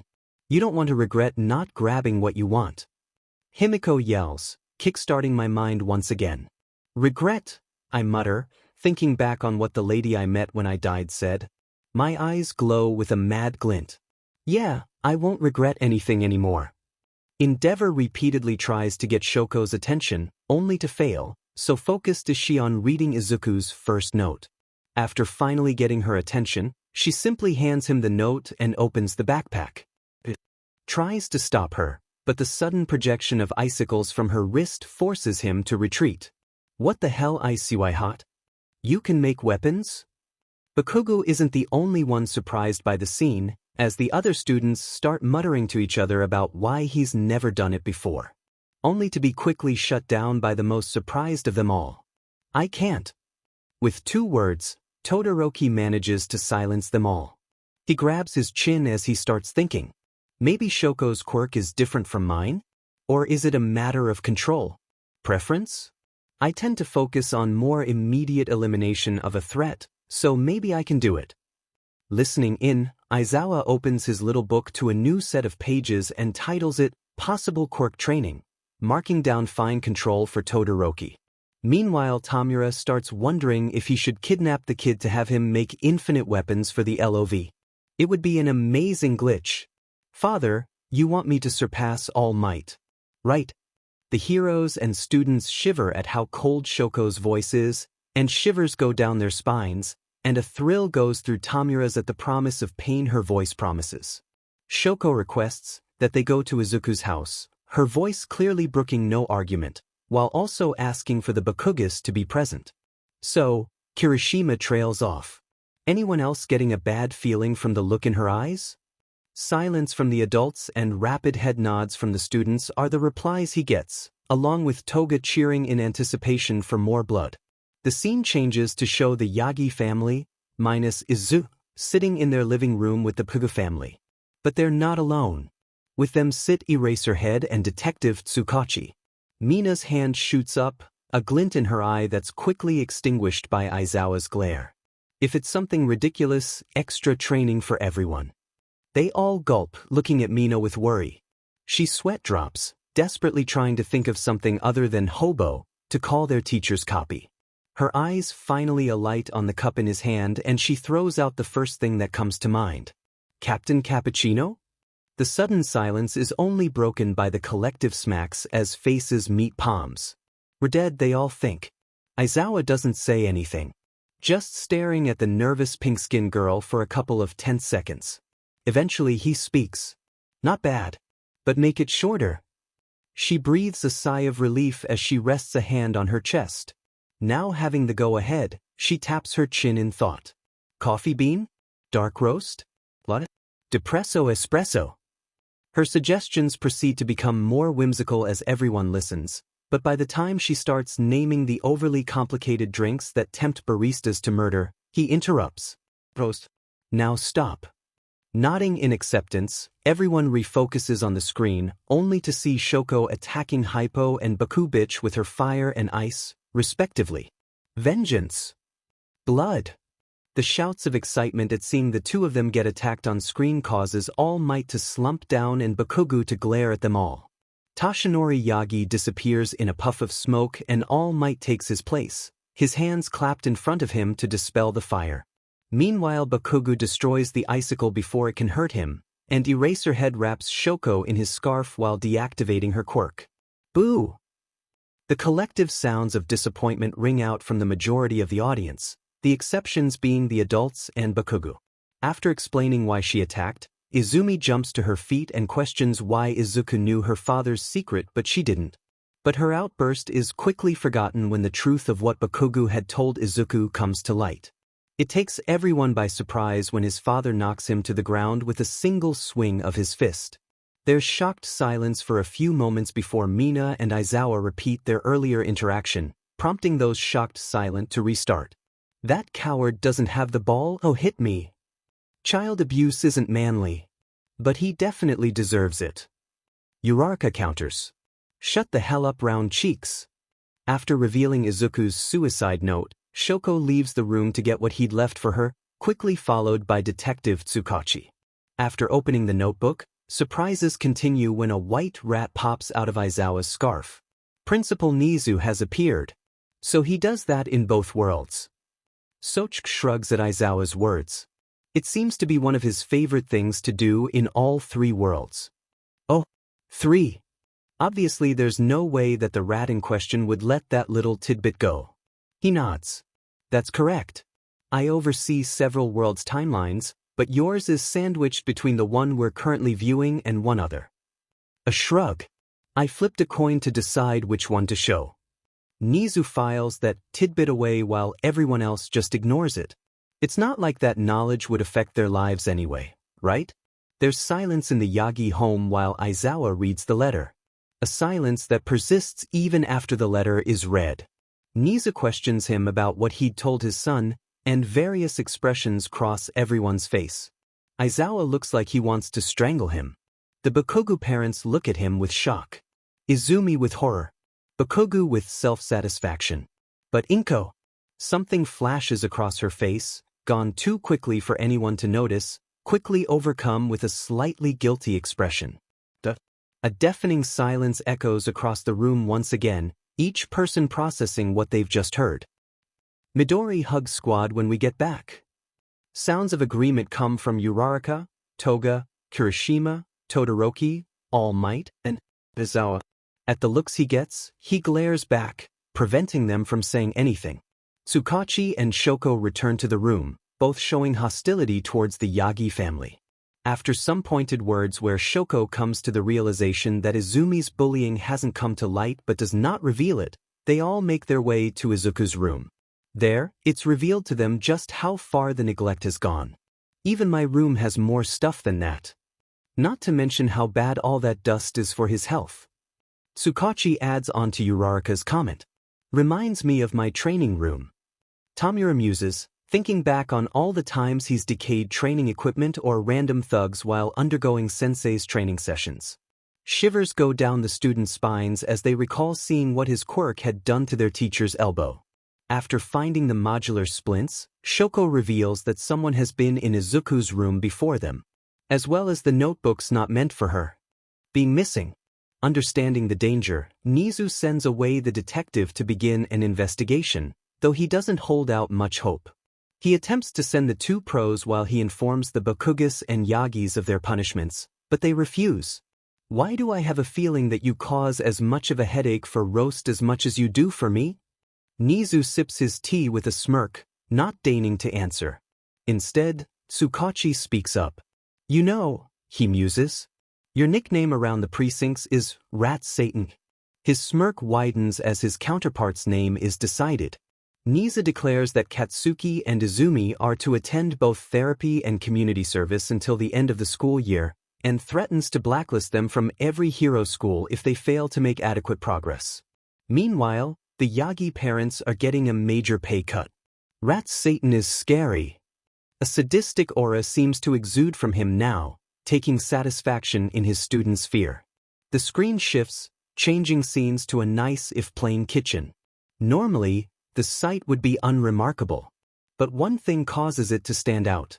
A seemingly dead body rests on the table, a girl with messy blonde buns leaning over him. Midori! The hero side shouts, while Tamura looks on with interest. Toga is squealing about how she's made an appearance, her initial disappointment that he's not all bloody gone as soon as it appeared. But everyone gets shocked when his body suddenly sits up with a sharp gasp, startling the on-screen Toga. With a gasp, Izuku sits up, the surprised girl falling on her behind.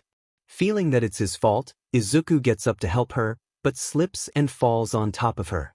Though he avoided grabbing anywhere cough in particular, when he pushes himself up their faces are extremely close. Under consideration. Rejected. Approved. And thus, the three girls present state their stances on this potential new ship while staring at each other with different expressions, with the verdicts being as expected. But one little detail that everyone's shock has caused them to overlook. Where are my clothes? Snapping their heads back to the screen so fast it's a wonder they didn't get whiplash, they see a naked Midori covering his crotch. They click their tongues in disappointment, even while they shyly cover their eyes with blushes on their faces. Except for Toga, who's unabashedly taking in his entire appearance, though the blush is still present. On-screen me, let's call her Vampy, has already seen everything. So it's perfectly acceptable for me to look too. No, it's expected for me to look since I already have. Wait a minute. I don't even have to justify myself. Mina and Uraraka's blushes deepen as they listen to her ramble, before Mina gathers up her courage and uncovers her eyes. She side-eyes the males in the room, trying to see if they're going to be judging her for looking. Despite how she acts, she does care about what people think of her. It comes with all the insults she's endured due to her appearance being altered by her quirk. But they aren't looking at her, instead they're staring at the bare Midori even more than the girls. To say Mina is shocked would be an understatement. Maybe I should warn Midori about all these guys being interested in his body. Or it could be fun to try setting him up with one of them. Decisions. After being told he died a day ago, Izuku freezes, seemingly recalling what had happened to him. What he'd done. The girl creeps towards him cautiously, knife extended defensively. Then he starts laughing. Oh dear. That is not good. Nizu advises. It reminds me of your laugh. Aizawa agrees. After getting his laughter under control, he ignores the fact that the girl is pointing her knife at him and asks for clothes. After a quick threat, she leaves to get him some clothes. Boo! Mina and Toga object, though with Vampy gone Izuku has stopped covering himself. Mina nods in admiration, Toga drools, and steam starts coming off of Uraraka from how red she is. Bakugo, for once, is suspiciously silent. Deciding to grab a bite to eat, he opens the refrigerator, only to stop when he sees that the only thing inside are large jars filled with blood. His blood. The F-? That's creepy as hell. Toga sticks her tongue out at Bakugo. Cooled blood lasts longer before going bad. Just like any other drink. Returning to see his position, the girl gets a dark look on her face. Only to be taken aback by how casual he is about the blood. After explaining how her quirk works and giving a demonstration, Izuku goes into analysis mode, only stopping when he realizes that he's still naked and rushing to get dressed. Sigh. Maybe I should give young Midoriya some advice on talking to girls. All might muses, only to be shot down by his longtime friend. Pretty sure the symbol of bachelorhood shouldn't be giving romantic advice. Burn. At Mina's shout, Todoroki touches his scar. He knows how it feels to get burned. An epiphany seems to strike Izuku, and he explains to the girl how his family must be worried, and how they'll be so happy that he has a quirk now. All the while not seeming to realize how desperate and broken he sounds. But to the girl's surprise, he invites her to his house, revealing his father's secret at the same time. After introducing each other, they depart. All Might sighs. I'm so glad young Midoriya is better at keeping secrets than Midori. Bakugo stiffens, recalling a certain confession the broccoli-headed boy had made to him on their first day of combat training. There's no way, right? We would have seen some sign of it if it were true. But we haven't, so it's not. That shitty Deku was obviously lying to me. A quick round of explaining how she found him and why she took his body helps to pass the time while walking to Izuku's house. Which is followed by the first overt signs that all is not right in his mind. If his casual disregard for his murderous new friend wasn't enough. Perhaps he got brain damage when he jumped? He most likely landed on his head, after all. Tsukachi nods. That's a solid theory. I doubt that he'd just disregard the lives of others so casually otherwise. At least based on what I've seen of the version of him in our world and of his personality on screen.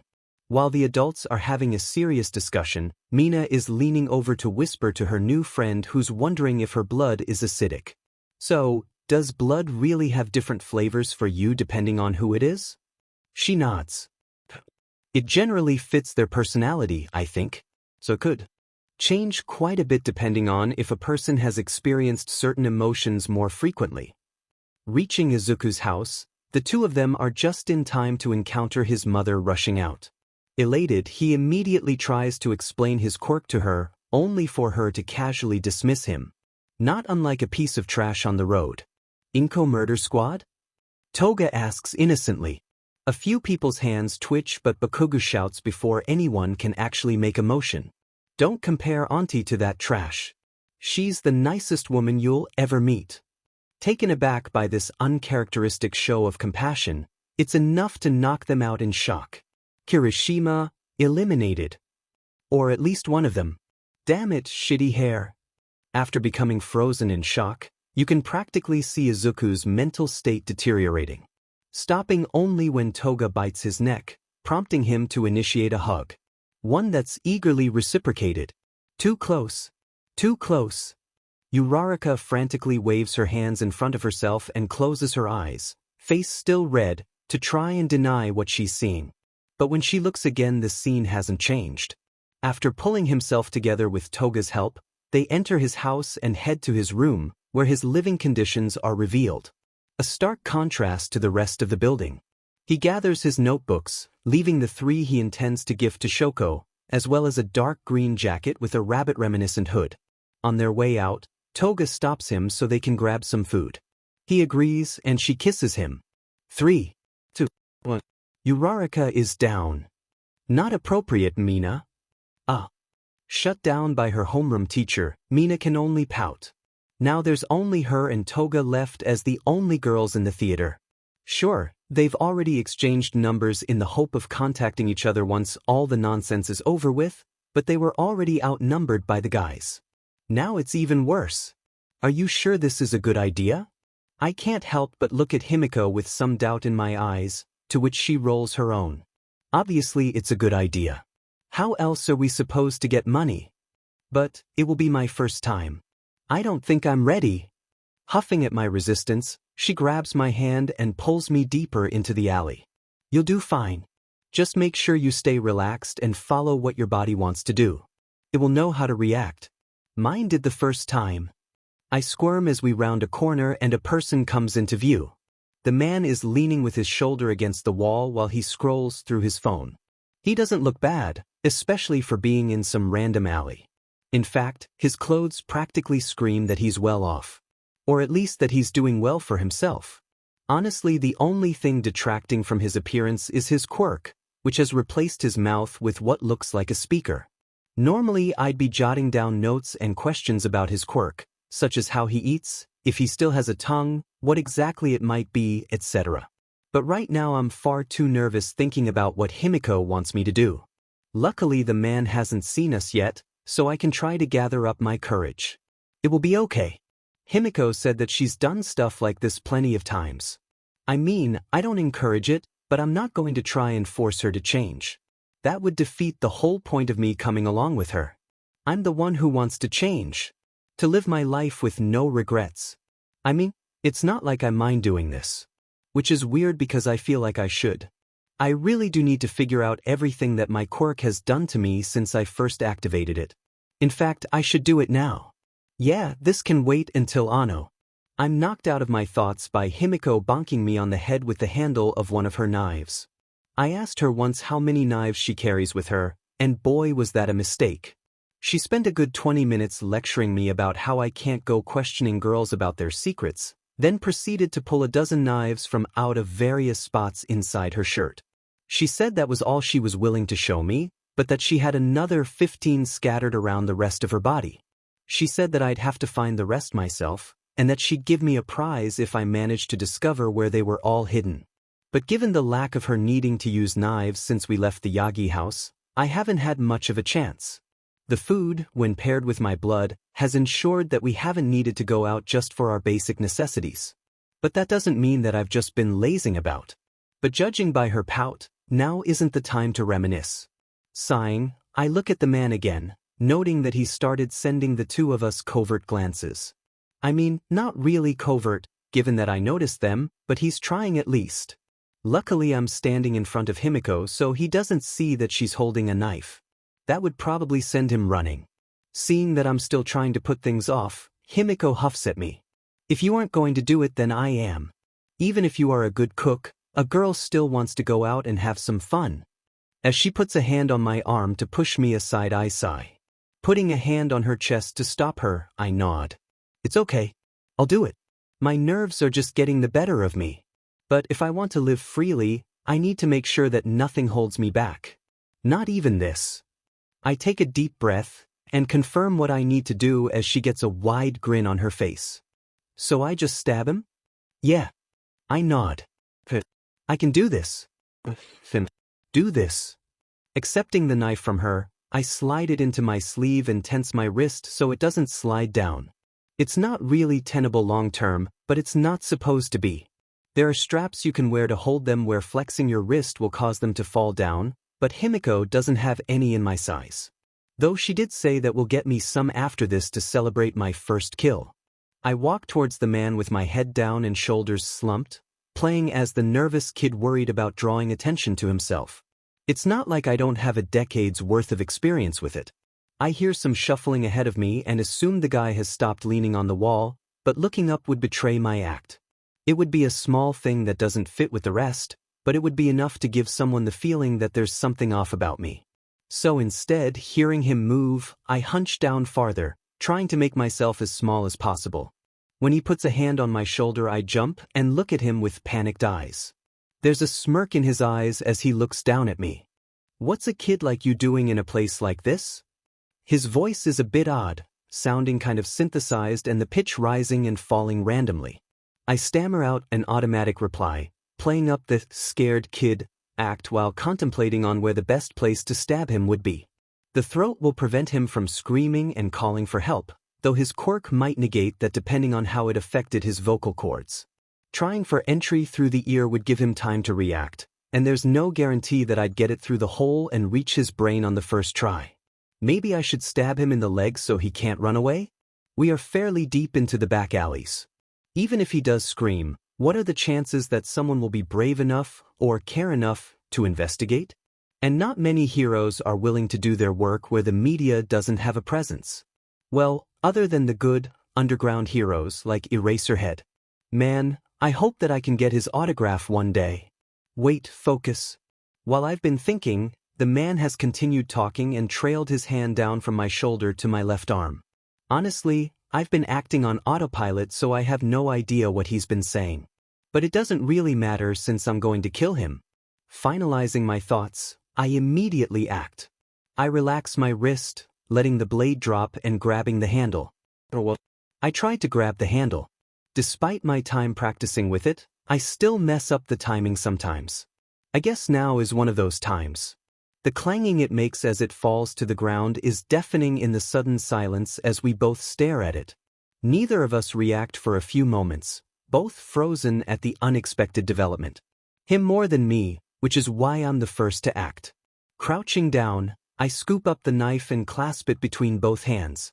The man tenses and takes a step back in shock, but despite his feeble stumble, it doesn't help him against my next move. Still clasping the blade. I'm so sorry for this. These alleys are dangerous, so my friend insisted that I carry something to protect myself. But I don't really have any experience with weapons, so I guess I didn't secure it well enough. I'm so sorry. I hope I didn't scare you. The man simply stares at me for a minute, probably trying to gauge the truthfulness of my words. But seeing my earnest expression, he relaxes and waves his hand, though his eyes narrow.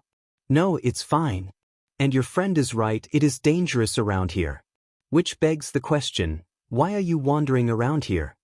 I fidget nervously, not even needing to act. This is not going as well as I thought it would. But it's also not going as bad as I expected, so I'll count it as a win.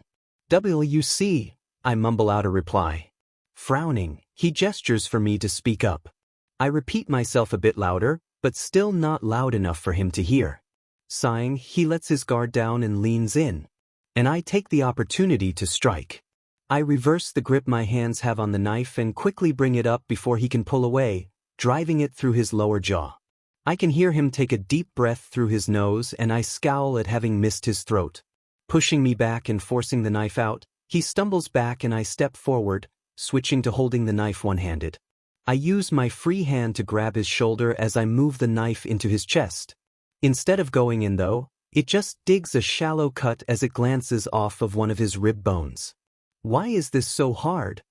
I shove him backwards and he falls on his butt, staring at me with panic as his mouth fills with blood and his shirt gets soaked. He tries to scramble backwards as he holds a hand to the cut, but I climb on top of him, preventing him from getting away. He tries to speak, but the only thing that comes out of his speaker is a spray of blood. Clenching the knife in both hands once again, I raise it above my head and bring it down on his chest with my body weight behind it. Luckily, he's too panicked to try and hold me back since my body weight isn't really all that much. But it is enough for it to finally dig deep into his chest. I pull it out and move down again. And again. And again. And again. It's not until I'm enveloped in a warm hug that I come out of my daze. Looking down, I see that the man's chest is a bloodied mess. Blood is splattered all around him, and I become aware of just how much of it has gotten on me. It makes me glad that I left my jacket back at our hideout. I stumble to my feet with Himiko's help and take a few steps back, taking in the entire sight of what I've done. Blood drips from his speaker mouth, and his eyes are filled with the terror he felt at realizing that he was about to die. While I'm looking down at him, I feel her lean her chin against my shoulder as she stands on her toes to whisper into my ear. So, cinnamon roll. How does it feel to take someone's life? To splatter their blood around them as they struggled against you?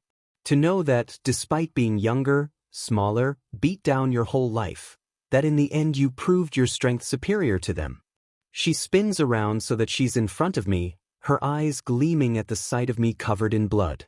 Leaning up, she trails her tongue along my cheek to get a taste of the blood. Kind of sour with a hint of bitterness. I can't help the chuckle that escapes me.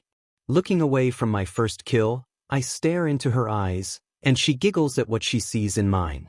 My grin stretches across my face as I touch my forehead against hers. It feels amazing. I'm in a place of shadow. As far as the eye can see, there's only an all-consuming darkness. It's intimidating, ominous, familiar. Back again, are we? The only change is a single circle of light, in which I sit across from a professionally dressed woman at a bamboo desk. The source of light, a single lantern striving to combat the creeping black. Yep. What was it this time? I had Himiko Kalima my heart. We found a stash of pre-Quirk era movies and kind of got excited to experiment with some of what we saw. Man, am I glad that I don't feel pain anymore. Given how the guy I did that to reacted, I'm sure that it would have been painful. I've become pretty comfortable here, given all the experiments with my quirk that I've been conducting with Himiko. I've even managed to get close to the lady that's always waiting for me. Well, sort of. At the very least, she stopped looking annoyed after the 15th time I showed up. Still, progress. I am quite aware. A few of my colleagues have informed me that some of their recent charges were ranting about a child in green having ended their lives.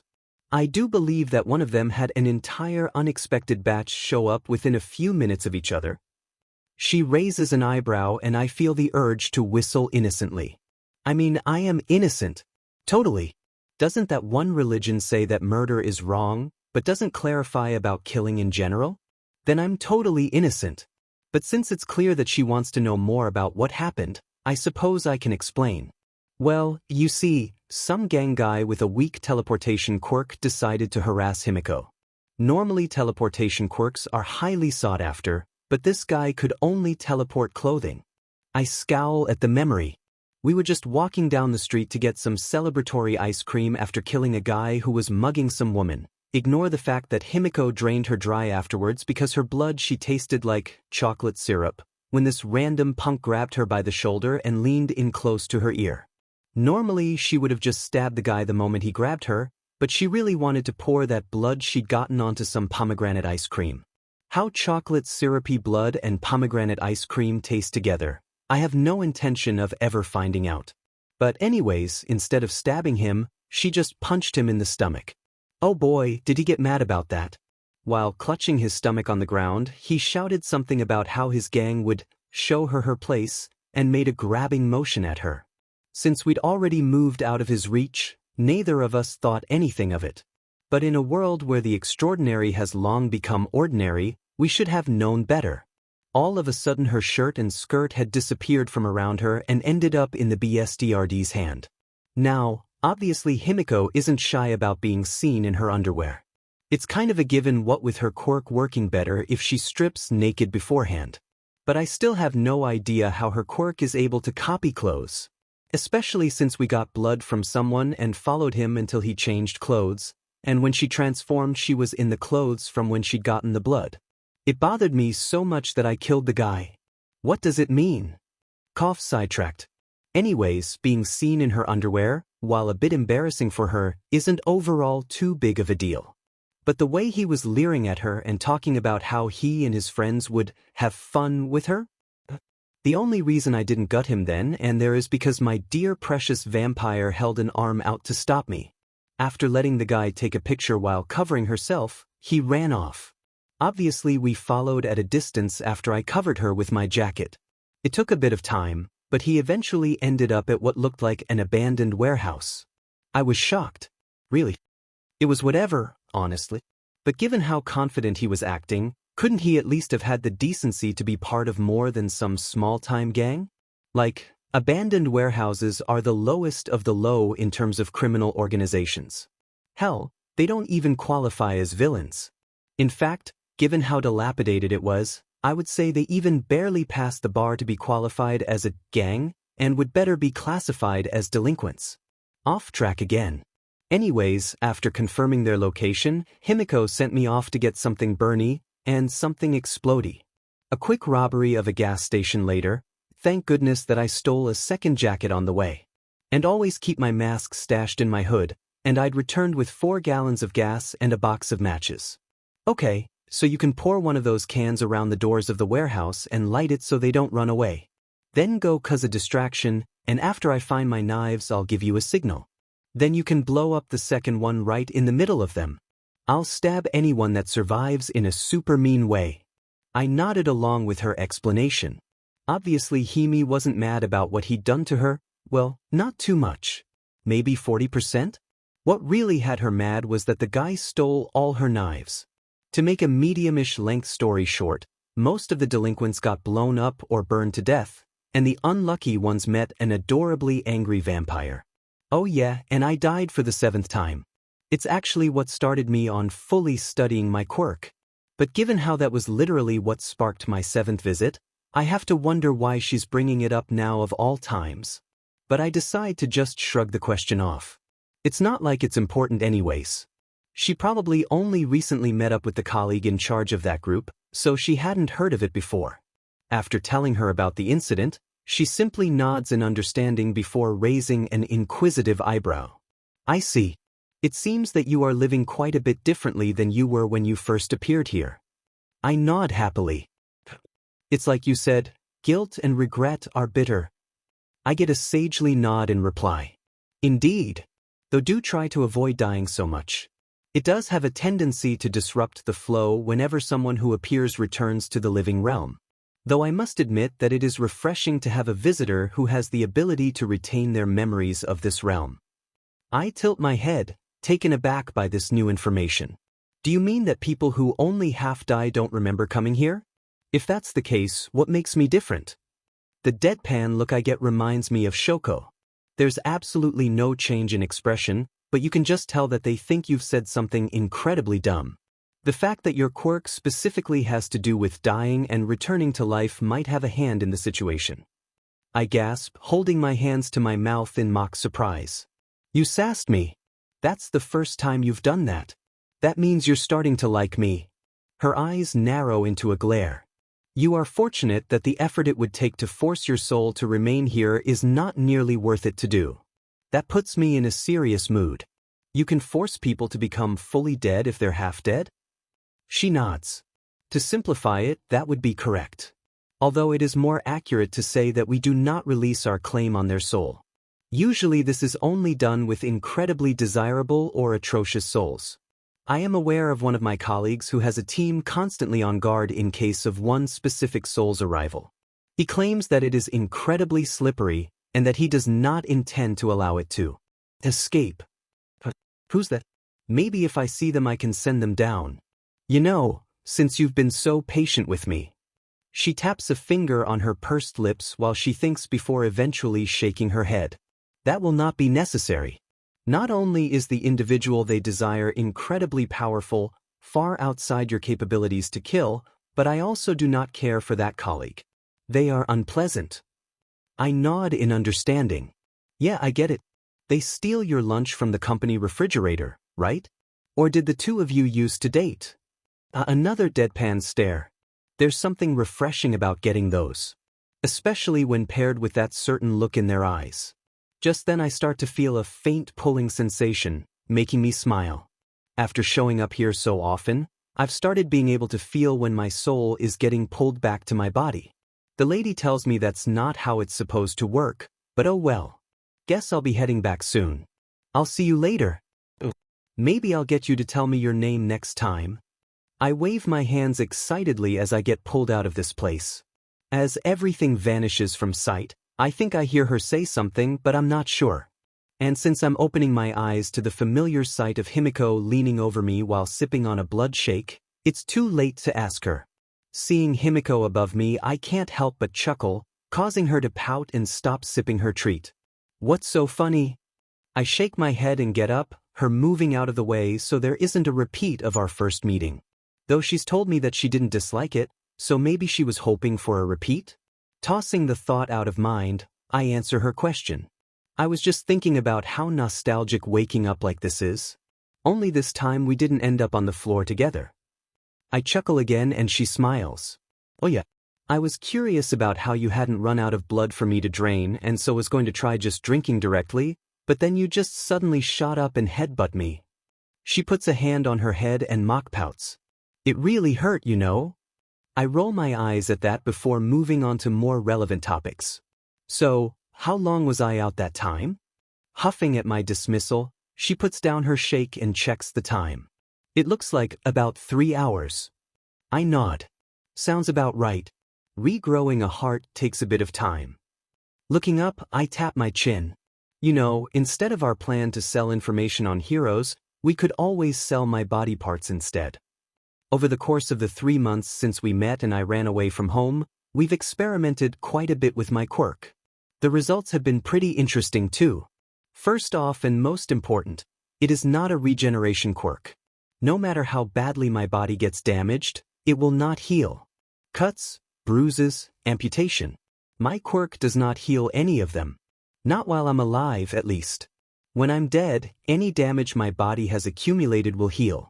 It doesn't matter what it is. Missing limbs, organs, paper cuts, etc. While I'm dead, everything will heal to its previous state. The sole exception to this seems to be anything that's beneficial to my body. For example, when you tear a muscle and it heals back stronger. Instead of healing to its previous state, my body will instead accelerate the healing in those cases. Himiko and I have really abused that to enhance my body to a frankly ridiculous degree. I think that I'm strong enough to compete with some weak strengthening quirks now. Of course, my quirk also has downsides. First of all, the fact that I have to die to activate it is already a pretty big disadvantage that would put most people off of trying to utilize it. Of course, I don't have that problem, given how I first discovered it. Which leads me to the second point. It seems that the first activation of my quirk had some complications. See, it heals my body to its previous state before I died. But it also uses my previous death as a sort of progress report on things that have changed.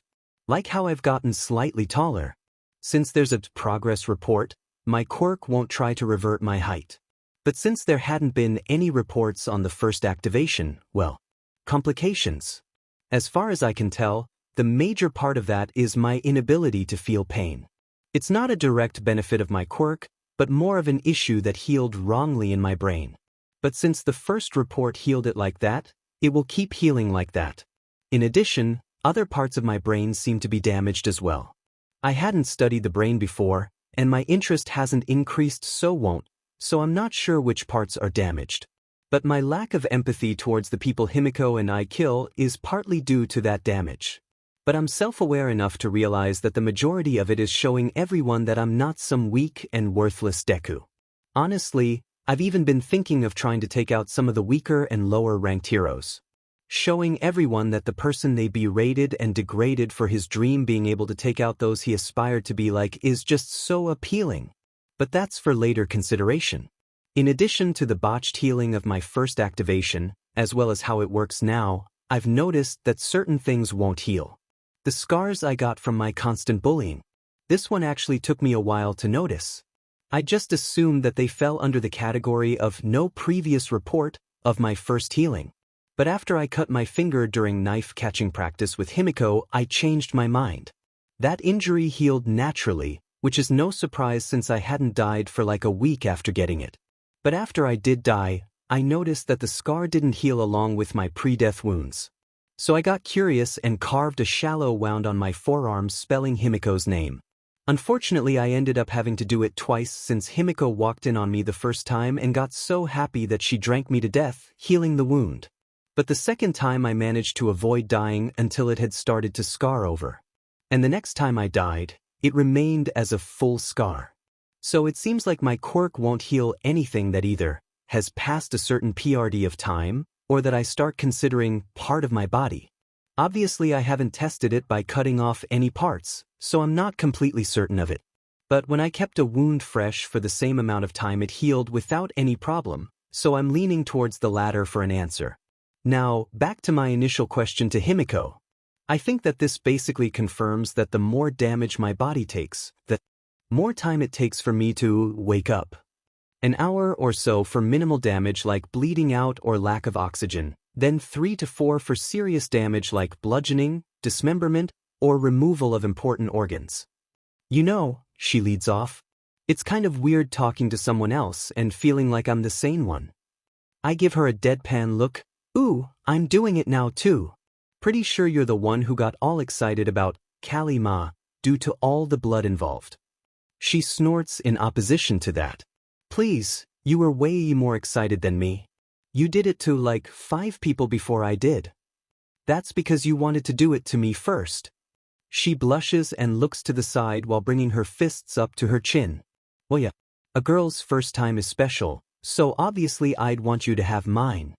Izuku Yagi has stopped functioning. Seeing my state, she sticks out her tongue and taps her head. Hoopsie teehee. By the time I manage to reboot, it's almost time for dinner.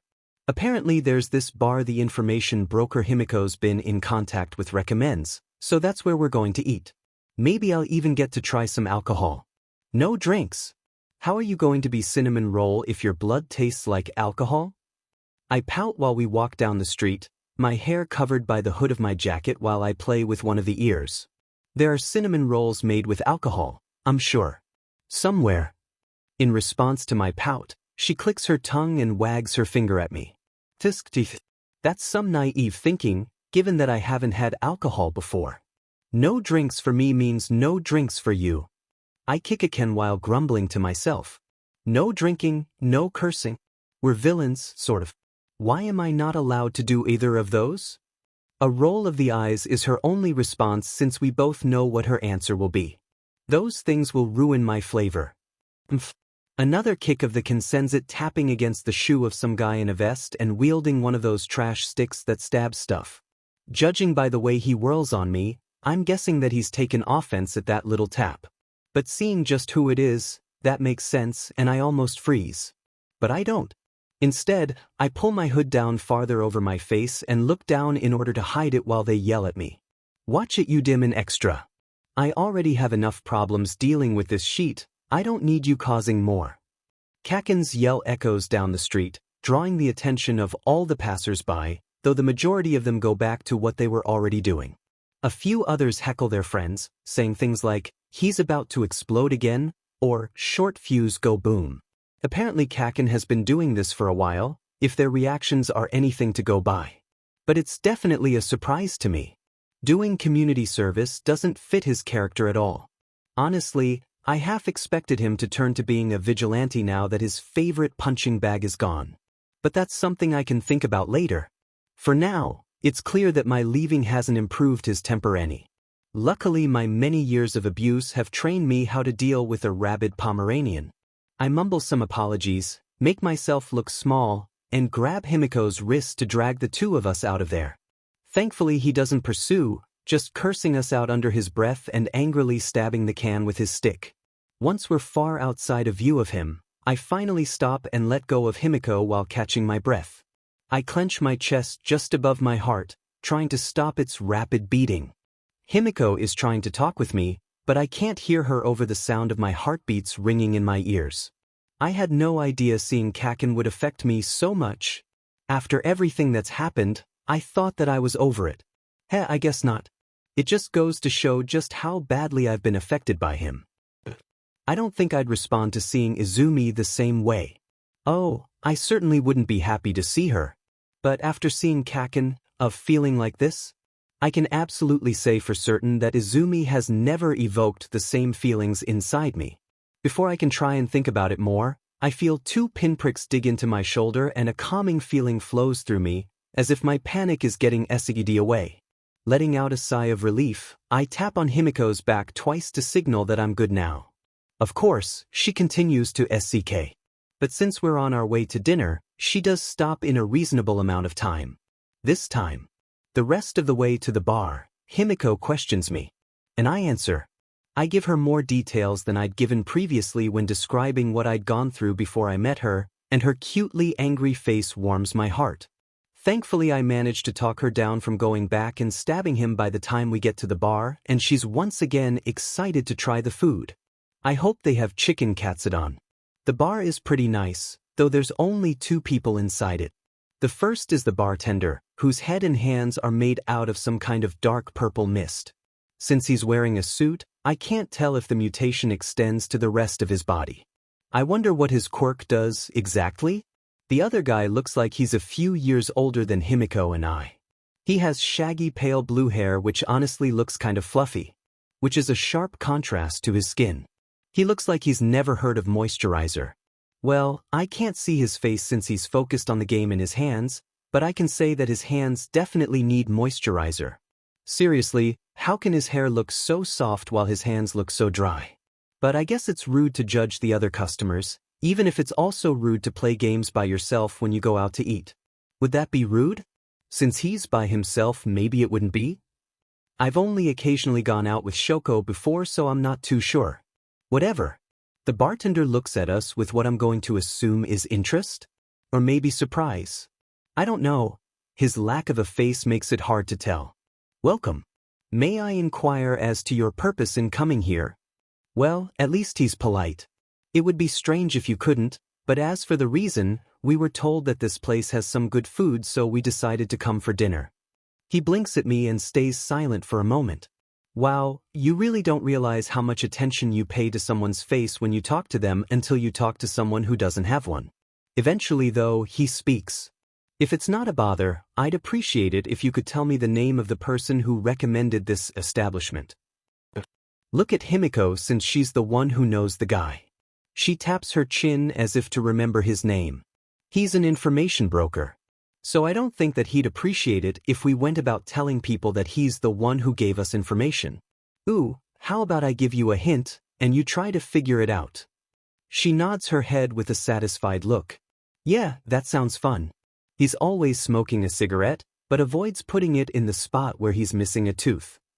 The bartender is silent for a moment before the smoke making up his head slightly flares up before returning to normal. Was that a nod? Very well. Though I should warn you that I have no intention of selling minors alcohol of any kind, despite being villains. How did you know we're villains? I can't help but be surprised at how quickly he came to that conclusion. This guy must be some kind of pro-information broker, or his quirk helps him analyze data. He blinks at me. That I was referring to ourselves. Oh, right? Himiko snickers at my blunder, so I turn my red face away and look at the floor, just letting her pull me right up to the bar and plop me in a seat. Hearing the bartender ask what we'd like to eat, I respond with katsudon and whichever tea he recommends. I mean, he didn't give us menus or anything, so I'm assuming that he's just taking any requests we have. Himiko says that she'll have the same, but instead of getting a drink just asks for an empty cup. I sigh, knowing what's going to be filling it up soon. Hopefully it isn't too big. While he's busy making the food, I turn my attention to the guy on his game. He hasn't looked up from it a single time, so it must be good. Whatcha playing? He doesn't even deign to respond, though I notice that his head shifts a bit, so I can assume that he's at least looked at me. I'll take that as a win. You've been focused on it since we came in, so it must be good.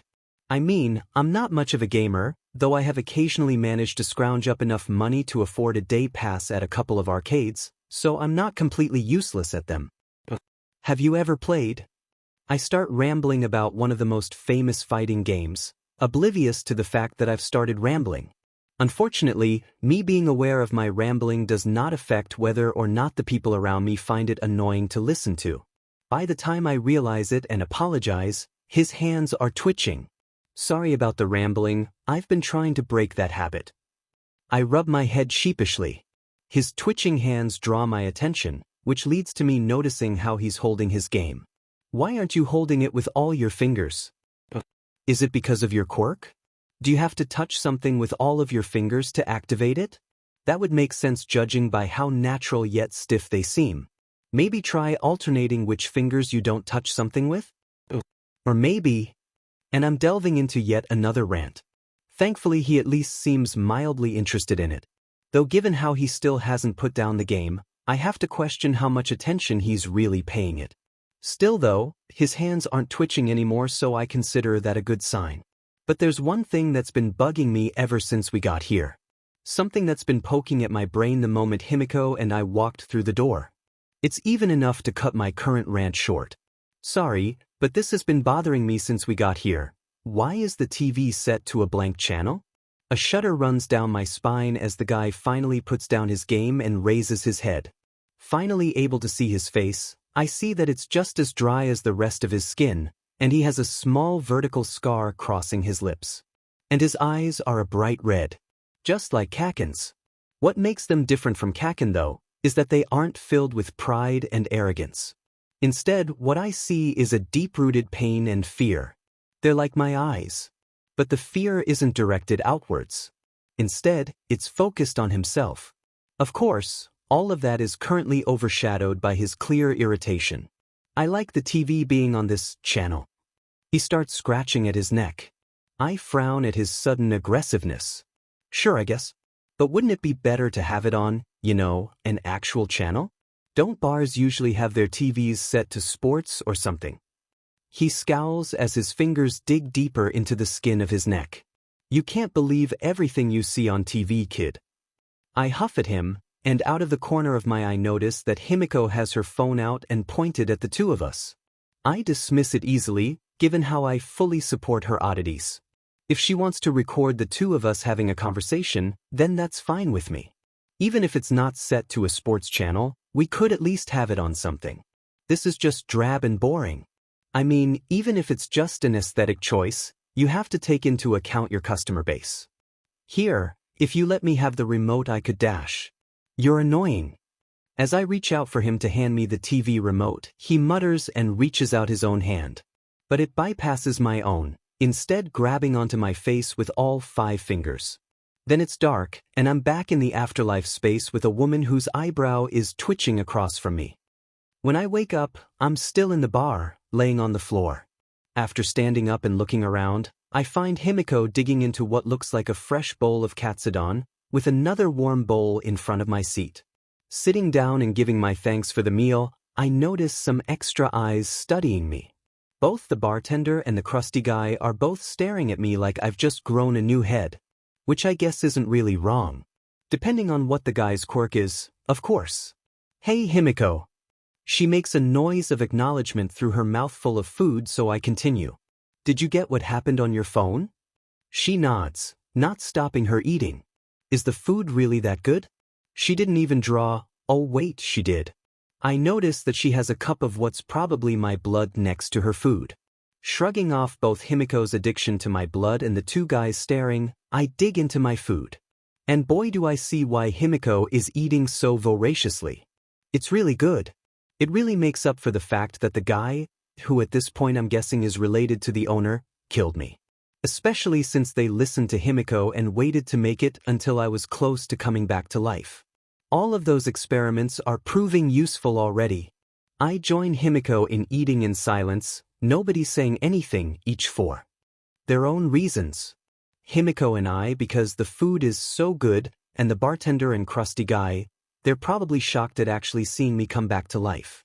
Even if Himiko told them I would, it would still be a shock to see it happen. After we finish eating, Himiko before me of course, the crusty guy finally speaks. Hey Kurogiri. We should take this kid to sensei. The bartender, Kurogiri, apparently, hesitates for a moment before doing his odd maybe nodding thing. I agree. Though perhaps we should speak to the two of them before confirming any decisions. Though he scowls, the crusty guy nods at Kurogiri's words before turning to me. How would you like to meet Master, the one who saved me when the heroes abandoned me? I stare at him for a moment, his words resonating with me. The heroes abandoned me. I'm probably one of the best people in the world who understands that feeling. The two who raised me, one of whom is the #1 hero. I want to live freely, but that doesn't mean I don't want connections. And someone like this, who knows what it's like to be overlooked by the heroes. I feel like we'd get along great. And since Himiko didn't attack them after Krusty killed me, I nod. I'd love to meet them. Okay, is everyone settled? Sochk asks after allowing everyone to move around before the next series of clips. Though he has to admit, the new seats everyone has taken are interesting. Toga and Mina have claimed the front seats closest to the screen, both excited to see what's next for Midori. Aizawa and Tsukachi are in the center, where they can listen in on everyone's conversations, along with Todoroki who decided against changing seats. All Might and Bakugu are in the back, trying to avoid everyone else's disappointed, or in some cases angry, gazes. And the final members of the audience, Tamura and Nizu, sit on the far left and right of the theater, respectively. Seeing everybody is as comfortable as he doesn't care they can be, he presses a big red button on a remote he pulls out of his sleeve, ignoring the questions as to where both it and his new outfit came from. Izuku and Toga are in an alley, Izuku looking extremely nervous while Toga has a look of excitement on her face as she pulls him along. But, it will be my first time. I don't think I'm ready. The natural sounds of fidgeting and muttering die immediately at those words, and Mina spits out her drink in surprise. Toga starts laughing uncontrollably, which only intensifies when Vampy responds. Just make sure you stay relaxed and follow what your body wants to do. It will know how to react. Mine did the first time. She ignores the jaw-dropped stares she gets, just continuing to laugh. Though she does reach out to tap her palm against Mina's when she tentatively extends it. Aizawa just sighs, fully aware that he's going to be getting a headache from what they're about to see. Good thing Mineta isn't here. Rounding a corner, the two of them see a well-dressed man with a speaker for a mouth. After bonking him on the head with one of her knives, Toga gives Izuku a pep talk. If Midori is by, I wonder if ours is too? Mina's whispered musing can still be heard in the silence, and it sets everyone else to wondering. Wondering that's abruptly cut short at Midori's next words. So I just stab him? Yeah. There's a creaking sound as everyone turns their heads towards Toga, whose laughter returns with a vengeance after having finally died down. Haha. Why you pervs totally thought it was something dirty, ain't you? Haha. They look away in embarrassment, unable to refuse her claim. Except for Mina, who nods emphatically. But do you have experience in that? The question causes Toga's laughter to fall silent as she blushes. Oh look, stuff is happening. Smirking at her, Mina lets her avoid the subject. For now. She'll absolutely be texting her about it when they get back. After approaching the man, Izuku strikes. Or at least he tries. Seeing Midori fumble the knife, the audience can't help but facepalm, not yet coming to terms with what they're about to witness. Figures, Bakugu snorts. Demon nerd can't even kill someone right. He promptly gets smacked on the head by All Might. If I do get him to join my party, maybe I should keep him as support, Tamura mutters to himself at the sad display. But he doesn't let his initial failure stop him. Turning his mistake into an opportunity, he gets the man to let down his guard, which is quickly followed by a quick but bloody struggle. But he doesn't stop after the man is dead. Instead, he stabs him again, over and over until Toga wraps him in her arms. The silence returns, the sight of the nicest person any of them have ever met, except Toga, putting them into a daze. They understood what he was trying to accomplish, but they never actually thought that he would succeed. Maybe I won't keep him as support. So, cinnamon roll. How does it feel to take someone's life? As Midori looks vampy in the eyes, the heroes shudder at the gleam shining from his eyes. It's one they've only seen on the most unstable of villains. Ones that are so far gone in their path of villainy that they no longer perceive the world the same way. It's unhinged, unnatural, psychotic, so cute. It feels amazing.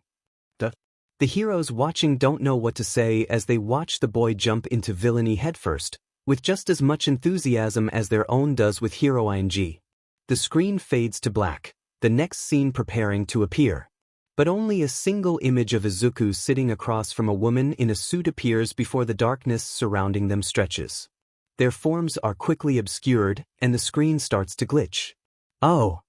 Not letting his panic show, Sochk summons a keyboard that his hands fly across, faster than many speed quirks. The audience looks on in confusion, not understanding what happened.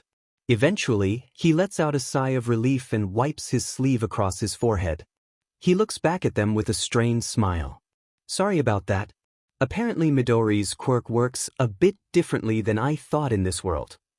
At their inquisitive looks, he explains. See, while I have jurisdiction over 3 worlds, that's only for the living in those worlds. I have no power over the dead. That falls under someone else's domain. They jolt.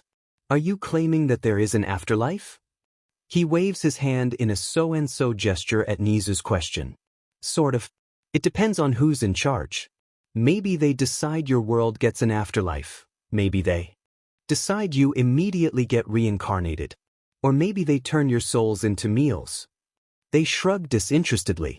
It's entirely up to them what to do with your souls after you die. So long as your world doesn't get overrun with free-floating souls. Or as they're commonly called, ghosts. He glances back at the screen. Though it seems like they don't want us seeing what they do in this world. It takes a bit of time before the screen goes back to normal, but it passes quickly for them while discussing what the afterlife in their world might be like. Izuku wakes up to Himiko leaning over him while drinking a blood milkshake. Why didn't I think of that? Just make sure you get a second blender and label which you use for blood. Not everyone wants to have blood in their shakes. Aizawa starts getting a cold sweat while listening to the 2 girls in front of him. This friendship sounds like a bad idea. After talking a bit about how his quirk works, along with a bit of flirting, Himiko suggests that they go out to eat at a bar recommended by the information broker she recently got in contact with. Tamura's eyes narrow at the word, bar. He knows that his master and Kurogyari had discussed letting people in and treating it like an actual bar, but he'd managed to convince them that they shouldn't. Reed threw a fit because he's an introvert and didn't want random people in his secret base. Seeing the route the 2 on screen take to their destination, he can't help but get a bit worried. It looks like the other me failed to stop our base from getting swarmed by randoms. By the time they encounter Bakubich, he's starting to internally panic. The heroes will definitely check the location when everyone gets back. But I don't want to change bases, I like the bar. After encountering Bakugo, who doesn't see through Izuku's flimsy disguise, the 2 hurry away. To calm down Izuku's panic attack, Himiko starts to seek his blood, reassuring him that she's there for him. You're a good friend, Himiko. H. Toga makes a buzzing sound while crossing her arms in an X. Wrong. I'm the best friend. Mina laughs, and Aizawa opens his mouth to say something. AAA, AAA, AAA, AAA, AAA. Everyone suddenly hears screaming. It starts out faint, but steadily grows louder, confusing them. But none as much as Sochk, who knows only another administrator is supposed to be able to enter this space. And even then he'd be aware of someone approaching. But this screaming is completely unexpected. So much so that he doesn't react in time to prevent disaster. The screaming is suddenly right next to them, and they can hear that it's not just 1 but 2. Both filled with incredible rage and a desire for death. And death is what they get, though not from the one they want to die. 2 behemoths crash through the room from above, their flailing limbs striking many of those who were lucky enough to avoid being crushed. There's no blood, for their real bodies are safely back on their world, but they vanish from sight all the same. Then, just as quickly as they appeared, they're gone, the floor having given way under their fighting. leaving behind a trashed room, a baffled administrator, and two shell-shocked girls. One of whom is having flashbacks back to a certain incident back in middle school. Sochk works furiously to keep the rest of the room from collapsing. Not an easy feat considering all the damage. But he manages after condensing the room into a smaller and more reinforced form. Finally able to breathe a sigh of relief, he turns his attention to his two remaining guests, who are both freaking out in their own ways. What the hell was that? That was some kind of kaiju fight. Why are there kaiju fights wherever we are? Can we turn into kaiju and fight? Toga's freakout is as amusing as it is strange. It was him again. Why was he here? Mina's freakout is quieter, more afraid, but perhaps more noteworthy. It seems that she recognized one of the giants. Both of you calm down, have some apple blood. Bottles of the named drink appear in their hands, and Mina uncorks it immediately and downs half the bottle as she tries to calm herself. Toga quickly follows suit. While they do that, Soch goes through the logs he has access to in order to determine what happened, and why people are suddenly crashing through a space they shouldn't be able to get to. Eventually, after the girls have drunk another 2 bottles of apple blood, he finds the answer. He can only shake his head in bemusement. I really should have paid more attention to that third world. He mutters to himself, but is still heard by the only other 2 still around. What do you mean? Are you saying those 2 came from the third world you have? He looks at Mina with a complicated expression on his face before nodding. Correct. Let's just say that a quirk that should have been long gone activated, and your world will have company.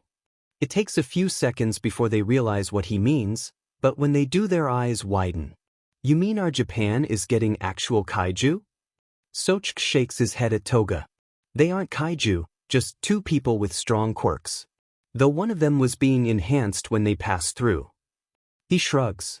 And while I know that they will show up on your world, I can't tell when it will happen. Might be the moment I send you 2 back, it might be in 1,000 years.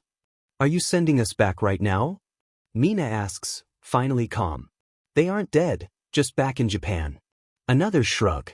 That will be up to the 2 of you. I'll allow you to stay and watch if you want. Don't worry, I've reinforced this space so we shouldn't have to worry about another incident. Or I could send you both back right now with your memories intact. Just know that whatever happens, it will happen to both of you. He looks around sadly. Too bad the others lost their memories of all this, but at least their subconscious will remember. I was looking forward to how things would change. After exchanging looks, Toga nods and Mina takes a deep breath. Getting their answer, Soch smiles. Well then, back to the show. Himiko and I walk through the purple portal Kurogiri opens for us along with Krusty McChaplips. On the other side is someone famous worldwide. Someone everyone has heard of. Someone who either brightens or traumatizes your childhood. Indeed, it's the legendary Mr. Potato Head. I had no idea that the toy was based on a real person. Do you have the parts of your face laying around this lab somewhere? This like a scavenger hunt? Did you lose them because you took off both eyes and couldn't see anymore? Let's help him out and find his eyes for him. Maybe we can get an autograph after. Himiko facepalms while the others are frozen in shock at my barrage of words. But I guess that makes sense. Thinking about it, I doubt Mr. Potato Head is his real name. It's probably just his brand name. And judging how we got here by portal, he probably doesn't get a lot of new visitors. Aizu. Himi says with a serious look on her face. When I tilt my head in confusion, she sighs. Remember earlier when I said that sometimes it feels like I'm the sane one in our relationship? I nod and she continues. This is one of those moments. I pause my excitement for a moment and replay what I said before my eyes widen in understanding. I'm sorry about that. I guess I let my excitement get away from me. I rub the back of my head sheepishly. Thankfully my apology seems to get the other 2 back to normal since Potato Head turns to Krusty. Tamura, why have you brought such a disrespectful child here? Rude. I'm not disrespectful, I'm excitable. There's a difference. Sort of. His quirk brought him back to life. I figured that you would want it, sensei. His reply is straight to the point, rather bland I'd say. Potato Head's reaction isn't though. He JRKS straight up in his chair, which honestly looks super uncomfortable without any cushions on it. And he turns his eyeless and noseless head towards him. What? Are you certain that it is not simply a powerful regenerative quirk? The now named Tamura nods his head as he rests 4 fingers on the side of his neck. I'm sure. I completely disintegrated his head, but for some reason it didn't travel to the rest of his body. After he died, his girlfriend Dash. Girlfriend? I can't help my blush-accompanied shout at his casual claim. I mean, sure I like her, but we aren't officially dating, I think. Well, I haven't had a girlfriend before, so I'm not entirely sure, but still. As my face starts to reach cooking temperature, I shyly look to the side only to see Hime giving me an odd look. Why are you acting surprised? We've been together ever since you let me drink your blood. That long? This day is just full of surprises. First I see Kaken doing community service, then she brings me to a bar for dinner, I get my head destroyed, by disintegration he said. Meet Potato Head, and now I find out that Hime and I have been dating for months? It's hard to wrap my head around this, but as Hime hugs my arm, I decide that I can accept that I'm just kind of oblivious in social situations. Seeing that I'm done with my outburst, Tamura continues as he scowls at me. As I was saying, the girl told me that his head would grow back after about 3 hours. It took an extra couple hours, but she was right. He was completely dead and he came back to life. Kurogyri even checked his pulse after I'd grabbed him. Watching him grow a new head was pretty creepy, definitely rated M. Seeing his gaze drop down to my neck as Potato Head turns to me with a smile through his oxygen mask, I try to follow his gaze. But since whatever he's looking at is on my neck, it doesn't really work. Seeing my predicament, Hime, my now girlfriend, takes a picture and shows it to me. Taking her phone from her hand, I look and see what's drawn their attention. There's a jagged scar running around my entire neck, like if someone wrapped something coarse around it and pulled. I'm silent as I turn my head to look at it from different angles, my brow furrowed. This is weird. I've never gotten a scar or anything like that from something that killed me before. Does this mean certain types of wounds can't be healed? Or is it something to do with his quirk? On one hand, I don't really want to die anymore, on the other, I really want to study your quirk. I look up from my thoughts only to have my vision filled with the palm of someone's hand. Huh. I'm surprised, obviously. I really need to stop getting lost in my thoughts and mutterings. One of these days it's going to get me in trouble. But that day is not today since Hime slashes at the outstretched wrist, causing them to pull back. Even without eyes, you can tell he's angry just by the pressure he's giving off. Hime flinches and her knees buckle, but I hold out a hand to steady her. Feeling my reassuring presence transmitted through my touch, her legs stop shaking and she looks up to meet his, glare? Next to him, Tamura is holding out his hands in his own preparation to fight. But is that really necessary? I'm not even sure what the guy was trying to do given how much I was thinking at the time. Can you explain what you were trying to do? I promise that I'm paying attention this time.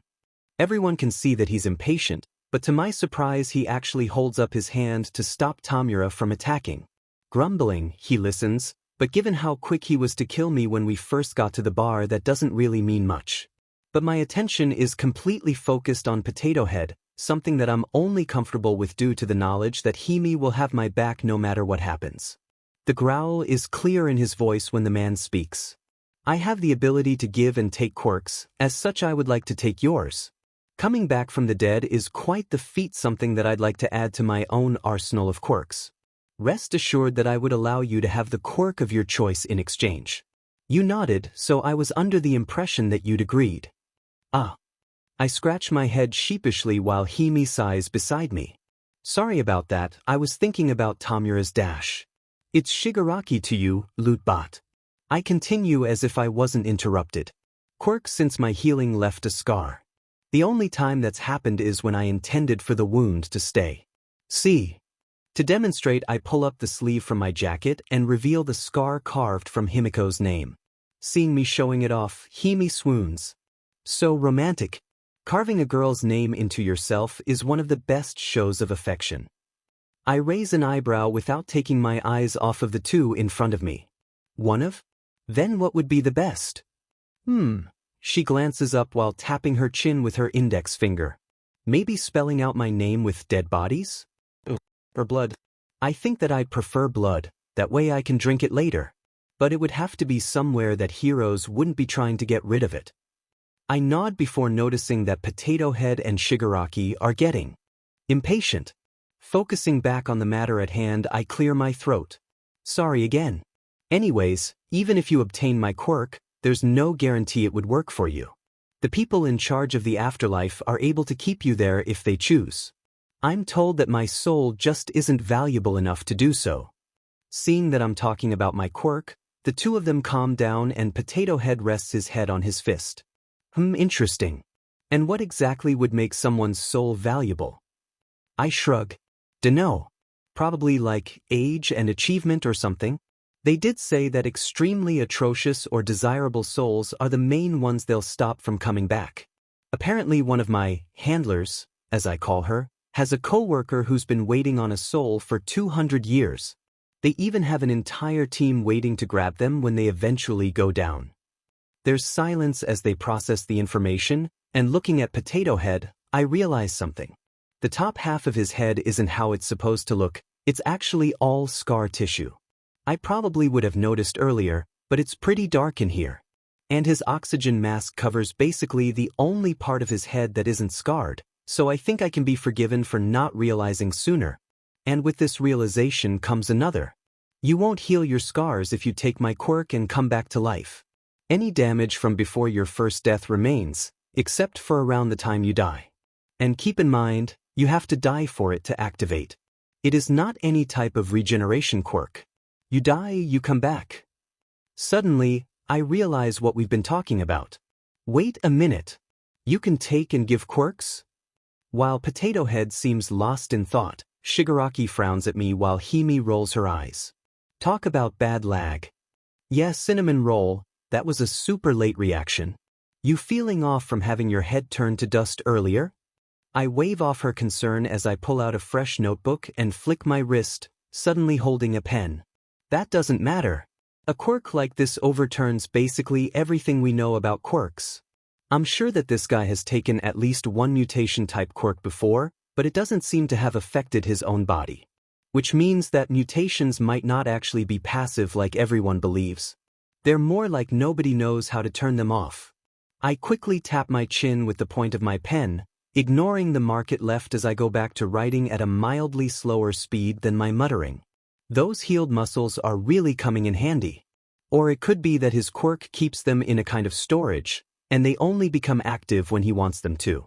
Still though, that would raise the question of whether or not he can give someone a mutation-type quirk and change it from passive to active, thus turning it from a mutation to a transformation type. What about animal types like Mirko? Would he be able to turn her fully human if he were to take her quirk?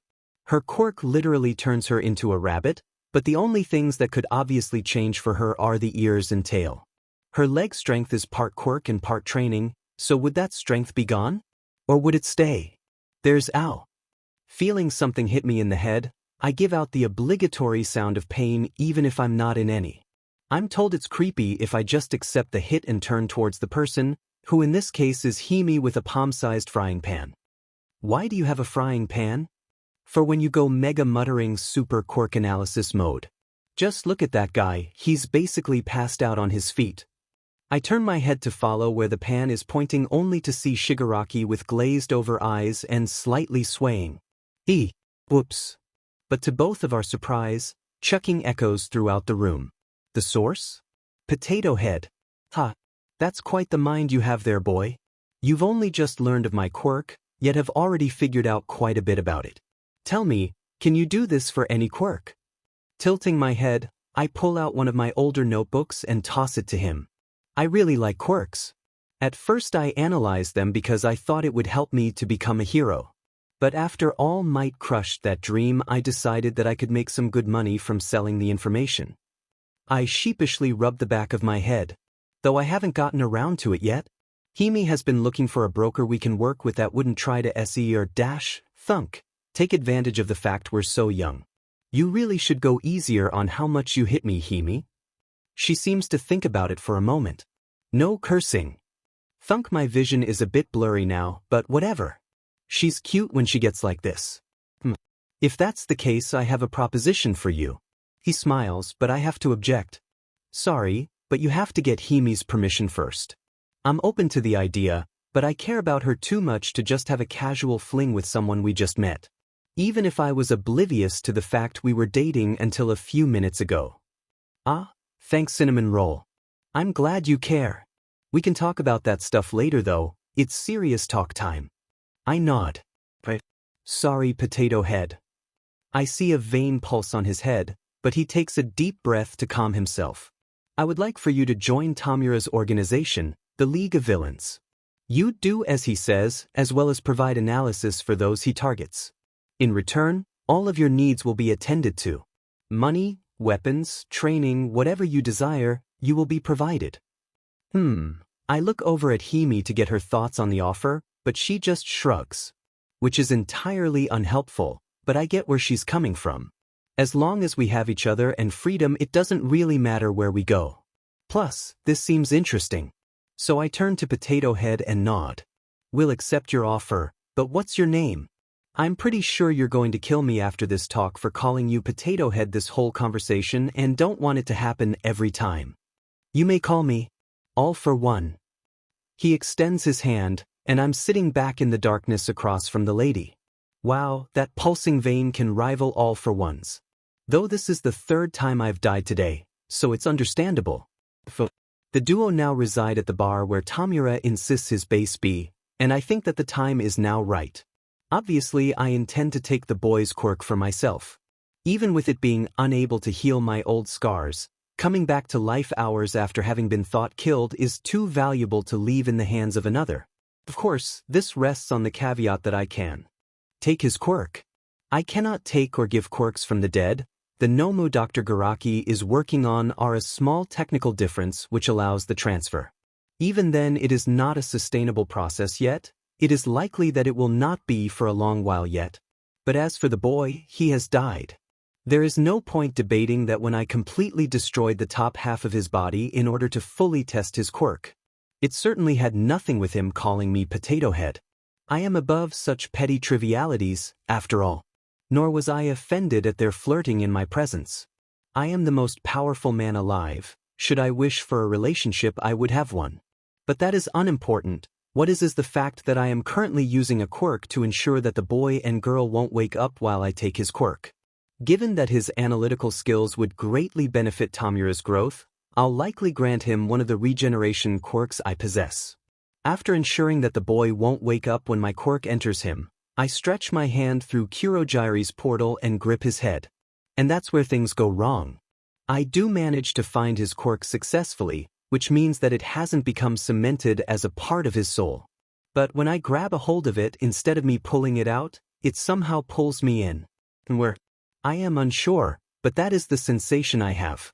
An odd feeling envelopes me, though it seems more focused around where my eyes used to be, and the world briefly turns blank, the various observation quirks I use having stopped functioning for a brief moment.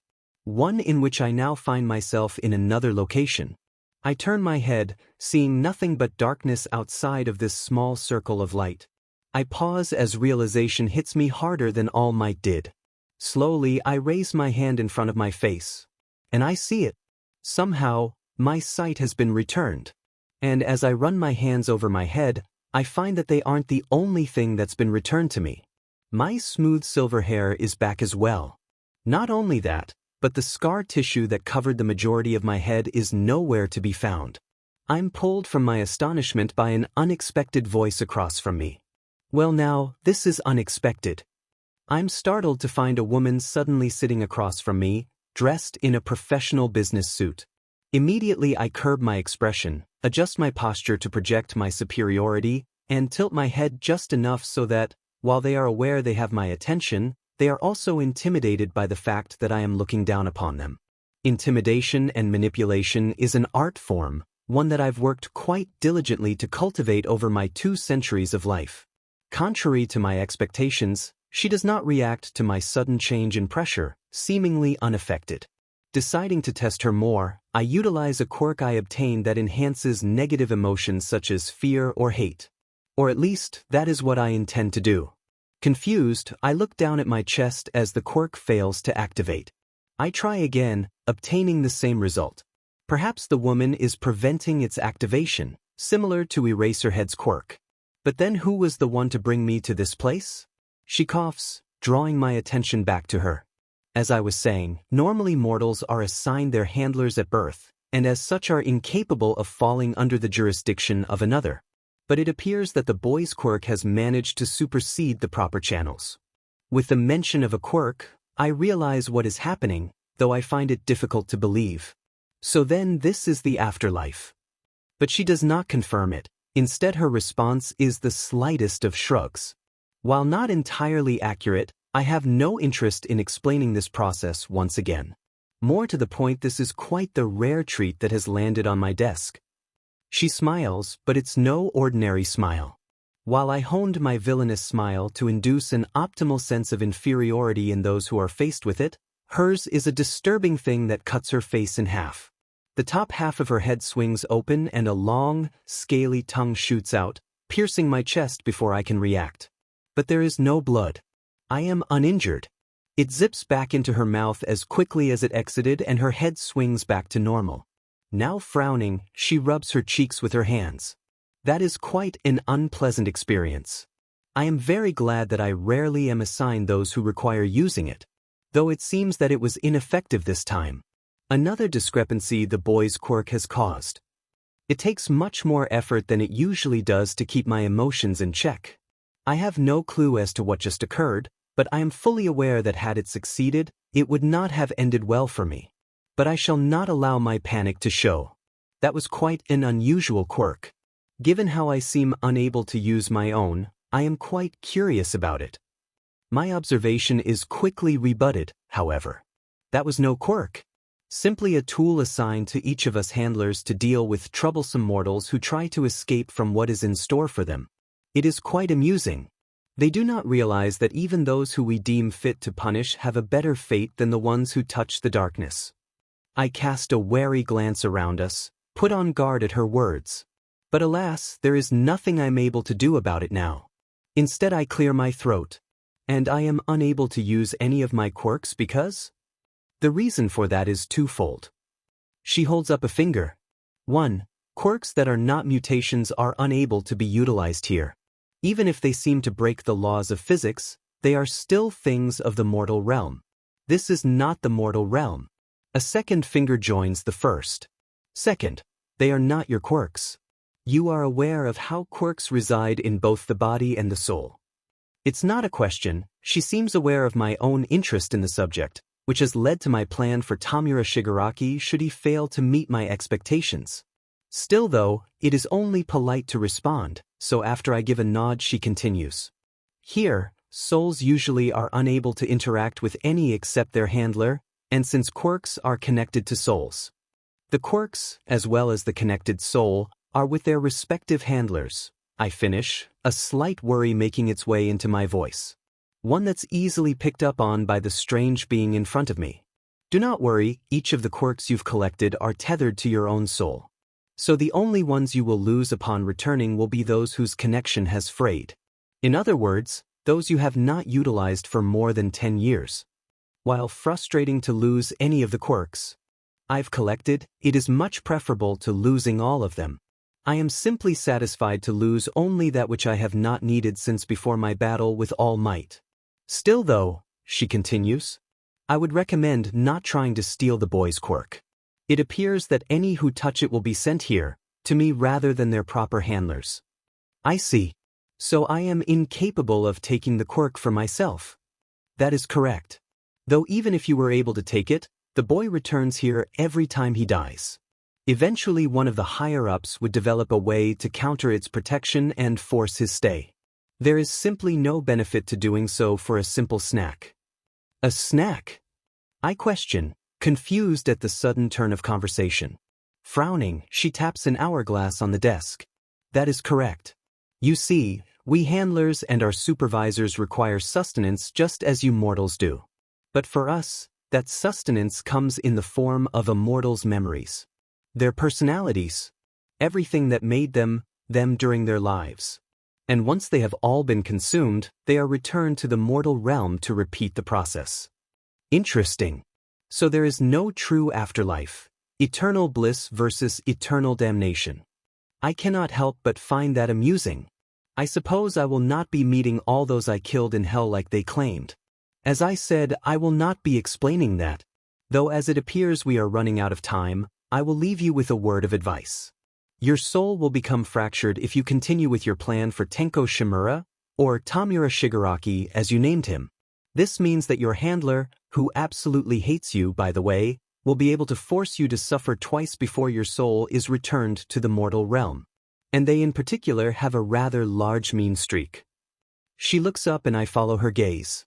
Above us are what look like countless shooting stars, rapidly falling towards us. She speaks again, her words having gravitas as well as the familiar tone of a manipulator trying to get what they want. But given that you've somehow managed to encounter a different handler, despite that not supposed to be possible, there is an alternative. She meets my eyes and I feel a chill run down my spine. Give up on your dreams of immortality and world domination. Care for your charges. Treat them as your children rather than pawns. Do this, and when the time comes I will be able to claim your soul and make the process for consuming your life's experiences neutral. I chuckle as the lights above grow brighter.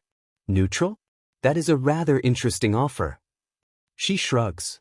I will not make your stay unpleasant, but neither will I work to make it pleasant. I will allow you to roam free in the space where I send mortals assigned to me. You do not need to tell me your answer now, I will know based on how you live the remainder of your life. The light is nearly blinding now, though the darkness around us has failed to be pushed back. I glance up and see a multitude of people falling towards me, all with furious expressions on their faces. Ah, the quirks I've stolen, I idly remark. Before they meet me and presumably send me back to the waking world, the woman says something that manages to break my composure. Oh, and do not inform the boy of this event, neither of what we've spoken of nor that you attempted to steal his quirk. Should you do so, you will suffer unimaginable horrors the likes of which even your assigned handler would cower from. Goodbye, Seto Shigaraki. I hope to see you again. The quirks slam into me and I am once again engulfed in nothingness. Once it clears I am back in my chair, my hand touching the boy's head. It appears that no time has passed at all since I've been gone. I withdraw my shaking hand, idly dismissing Kurojuri to rest as I do so. Once he is gone I bring it up to my breathing mask, gripping hard enough that I can feel the glass fracture. Though that is a negligent detail given I can quickly repair it with a quirk. No, there is something far more important. Seto Shigaraki. Somehow, that woman knew my name. I had long cast it aside when I decided to follow the path of a demon lord as inspired by the manga I read. But more than that, after I'd taken the mantle of my quirk, all for one, I'd forgotten it. It has been 170 years since I have heard that name, and the memory of that time flows through my mind. I stand atop a skyscraper, facing Yoichi Shigaraki, my brother who is dressed in a torn patchwork outfit that is meant to symbolize hope, justice, and all that those with naive ideals extol. He glares at me with such anger, but of course he does. For this is the last building standing in what was once the most populous city in Japan. Now it lies in ruins, the battles between both our forces having left a desolate hellscape behind. It is something that neither of us wanted. I wished to rule the city, while Yoichi wished for it to be a place of peace where people could follow their dreams. Of course, he does not approve of my own dream, so it would never welcome me. This is what he fails to understand. No matter what lengths he goes to, there will always be villains who seek to control or kill others. Under my rule, all would know who those people are and avoid them. Or perhaps I will establish a sort of Colosseum, such as the ancient Romans did where one's bloodthirst could be slackened. But I'm pulled from my plans by my brother's words. Are you happy now, brother? Now that you've slaughtered a city, are you happy? I sigh, having long accepted our fate. Neither of us will stop the pursuit of our dreams, each that opposes the other on a fundamental level. One of us will have to die, and I have no intention of being the one to do it. This was never my intention, brother. Had your allies not ambushed my own forces, this city would have lived on under my rule. You are just as responsible for this as I am. I see in his eyes that he does not believe me, but of course. While I admired the demon lords in stories growing up, he always admired the heroes who would bring them down. I suppose keeping him locked away to avoid getting killed in my inevitable conflict with the world only reinforced his view. But it matters not, for you will fall here, and I will be reclaiming the quirk I'd given you. I raise a hand, the slightest pang going through my heart knowing that he will die here, that we will never reconcile. But it is quickly banished by his laughter. It is a laugh full of mockery, one that I never expected to hear from him. Did you know, brother, that I had a quirk? Shock flows through me, but he continues without waiting for a response. You have the ability to take quirks from others. I had the ability to give my own. Had? I question sharply. He nods happily, a tension leaving his shoulders. That's right, had. I've passed it on now. Just as they will pass it on. And it will continue to be passed on until you are defeated. He turns away from me, stepping to the ledge in order to look out over the burning city with a sad expression before turning back with his arms spread. There will always be a hero to defeat the demon lord, Seto. We both know this to be true. But now I'm tired, so just promise me one thing. My throat tightens and an unpleasant feeling grows in my stomach. What, Yoichi? He smiles. The world will always need heroes. Even if they don't make an attempt on the final boss, the people need protection. So make sure they have them. And he lets himself fall backwards with a smug grin on his face. I could have stopped him. I could have used any number of quirks to fly down while he fell and stop him. I could have saved him. Instead, I decided to honor his last wish. A world of heroes, ruled by a demon lord. One among them will rise to fight while the others keep his kingdom safe. He always did do all the side quests in his games. It's been about a week since Hime and I have joined the league, and I've been stuck on a certain question she asked me. Even now, while I'm training with one of the people AFO hired to boost my combat capabilities, I jump back, dodging the bumper that would have launched me into the wall. I know from experience that it would have at least cracked a rib. At least I still would have been able to fight. If they'd gone for my head, it would have snapped my neck and killed me. I also know this from experience. This trainer has a quirk that's apparently often compared to pinball machines. They can transform their arms into something similar to the bumpers that the ball bounces off of. And just like those bumpers, they'll launch back whatever they hit with a sizable force, which is further enhanced by the size difference. This trainer is supposedly training me to help deal with quirks that only affect a person's body, which basically means that I have to hit them before they hit me. So dodging and quick attacks. And since they don't have to hold back in fear of killing their student, well, permanently at least, I'm told that I'm progressing at an impressive rate. Of course, that doesn't help if I'm distracted, as shown by my now broken arm. Still though, I managed to twist it so they missed the elbow they were aiming at, so I can count that as a minor win. But instead of pressing the attack, they stop. Okay, what's on your mind? They question me. It's clear that something's bothering you, and if it gets you killed here, I won't be able to enjoy my break in peace. I sigh. The guy training me really enjoys the fact that he'll get long breaks every time he manages to kill me, but for some reason he won't be satisfied unless he earns them. I guess an outside distraction means he didn't earn it. Well, now that my girlfriend I blush at calling Hime my girlfriend, it just gives me a warm, fuzzy feeling inside. Or it could be internal bleeding. Either works. And I have joined a villain organization. She decided that I should choose a villain name. I've been having a hard time deciding. They nod in understanding, which makes me relieved that I'm not overthinking it. It's good not to rush it. There's a lot to be said for a name. For heroes, it's supposed to give people hope. For villains, to inspire fear. Though if you go for something too ostentatious, you'll probably be turned into a joke by the internet. Especially if you don't manage to live up to it.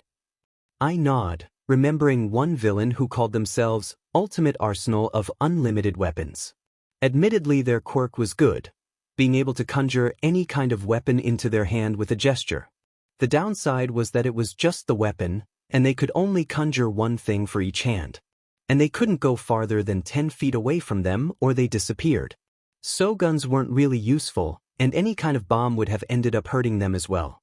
Really, they were a low-tier villain who relied on intimidation and bluffs to rob banks and scare away low-ranked heroes. When a hero with the guts to actually stand up to them confronted them, they got beat super easily. Apparently, they hadn't even been training to use the weapons that would have been useful in close quarters. Anyways, with the truth of their quirk revealed, the internet was quick to mock them. From editing videos to make fun of their quick loss to a rookie hero, to memeing their quirk and name, nothing was forbidden. I won't go into details, but let's just say that they couldn't bear the shame of what people photoshopped them summoning and killed themselves in prison. And that's just one example of naming gone wrong. There are plenty of times villains have literally been laughed into SBMSN by civilians after saying their name. Usually they're practically begging the police to take them away in those cases. I'm pulled away from the potential problems the wrong villain name could cause me when he continues talking. Of course, you could always go simple. Like me, my quirk treats whatever I hit with it like a pinball, so that's what I decided to call myself. Pinball. He chuckles. Doesn't hurt that it's fun when heroes expect me to be the pinball only to find out that it's them. Anyways, you could always base your name off your appearance if you have a certain look you always wear. Or even whatever fighting style you use. Maybe use jump or bounce in your name since you're always jumping around. Jumping? Or maybe hopping, something about that tickles my brain, but what is it? As I think about why it seems familiar, my eyes are drawn to my jacket hanging by the door. Specifically on the hood, where the ears trail down. Suddenly I nod, startling my instructor. Which makes me realize that I've been thinking for about 20 minutes. I know what I want my villain name to be. I just hope Himi likes it. I look at my instructor with determined eyes. I was told today's training wouldn't end until I managed to get one serious hit on him without dying, and now I'm more determined than ever to do so. I ready my knife, taking a loose stance with my knees bent and ready to launch myself in any direction. If I'm choosing that as my villain name, then I should live up to it. Let's get this over with. I've got a villain name to announce.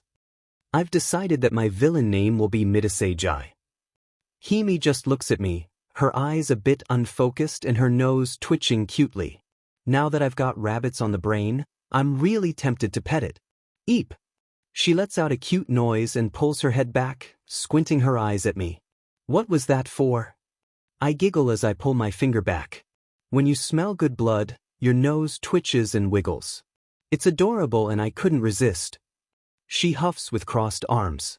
Maybe warn a girl next time. I thought you were going to pick my nose. I roll my eyes before returning to the start of the conversation. I decided on my villain name. I want it to be Midasejai. The Green Rabbit. She tilts her head at my choice. How come? I could see you choosing something like Midoriya because green describes you pretty well, or Usagi because you're like a rabbit, but combining the two. She shakes her head. That feels like you're too on the nose. I feel like Chusagi would be much better. I roll my eyes before grinning. You're just saying that because it means blood rabbit. No, I grin as my mind takes me back to my childhood, to thinking up hero names with Izumi. No matter what name either came up with for either ourselves, each other, or for our team, there would always be one thing that tied them together. Midori means green, which is the color of both our hairs. Hers long and straight like our mother's. Mine compact and curly, which I'm told resembles my grandfather's, though he died long before I was born. Midori means green, but for Izumi and I it meant much more. It meant that we'd become heroes. That we'd have each other's backs. I feel an odd wetness trailing down my cheeks as I explain, my grin still present. Midori meant that no matter what happened, we'd always be tied together in both of us being green. So now, my hands clench into fists as my grin turns into a snarl. Now she'll know that no matter what happens in the future, no matter what she manages to accomplish, she'll know that she is connected to a villain. One that she helped to make. I feel Himi wrap her arms around me and I cry into her hair, sobs racking through me. I don't know why I'm crying. I hate her. I hate my parents. I hate Kaken. I hate all of the people at my school who tortured me. I hate the neighbors who would throw bottles at me. So why? Feeling me start to shake, Hime bites into my neck to seek my blood. But it's not enough to calm me down this time. I'm too confused, too angry. I don't know what I'm feeling. My emotions are whirling inside me like a hurricane, battering my insides as they battle to make themselves known. The question was a whisper, but now it's ripped from my throat like a gong, filling the room and bursting into the hallway through the open door. Why do I miss her? It's stupid. I makes no sense. I hate her. But I miss her. Why? Why? Why? With each word, my screams die down more and more until they're back to a whisper. The last words before I'm engulfed in the darkness of blissful unconsciousness, barely a breath in her ear. Why do I still think of her as my sister? 2 days after I wouldn't say breakdown, but unloading of my emotions in a loud and dramatic fashion, I find Hime missing and training cancelled for the day. It's weird since I've had training every day since we've gotten here, so the sudden change is making me nervous. More than that, Shigaraki invited me to play video games with him, but he hasn't tried to kill me a single time. Not even when I blue-shelled him in Mario Kart. There is something going on today and I don't know what. Thankfully the weird day is almost over, but as I sit down at the bar to eat a bowl of katsudon I can't help but be disappointed that Hime hasn't been around. I don't think I've ever gone a full day without seeing her ever since we met. The fact that she hasn't been around at all today is making me worried that she's getting tired of me. Who am I kidding? She probably is. I'm me after all. The whole reason she originally stayed with me is because she likes how my blood tastes. Did she find someone else whose blood tastes like cinnamon rolls? Is she going to replace me? Maybe she found someone who tastes better, or she's just tired of cinnamon rolls. I know that people get tired of eating the same thing over and over again, so it's not hard to believe that she's not all that interested in cinnamon rolls anymore. Not to mention, ow.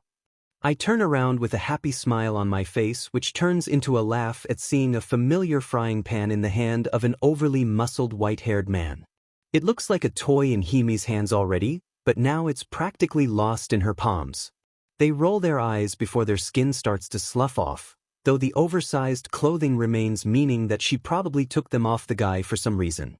Not that I'm complaining, the loose clothes hanging off her petite frame is quite the sight. Not that I get to enjoy it much since I'm slapped in the face with a frame holding a piece of paper. Having achieved her purpose, Hime runs off to her room to get changed into her usual clothes, throwing a casual, happy birthday over her shoulder as she does. Wait. I blink. Birthday? Blink, blink. Shigaraki puts a package in front of me, grumbling his own happy birthday glitch, before giving a quick explanation about how the League armored up my villain outfit so I'm less likely to die, as well as adding a couple things to help me be more rabbit-like. But I'm not really listening as I process what they both said. I blink a few times before realization hits. I jumped in April. 3 months have passed. My birthday is in July. Today is July 15th. My birthday is July 15th. I forgot my birthday again. Again? Questions Kurogyri, causing me to sheepishly rub my head. See, the Yagi family never celebrated my birthday after I was diagnosed as quirkless.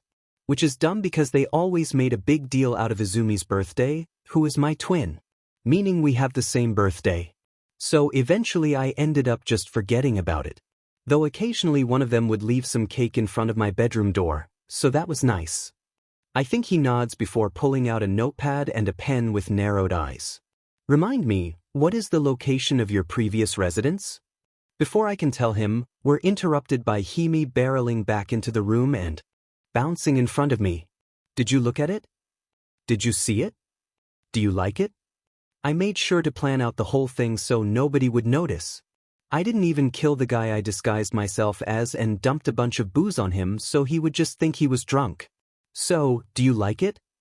Taken aback by how proud she seems to be, I take a proper look at what she gave me. It's just a framed document. But seeing what's on the document, I feel tears coming to my eyes. It's a name change document. More than that, it says that the change would be applied to my birth certificate as well. No longer am I Izuku Yagi. Now I am Izuku Midoriya Usagi. I whisper, touched at the gesture.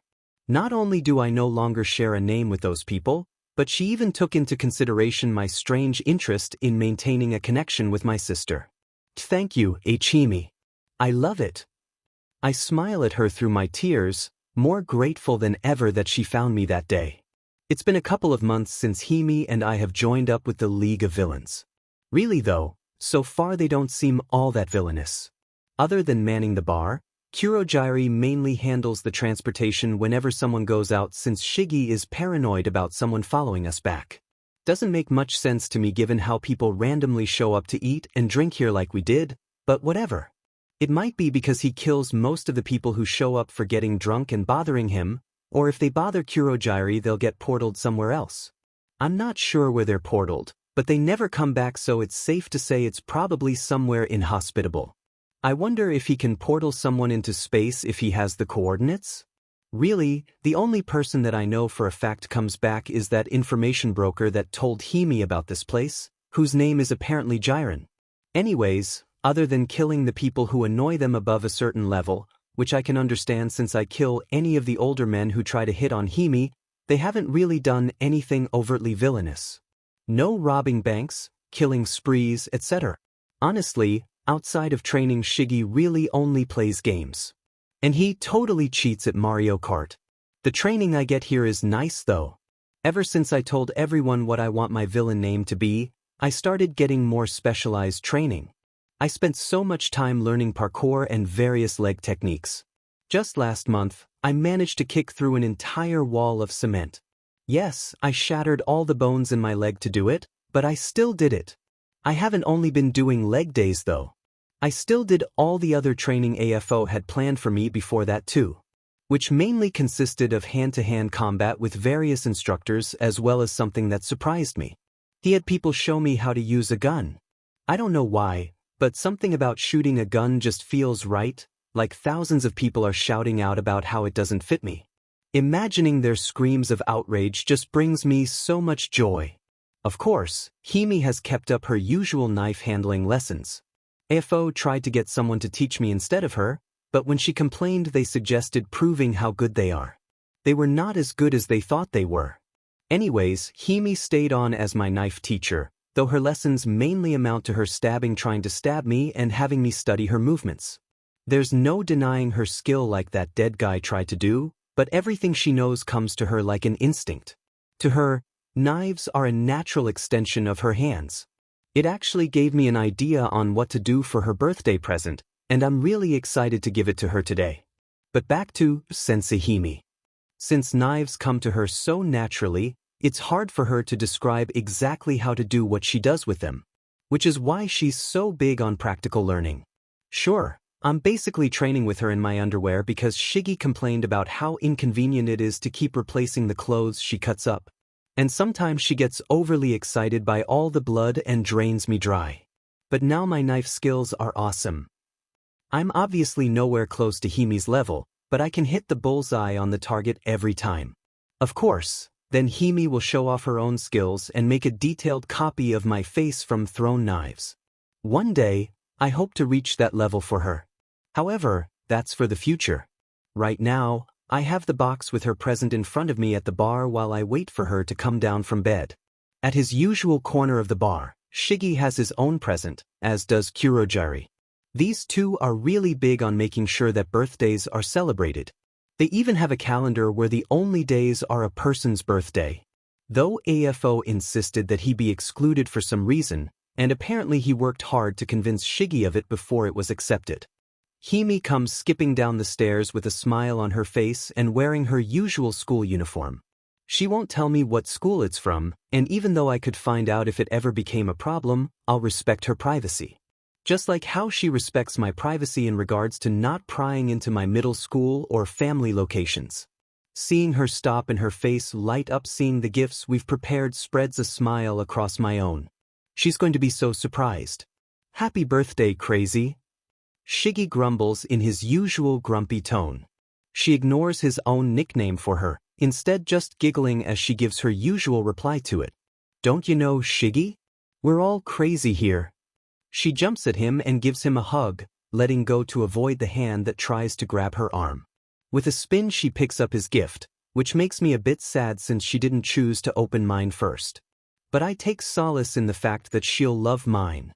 Opening up Shigi's, she squeals in delight as she pulls out a long thin knife, the almost non-existent edge more than made up for by the clearly deadly tip. It's so sharp that you can see light coming off of its tip. It's called a stiletto, made especially for stabbing and reinforced with a quirk to make sure the tip can puncture through anything. Anything?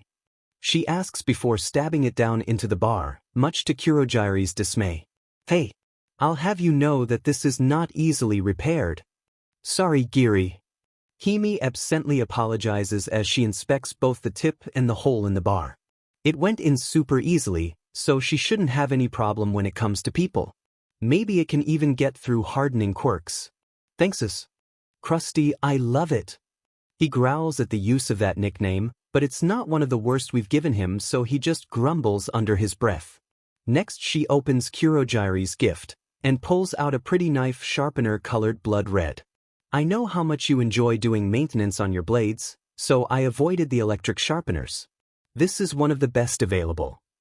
After a few moments spent examining it, she nods in satisfaction before giving him a smile. You're absolutely right. Those electric or automatic things just can't get them right. My babies need a personal touch. Kurogiri nods, I think, as the corners of his eyes turn up. It brings me joy to know that you are pleased. Another smile and she finally turns to me, making my heart beat a bit faster. Accepting the box, she opens it with a smile. One that remains even as she tilts her head in confusion. What she pulls out resembles a glove. Just without the glove part. Instead, it's more of a frame of metal that goes over her hand. And where the fingers are, there are instead claws that extend a bit past her fingers into a deadly point with a slight gleam. There was no way I was going to let Shigi be the only one who has their present be reinforced with a quirk. Hesitantly, she puts it on. Despite the appearance, it's actually pretty simple. Just slide your hand into the wrist part and follow where the fingers go. It fits her hand perfectly, and a quick flex of her fingers causes the claws to retract so she doesn't have to worry about cutting herself on them when she isn't using them. Excited, I begin to explain. Since you're so natural at using knives and your eyes are cat-like, I thought that you would enjoy having the equivalent of knives being strapped to your fingers. As you saw, just flex your hand to have the claws either retract or extend. It also has the same enhancement as the stiletto Shigi gave you. The best part is that you can just pass it off as a hand brace when the claws aren't out. She twists her hand, looking at it from all angles with a tilted head. She flexes her hand a few times and watches as the claws come out then go back in. After tapping her chin with one of the claws, showing how natural they feel to her, she nods. I like them. But they're going to take some getting used to, especially with how I use my knives. I nod enthusiastically.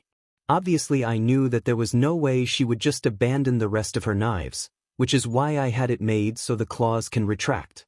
They're not a replacement, but a guarantee that even if she were to somehow throw all her knives, she would still have a weapon.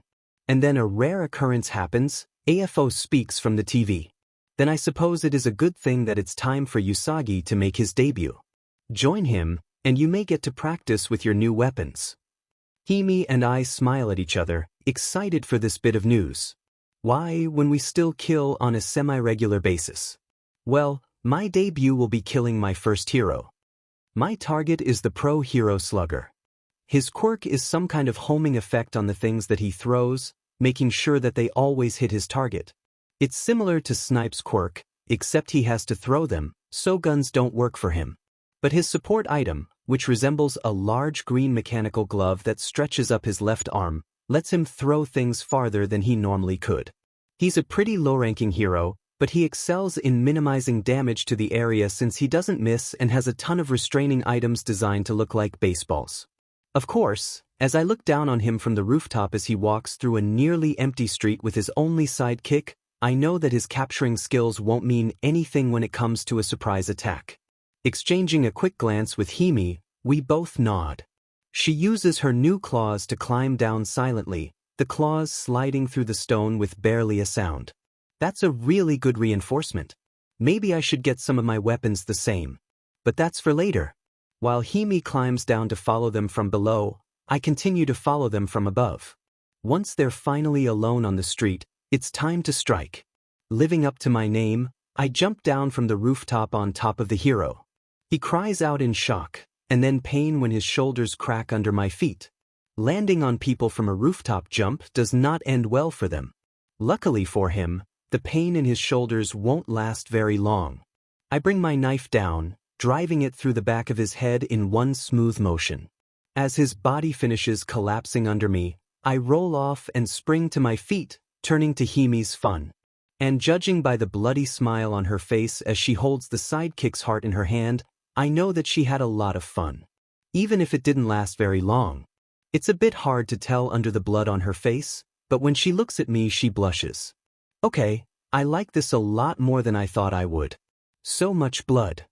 I chuckle as I pull up Slugger's shirt, revealing his back, and get to work on what I want to use as my calling card.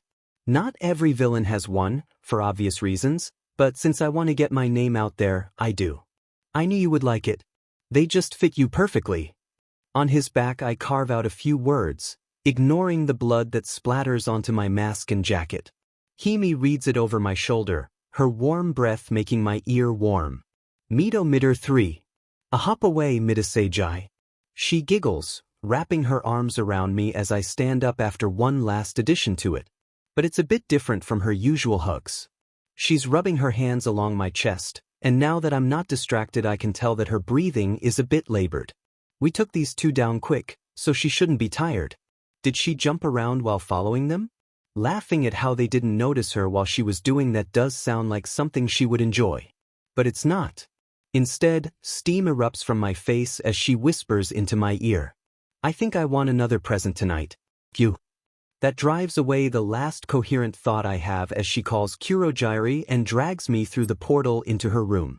What thoughts were those? The first was wondering if I was supposed to actually fight the hero to test the skills I've learned. The second was internal laughter at what my sister will think when she realizes that I've become a villain.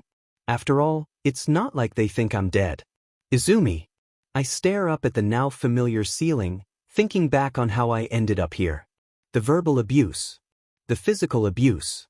How me ignoring Izuku at home led to me not realizing that our parents were also ignoring him. All the regrets I have. I started having regrets about what I was doing a long time ago. Before Bakugu's suicide baited him. Before I would wrap his injuries and bring him home after finding him passed out somewhere, apologizing all the while even knowing it would happen again. Before middle school. Before he met Shoko. I've had regrets ever since I stopped acting like his sister. I just buried them under the flimsy justification that it wouldn't be nearly as bad as what would happen if he tried to become a hero. I always held the shovel that would have let me dig them up, to stop and act like the sister I should have been. But I let someone else hold on to it too. Bakugu's hands were on the shovel. He didn't try to take my hands off of it, he didn't even hold it tightly. But the fact that he was there, the fact that I would have to pull away from him to let myself realize just how badly I wanted to stop. I think that I was scared. I whisper. What scared you? She asks gently. I swallow. That I'd lose the only friend I had. Even if I had stopped, I don't think that Bakugo would have. He might have even started doing worse to him. I let out a self-deprecating snort at the thought. Not that things didn't end in the worst possible way. She holds out a tissue to me, and I use it to dry some of the tears that have leaked out. And you didn't think that your brother would have forgiven you. It's not a question, but I nod all the same. Things had gotten bad. Even though you helped me come clean with the detective about everything we did to him, I don't think they really understand. Even my parents, when I told them about him covering up the scars we gave him, they just told me that it's okay. I accept another tissue and hold both of them against my eyes as the tears won't stop. They acted like it wasn't my fault. Like I wasn't one of the biggest reasons he jumped. Like he wouldn't have blamed me. Would he? I choke out a laugh as the tissues are overwhelmed, a stream of tears now flowing steadily past them. That's the worst part. He wasn't the type of person to hate others. No matter what we did to him, he'd never look angry. Just sad. Anytime I saw him when he wasn't with Shoko, he was sad. I'm the reason he was always sad. My breathing starts to come in quick bursts, the now familiar signs of me starting to hyperventilate being curbed when my therapist places her hand on my own. A calm feeling flows up my arm and to my chest, slowly returning my breathing to normal. I swallow back the bile that wanted to come out. Something that the trash can next to me can attest is also something that's become familiar. Thank you. I whisper. Of course, Izumi. I'm here so you can come to terms with everything and heal. It's a bit hard to do that with the smell of vomit though, which is why I'm glad you agreed to allow my quirk to be used in our sessions. I don't look at her, still just staring at the ceiling, but I can hear the smile in her slightly joking tone. Her quirk, calming touch, does exactly what it's named for. When she touches someone, she can send them feelings of calmness. It's not strong though, so if other feelings are strong enough it can be fought off. Hence the can. I take a deep breath, letting it out slowly as I recenter myself. I can continue. I swallow. I don't think he would have hated me. At least, not until that day. But he also never would have given up on his dream. I would know. A small sardonic smile appears, one that disappears as I continue. But when things got to be too much for him, when the hero he admired the most told him his dream was unattainable, the brother I knew wasn't capable of hating anybody. But the one who jumped? I think that he deserved to stop holding himself back, to let himself hate the people who put him there. I finally look away from the ceiling, meeting my therapist's hazel eyes with my blue ones. So yes, I think that he would have blamed me. He would have blamed all of us. And I'm glad he did. None of them are casting blame, even though we all deserve it. So the thought of him blaming us from wherever he ended up makes me happy. He doesn't need to hold himself back anymore. She's silent, casting a quick glance at the clock to gauge the time. She's not wondering how much longer I'm here, or rather, she is, but not in the way most people would. She's not thinking of when she can go home, but which of my issues she can address in the time we have left. She has a hero's heart, always wanting to help. Just like Izuku. She sighs, seeing that we're just about out of time for the day.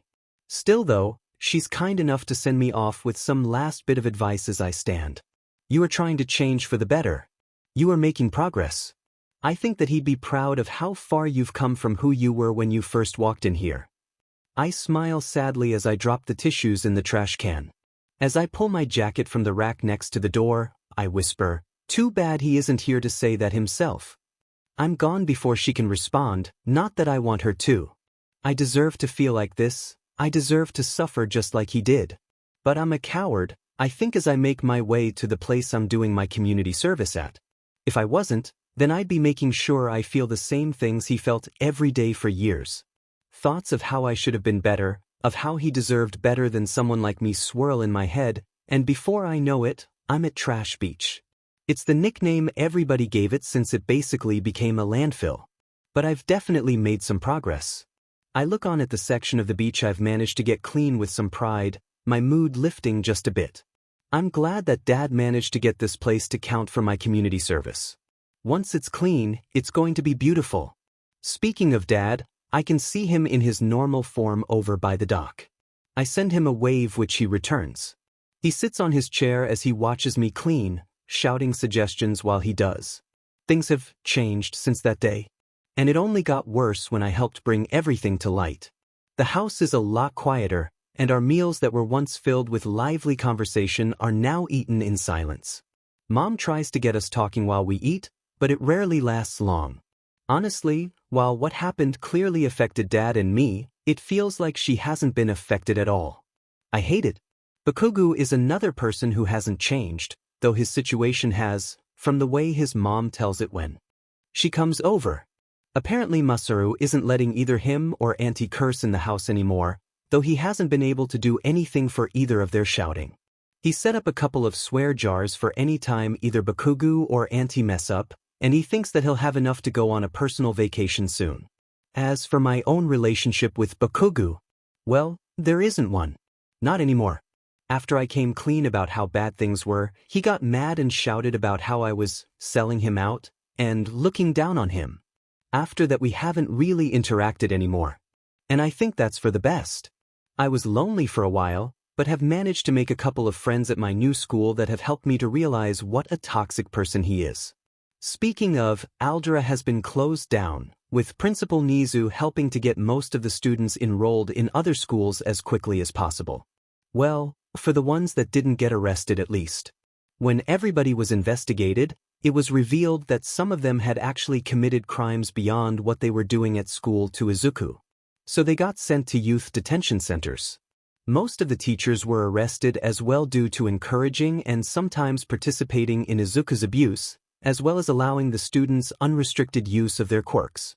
The few who were found to have done their best to oppose and change the school were found jobs elsewhere, to which they were incredibly grateful for.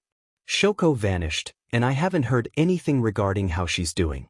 It's only expected though, it's not like she would have any reason to reach out to us. She has every right to hate us, and it's not like we were friends anyways. I only hope that she won't do anything that she'll regret. I know just how much it eats away at you. The rest of the day passes like that, with me cleaning the beach both physically and with my quirk. Dad told me that he got permission for me to use it so I wouldn't get in trouble, which I appreciate. It turns out that cleaning this place is great training, and I'm confident that when the time comes I'll be more than ready for the UA entrance exam. I just hope that Bakugo is making progress with his own therapy so that I can actually take it. You don't deserve it. You aren't a hero, and you shouldn't pretend that you are. I know. Why are you even trying? You'll just end up hurting someone the same way you hurt your brother. I won't make the same mistake. Someone's in denial. Remember the nicknames you two had for each other? Stop it. Zuzu and Zizi. The future hero duo of Midoyum. Shut up. But that didn't happen now, did it? The nicknames stopped after he was diagnosed as quirkless. The dream is dead. How about Yumakira for your new fake hero name? Dream Killer, Dream Killer? Shut up. I crush a dilapidated washing machine into a crumpled ball, using the sound of screeching metal to try and drown out the voice. Because that's what you are. Your entire family killed his dreams, so he decided that he might as well follow. Fault. I know, I whisper. I work the rest of the day in silence, finally getting my mood back to normal by the time the sun begins to set. I've long gone past the time required for my community service this week, but I need to do something to show that I can be helpful. Something to prove to myself that I can be a hero. Normally Dad would take the both of us home for dinner now, but he holds up a hand to stop me from heading to the car. Curious, I watch him take a deep breath. You know that I'm really all might, and you know about my injury, but you don't know the whole truth. You don't know about my quirk. I breathe in sharply, my eyes going wide. Even after he revealed himself as All Might, and a month later Mom told me the truth about her quirk and being cufflink. But even then, Dad never talked about his quirk, always seeming sad whenever it was brought up. My quirk's name is One for All, and it's special among all other quirks. I hold back the urge to roll my eyes. No two quirks are exactly the same, so of course it's special. All quirks are special. But when he continues, I feel as if someone poured a pool's worth of cold water on me. I shiver, I freeze, my entire body stiffens in shock. My quirk can be passed down to someone else, outside of them simply being born with it. I can transfer my quirk to someone else. I say nothing, my mind racing. My thoughts jumbled into a ball with nothing making sense. Only for them all to crumple at his next words. I want you to inherit my quirk, he says as he goes into his all-might form and plucks a hair from his head. Eat this, and the power of the number one hero will be yours. I don't reach out for it. I don't move at all, my face shadowed as I stare at the ground. After 5 minutes, he clears his throat and prompts me with the hand still holding it, wanting me to take it. Finally, I move. My hands clench into fists, I wrap them in my telekinetic power, a new trick I've managed to do to reinforce my body, and swing upwards. My fist buries itself in my father's gut, going deeper than it should do to him, missing some of his internal organs. But I'm too sad to think about that. As he drops to his knees, reverting to his normal form with an expulsion of blood, I growl at him, my eyes literally glowing with rage. You've had a quirk that can be passed on this entire time. And you didn't think to give it to your quirkless son. or even mention that it's a effing option. He struggles to his feet, one arm across his stomach as he tries to stammer out a reply. I talk over the pathetic attempts at justifying himself. Do you not realize how much you could have prevented if we had known? He wouldn't have been bullied. I wouldn't have bullied him. He could have been a hero. Why the hell would you not tell us this? He swallows, clearing the blood dribbling down his chin with his sleeve. I didn't want him to end up like me. You've seen my injury. I didn't want to have to see him suffer the same way. My mind latches onto the first thing he said, and a horrifying feeling washes through me. Dad, you said that your power can be given away. My words are a whisper as I take a step forward, and he takes a step back. Was your quirk given to you by someone else? Another step forward, another step back. Were you quirkless? A final step has him bumping into the stairs of the pier and falling backwards onto them, one hand held up as if to ward me off. Yes, I was, but that's not important. I regret not giving him one for all before, but I've seen how hard you're working to be someone he could have been proud of. That's why I want you to have it now. To be the hero he would have wanted you to be. I stumble backwards as if his words were a physical blow. Tears pour from my eyes as my breathing becomes erratic. I scramble through my jacket's pockets, pulling two things that I always have on me now. The first is a bottle of my prescribed pills, of which I take one and swallow. The second is a paper bag that I hold to my mouth, watching as it rapidly inflates and deflates. The pill, plus the bag helps me to calm down without too much time passing, only 10 minutes. And I pocket them again as I look at my father, who's standing in front of me with his hands raised as if unsure of what to do. My glare has him flinching back, and I scowl as I turn around, deciding to walk home. Before I do though, I leave the most honest words I can say behind. You could have helped him achieve his dream at any point in our lives. You chose not to. You were the same, and you decided that he wasn't good enough because he didn't have a quirk. I don't know who it was that passed one for all down to you, but they made a mistake. All Might. I sit on the couch at home and sigh as I look down at the table in front of me, my daughter's words ringing through my head. They made a mistake. I sigh again, looking towards a shelf holding family pictures. Except that there are only a few that have Izuku in them after he turned 4, and none from the past 7 years, at least. She's right. Nana would be disappointed in me. I look back at the table, or rather, what's resting on it. A bottle of whiskey and a miniature shot glass. Really, it's more of a joke item than something meant to be used. Drinking any kind of alcohol in any content is a bad idea, is putting it lightly. A normal-sized cup of the stuff would kill me. But at this size? Well, it's only a gamble on whether or not I end up feeling intense pain. Normally not something to risk just to have it coat my tongue. But sometimes the risk is worth it. Luckily for me, my wife has been doing night patrols the past few weeks, so she's not here to get rid of the American favorite. I've had the bottle for years now. I'd originally gotten it back when my son was 4 to drink as a celebration for passing on one for all when he came of age. With one last sigh, I feel that even trying to refer to this thing as a cup is a joke. It doesn't even fit enough to fill the cap of the bottle. Still though, it's enough to get a taste of it.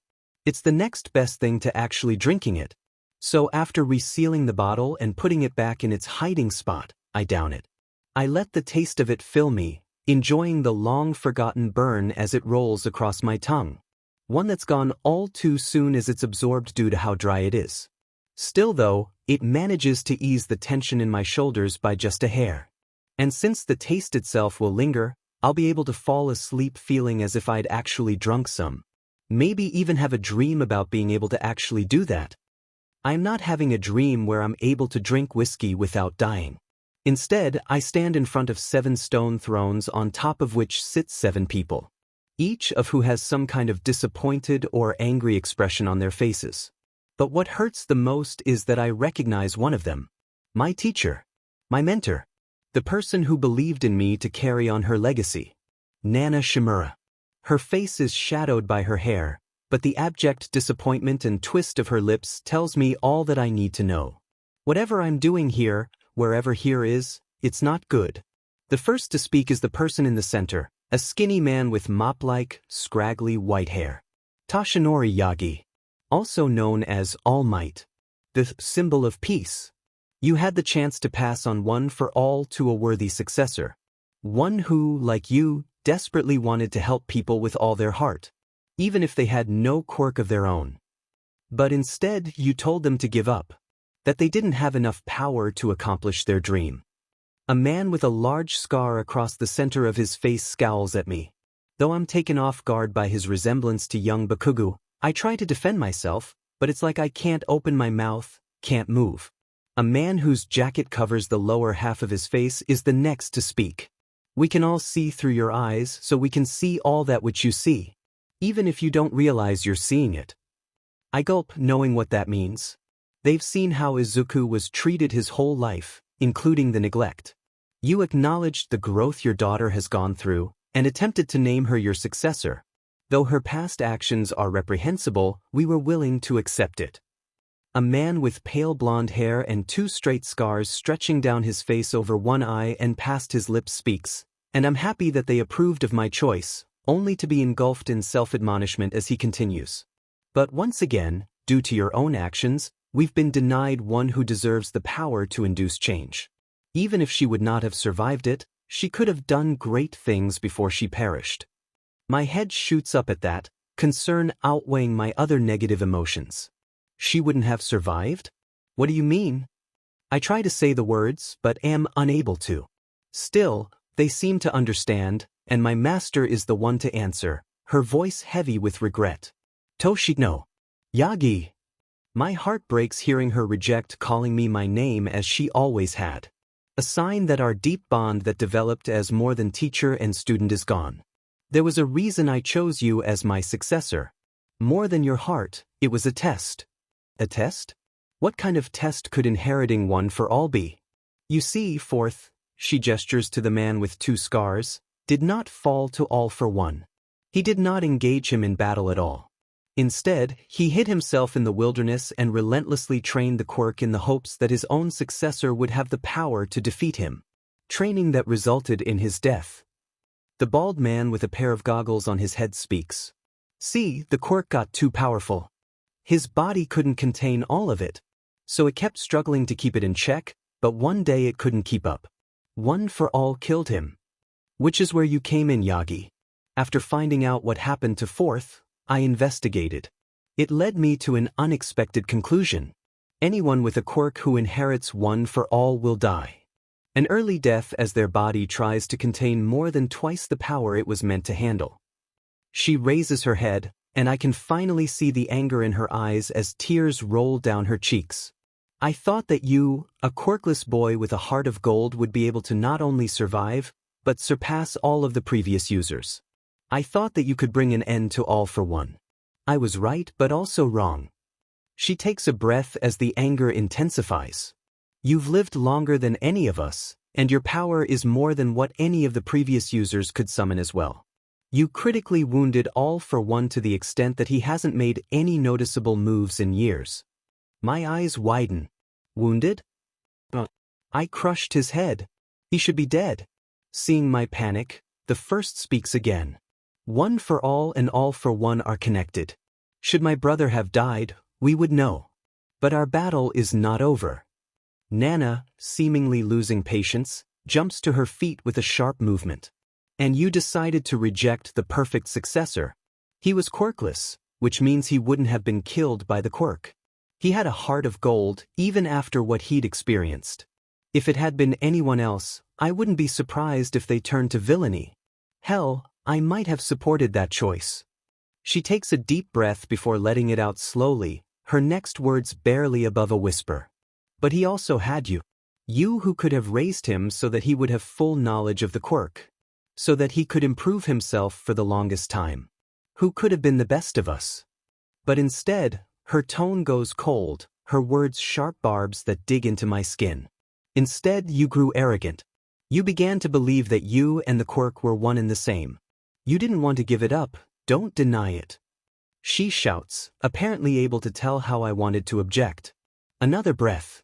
It is your actions that drove your son to his decision, which has dissuaded your daughter from accepting this power. She turns away, leaving the circle of light. Her words echo from the darkness as everything fades away, hammering into my mind as true sleep engulfs me. You desire to hold this power for as long as possible. So keep it you will. Should you encounter someone new who we deem worthy of inheriting one for all, you will know. When that time comes, you will make the offer, no questions asked. Your daughter spoke the truth. I did choose the wrong successor. Inko. I come home to a silent house, which is no surprise given how late it is. I'm sure that Izumi is tired from a long day of school followed by trying to clean trash beach. I can't help but roll my eyes when I see Toshi asleep in our room. I don't know why he insisted on that for her community service. There's no way that it will stay clean even if she manages to get it there. I'm sure I could have pulled some strings of my own to get her assigned to my agency for her punishment, but he insisted on that. Maybe it has to do with his delusion about being able to pass his quirk on to others. While uncommon, it's not really unheard of for a person's quirk to affect their mental state. But thinking that he can just give it away? That's a new one. I can't help but scoff at the thought. Really, giving away a quirk? What nonsense. Why, if the number one hero were able to give his quirk to another person, then he'd just be making himself quirkless. I hold back a derisive laugh at the thought. The number one hero, All Might himself, becoming a quirkless. The thought is so ridiculous that it's funny. Quirkless aren't worth our time. They're less. I didn't always think this, of course. But after finding out that my own son was one of them? With all the comments I heard from those who knew, is it any wonder that I tried to find comfort where I could? It was them who showed me the truth. Who showed me that the quirkless are relics with no place in modern society. It wasn't my fault that he'd come from my body. Just bad luck. I thought that, if he ended up running away, we could finally be happy. That's why I decided to let everyone think that he'd actually committed suicide. He had a smile when I'd passed him by that day, so why should I care? He would be out of our lives, he'd be happy, wherever he'd end up. It was a win-win for everyone, which was already more than he deserved. But instead, our home lost the feeling that it was a family. Neither my husband nor my daughter want to talk, though Toshi tells me that they do manage some conversation when coming back from Trash Beach. But we're not happy. And it's all the fault of that quirkless brat. I should have listened to the others and just gave him to an orphanage or something. But what's done is done. All I can do is try to help the two of them. And if that means lying to my husband and searching for him on my own, fine. I'll make him apologize to the two of them for faking his death, then make sure he experiences actual death. It's what the quirkless deserve, after all. Bakugu. I scowl as I throw another punch, the bag swinging on its chain. That shitty therapist I'm forced to go to kept blabbering on about how I'm too angry all the time and suggested going to the gym to try and work out my aggression with a healthy outlet. As if I didn't work out all the DMN time. If I didn't work on my muscles, especially the ones in my forearms, then I wouldn't even be able to use my own DMN quirk. Does that dumbass not realize that explosions produce shockwaves? Or that resistance doesn't mean immunity? It's like he's a goddamned idiot. With a shout, I slug the bag like I would someone's stomach, and it bends as it rises a bit. The chain causes a racket as the bag yanks it back down, making me scowl at the noise. That kid really has some strong arms. He'd make a great boxer. Dude, don't bring it up with him. Last time someone did that, he nearly broke their arm. Seriously? Yeah. Don't you know his nickname? It's Dash. I whirl around, barely holding back the urge to let out some explosions along with my irritation.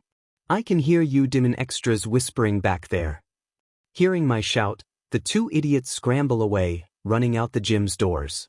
I scowl, turning back to the bag in front of me with a huff of annoyance. Pansies can't even stand up to a bit of yelling and they think that they can talk smack about me? I start wailing on the bag, my hits coming hard and fast. As if I'd settle for becoming a shitty boxer. I'm going to be the number one hero. My punches start hitting harder, matching the rage rising inside me as I vent about the shitty stuff that's been happening. That shitty principal decides to make my life harder because that shitty Deku decided to give up on his shitty life. My shitty therapist tells me to do the same sheet that I already do all the DMN time as if it would make any kind of med difference and to top it OFF. That shitty Izumi decided all this sheet wasn't enough and got OFF easy by playing the F victim. Meanwhile, I'm told that the only reason I'm not being arrested is because I have All Might himself backing me. What the F hell is even going on anymore? I give out a wordless scream as I put 100% into my punch, the bag swinging with such force that it hits the ceiling. I take a step back, catching my breath as it falls, the chain supporting it somehow still not having snapped. But that just pisses me off more, like it's mocking my punches, saying that they're too weak to break it. Too weak to break that shitty nerd's unattainable dream. With a scowl, I turn around, snatching my towel and water bottle before leaving the empty building. Obviously I knew it was empty before I started shouting. Despite what those DMN extras think, I'm not an idiot. I know that I can't go around talking about All Might like I personally know him. Not only would that invite questions, not even just including those crappy vultures who call themselves news teams, but also villains. All Might's personal life is on the level of a national secret, so any slip up and I can kiss my entire life goodbye. Maybe even literally. I know that my shitty parents won't try to stick up for me. They've made that clear ever since Deku jumped. The old hag has been beaching at me more and more, nitpicking everything I do. Even when I was leaving for the gym to work out at least a bit of my irritation, she wouldn't shut up about being back at some random time. Before, she'd just tell me to be back before dinner. I'm lucky if I can go out for more than a couple hours without the two of them threatening to throw me on my butt. Not that I even have anyone to hang out with anymore. With Aldra closed down, most of the extras who I let be my lackeys have gotten sent to other schools than me. Finger Freak even got arrested. The few who ended up in the same school as me avoid me like the FNG plague, and the new BSs are too FNG stupid to see how far I'm going to go. There's even some shitty extra with a bird head that says he plans to go to UA. And he's always speaking in demon riddles and saying revelry in the dark all the demon time. What the F does that even mean? The worst part is that I don't even have someone to vent to. Normally Izumi would listen when I describe how irritating all these shitty extras are, but she betrayed me. She told the FING cops that I nearly killed Deku on a regular basis, and that he had all kinds of scars from it. As if that were true. No matter how badly I beat that shitty nerd, he'd always show up the next day like nothing ever FNG happened. Like he was saying I was too weak to stop him. He was looking down on me, and it said me the F off. That beach better watch her back in UA. Because she's on my sheet list. Shoko. I sit at the dinner table, observing Fuyumi as she serves the meal with a happy smile on her face. Across from me, Natsuo looks at her with a fond expression. A far cry from the scowl he directs at our father sitting at the head of the table. Still though, he'll stay for the whole meal and won't pick any fights. He's come a long way since father gathered us all together 5 months ago. 5 months ago. Father has gathered all of his children, who aren't dead, for a family dinner. The first that I can remember. Fuyumi seems happy about it, though Natsuo looks like he's on the verge of flipping the table. As for me, I don't really care. Does it really matter if we eat together or separately? For me at least, it's not like it will make me feel better or worse. Ever since it happened, I haven't really felt much of anything. Like the world, previously made of color, has become monotone shades of gray. Not literally, of course, I'm not colorblind. Izuku always told me that I need to work on separating the metaphorical from the literal, so I've been working hard on it. My siblings have helped me a bit with this, but it's difficult. Sometimes when I think someone is talking metaphorically, they're talking literally and vice versa. Sometimes I wonder why I even try, but it's something Izuku said to me, so I'll keep going. Just like I'll keep on my path to becoming a hero. To make sure I'm the light for those who need it. Someone who will bring them warmth in the cold, or cold in the heat. I'm not sure that came out like I meant it. Father enters the room, looking at us all imperiously even if he isn't using his flaming facial hair. He sits at the head of the table with crossed arms, moving his gaze over the three of us. He clears his throat. I am aware that I have not been the best father. He ignores Natsuo's snort, keeping a stoic expression as he continues. While I know that I cannot simply apologize and expect forgiveness, I will still do so. I am sorry. He bows his head, causing Natsuo to look at him with his jaw hanging open and Fuyumi holding a hand to her mouth in surprise. I simply raise an eyebrow. Recent events have caused me to realize how important family is, and how much my goal of surpassing all might has blinded me. It is not worth tearing our family apart. What? Natsuo shoots up from his sitting position, his hands clenched into fists. You have the nerve to say that after everything that's happened? Everything you've done? Father says nothing, keeping his head bowed as my brother shouts his grievances at him while Fuyumi has her hands raised to try and calm him down, to no effect. You sent Mom to a mental hospital. Tuya is dead. And you have the nerve to realize that your stupid rivalry wasn't worth it now? What about us? How do you think it feels to hear that? Father raises his head, seeing the tears flowing down Natsuo's cheeks for the first time. But he makes no move to get up, no move to comfort him. I'm not sure he even knows how to comfort someone. What he does do, though, is speak. I'm sorry. I have no other words to express just how deeply I regret my actions. But I will be taking steps to at least try to help us become a family. The first of which is hiring a family therapist, as well as having your mother moved to a facility where they focus more on treatment for patients rather than simply caring for them. Natsuo is shocked into silence, which I fill with my own question. Where would she be moved?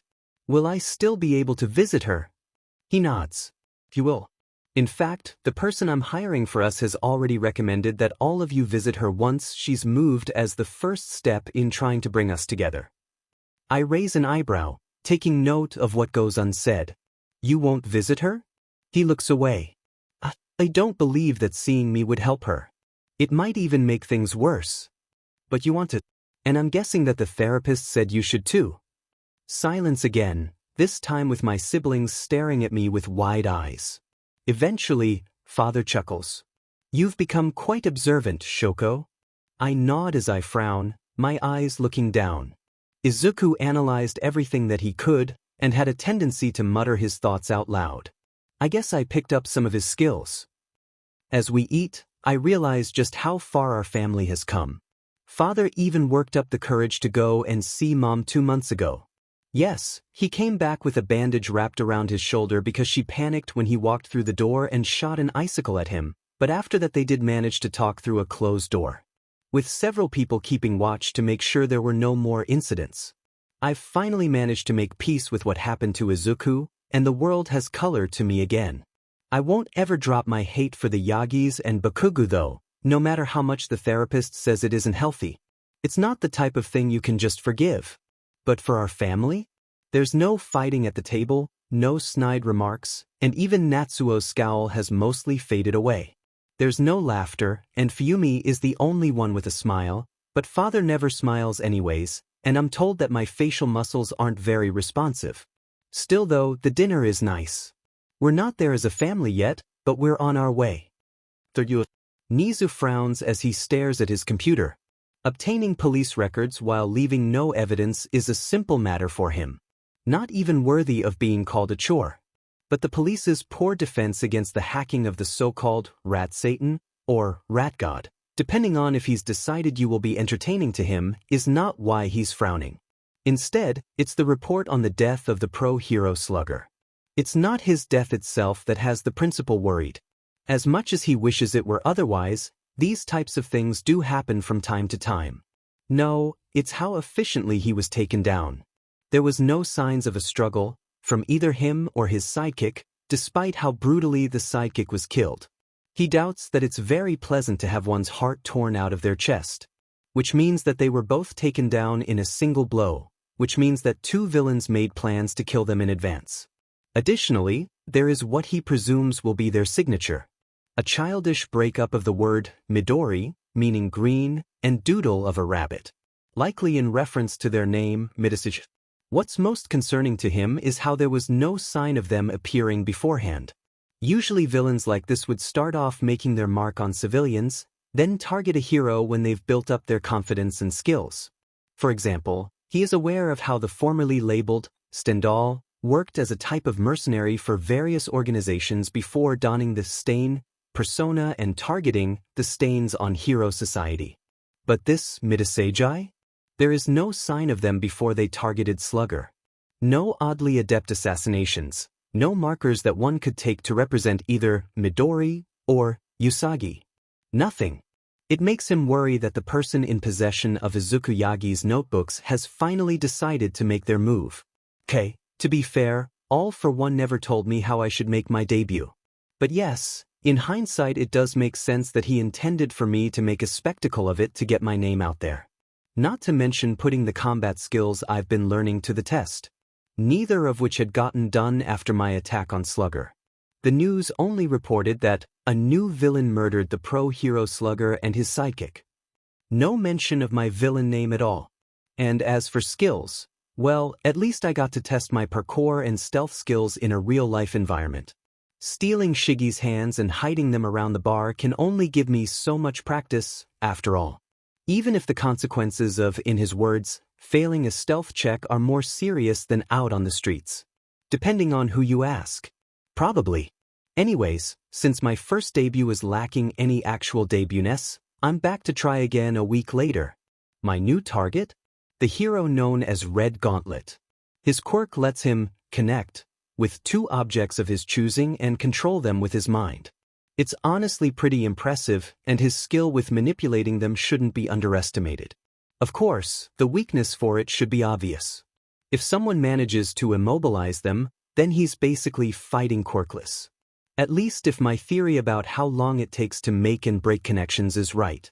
But it should be, since he never tries to connect with anything in the environment when he fights. Still though, I don't think he'll be an easy opponent. Especially in an open space with a crowd watching. Acrobatics are much harder to perform in open spaces, but I can take comfort in the fact that all the signs littering his patrol route mean I'll still be able to put my hops to good use.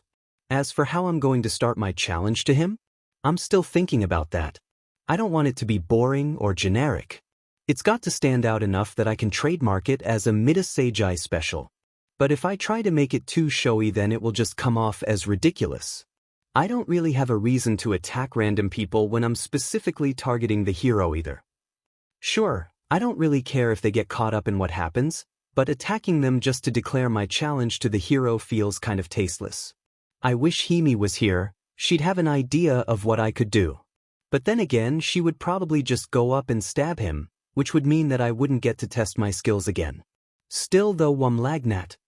I'm pulled from my thoughts by a hand tapping my shoulder, causing me to jump in shock while making a weird noise. Now, normally this wouldn't be particularly noteworthy. I do get lost in my mutterings way too often, according to the League. But in this situation, it's pretty unexpected. Because I'm hunting a hero. Not because I think someone could have heard me. Most people aren't really able to understand my mutterings, I'm told. And certainly not because I'm dressed in my villain outfit. No, it's unexpected because I've been muttering on top of a lamppost, so there shouldn't have been someone up here. As I fall from my position though, the person grabs a hold of me and nudges me back into position on top of it, saving me from needing to try and flip myself mid-air to try landing on my feet. Could I do it? But it still would have been embarrassing since I'm supposed to be testing my skills. With my footing secure, I turned to the person who surprised then saved me. Though I'm not sure whether I want to thank them or stab them. Maybe both. But those thoughts are thrown out of my mind and shock takes over when I see who's behind me. Hovering in the air while flapping his crimson wings is one of the most dangerous heroes in Japan I could have possibly met. The number 3 hero Hawks. Seriously? I'm barely going after someone in the mid-hundreds rankings, and all of a sudden the number 3 hero shows up? What the heck? Does life just hate me or something? His patrol route isn't even anywhere near here. Is he here for a special job or something? Kid. I'm snapped from my thoughts of depressive disbelief at the sound of the hero's voice. Looking back at him, I can see the concern subtly masking the caution on his face. Which makes sense. He found a teenager dressed in a suspicious outfit crouched on top of a street lamp while muttering to himself. It would honestly be weirder if he wasn't on guard. Tilting my head to show I'm listening, I wait for him to continue talking. He sighs before he does. I asked what you were doing up here. It's not exactly a good place to hang out. Then why are you up here? I ask, then my eyes alight on what he's holding in his hand. Wait, were you planning to perch on here for your lunch? And isn't eating fried chicken kind of cannibalism? Though hawks do generally eat any animals that they can carry away, which includes smaller birds, so I guess it makes sense.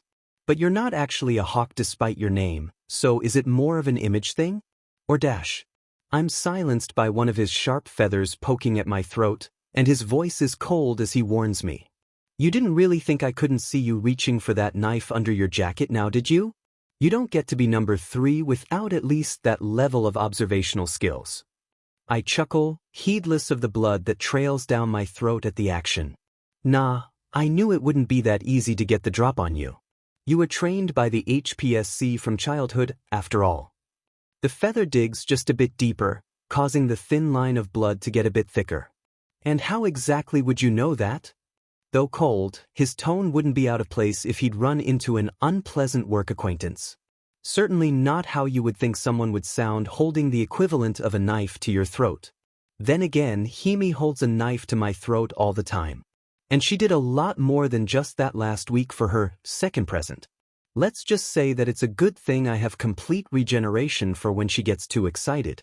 Though it wasn't unpleasant in the least since I don't feel pain. Still though, I ended up putting a couple of boundaries to make sure she doesn't go overboard. After all, I show up in the afterlife how I'm dressed when I die. So dying during or just after our time and appearing like that in front of the receptionist is, even if she did say she was used to it, which is concerning for a variety of reasons, I'd rather not make it a habit. The point, I suppose, is that the pressure he's continued to put on my throat with his feather while I contemplate all this, to the point where a steady trickle of blood is flowing now, doesn't bother me whatsoever. Anyways, since it's obvious that he's getting impatient for an answer, I flash him a grin. Before realizing that he can't see it because of my mask. Sighing, I decide to just give a precise and simple explanation. Notebook number 12. A quirked eyebrow is his response while I continue. Which reminds me, is it true that you were originally part of a group, but the others died because they couldn't handle the training?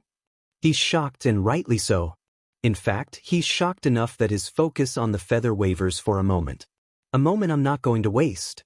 Of course not. They just didn't become dash. I cut him off with a flick of my wrist to drop a knife into it, and in the same motion toss it underhand at his face. Though it misses, he still flinches back. It gives me a split second to move where I don't have to worry about an instant feather to the throat. So obviously I gently push off the post and hop backwards, giving him a small wave as I drop. It's not long to the ground, so I bend my knees to absorb the force and rebound it so that my jump backwards launches me out of the way of the feathers that impale the ground. Sort of like a trampoline. If a trampoline had a good chance of breaking your legs if you don't know what you're doing. So exactly like that actually. But dodging the initial volley doesn't do me much good considering he has literally hundreds of feathers that he can control growing from his back. Which is attested to with another volley, though this time some are aimed parallel to the ground so that they won't get embedded and become useless. I'm stuck doing small, quick hops backwards to avoid them, since turning around and trying to run from them would take too much time. Still though, I have enough freedom to look around for anything that can help. But all I can see are the cheap plastic signs in front of the various buildings that would barely give me a second of time, which I would spend just trying to get back my balance from using it to block them. Then I realize I'm being dumb and nearly slap myself, but after I duck to dodge some feathers Hawks sends at me from the side to do just that I think I'm good.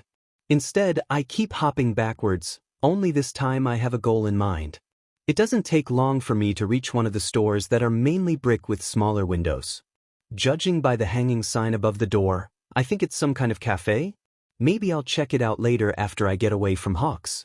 I'm not nearly arrogant enough to think that I can beat him, so I just need a way to stall him long enough to run away and call Kurogyri. My hands brush along too. Pouches on opposite sides of my waist, only for me to dismiss the thought. Instead, I pause my hopping and crouch down, giving the feathers the seconds they need to catch up to me. Hopefully my timing's right. I mutter before flipping backwards. I plant my feet on the wall, legs bending as far as I can make them. which is pretty far when pain isn't a factor. I feel my muscles tensing, my skin stretching as I condense myself as much as possible to keep the momentum from my jump so that I don't fall off the wall. And just as the feathers are about to reach me, I push off with all the force I can.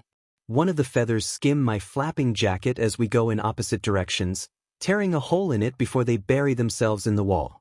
I turn my jump into a roll as I hit the ground, bouncing back to my feet after I bleed off some momentum. I pop up with my arms outstretched in a tada pose, waiting for the applause. Instead, I get a swarm of feathers stabbing into my shoes to keep me pinned. Others strike me while twirling so that I don't get stabbed. Useful. I didn't know he could do that, my flailing arms doing nothing to stop my fall. And once I do, more feathers pierce my jacket, pinning me to the floor. I try to move, pushing against the ground to try and dislodge them, but I get nowhere. With a huff of frustration, I look up at the birdman looking down on me. Though from my position, it looks like he's upside down, making me giggle and getting another raised eyebrow from him. Something funny? He asks, his earlier cold tone nowhere to be found now. I nod happily. It looks like you're hanging upside down in the sky from here. I blink. Wait, can you actually do that? Since you don't actually need to flap your wings, it should be possible, right? He chuckles.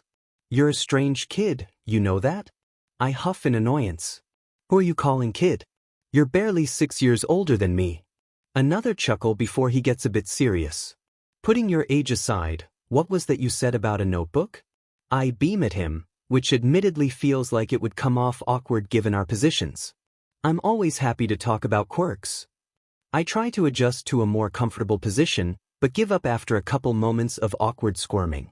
So, I have 15 now, I guess, notebooks all about heroes and their quirks. I do put down some personal details that I managed to dig up on them and how they might have influenced how they use their quirks though. I filled number 12 with the top 10 at the time, though given how fast Mirko has been shooting up the rankings, I think I should revise those heroes' information soon. He pauses as if trying to recall something, and I tug once again at the feathers. But nope, they're stuck in there pretty well. There is something I could do, but I don't decide one way or the other whether I'll do what I have in mind by the time he speaks again. I'm pretty sure that Nizu mentioned for certain heroes to be on the lookout for notebooks with a dangerous amount of information. He eyes me speculatively. The one you're talking about wouldn't happen to have been written by Izuku Yagi, would it? I growl at hearing that name. It's been half a year since I've heard it, and being called a Yagi causes anger and disgust to bubble up. Emotions that fill my words as I speak through gritted teeth. Izuku Yagi is dead.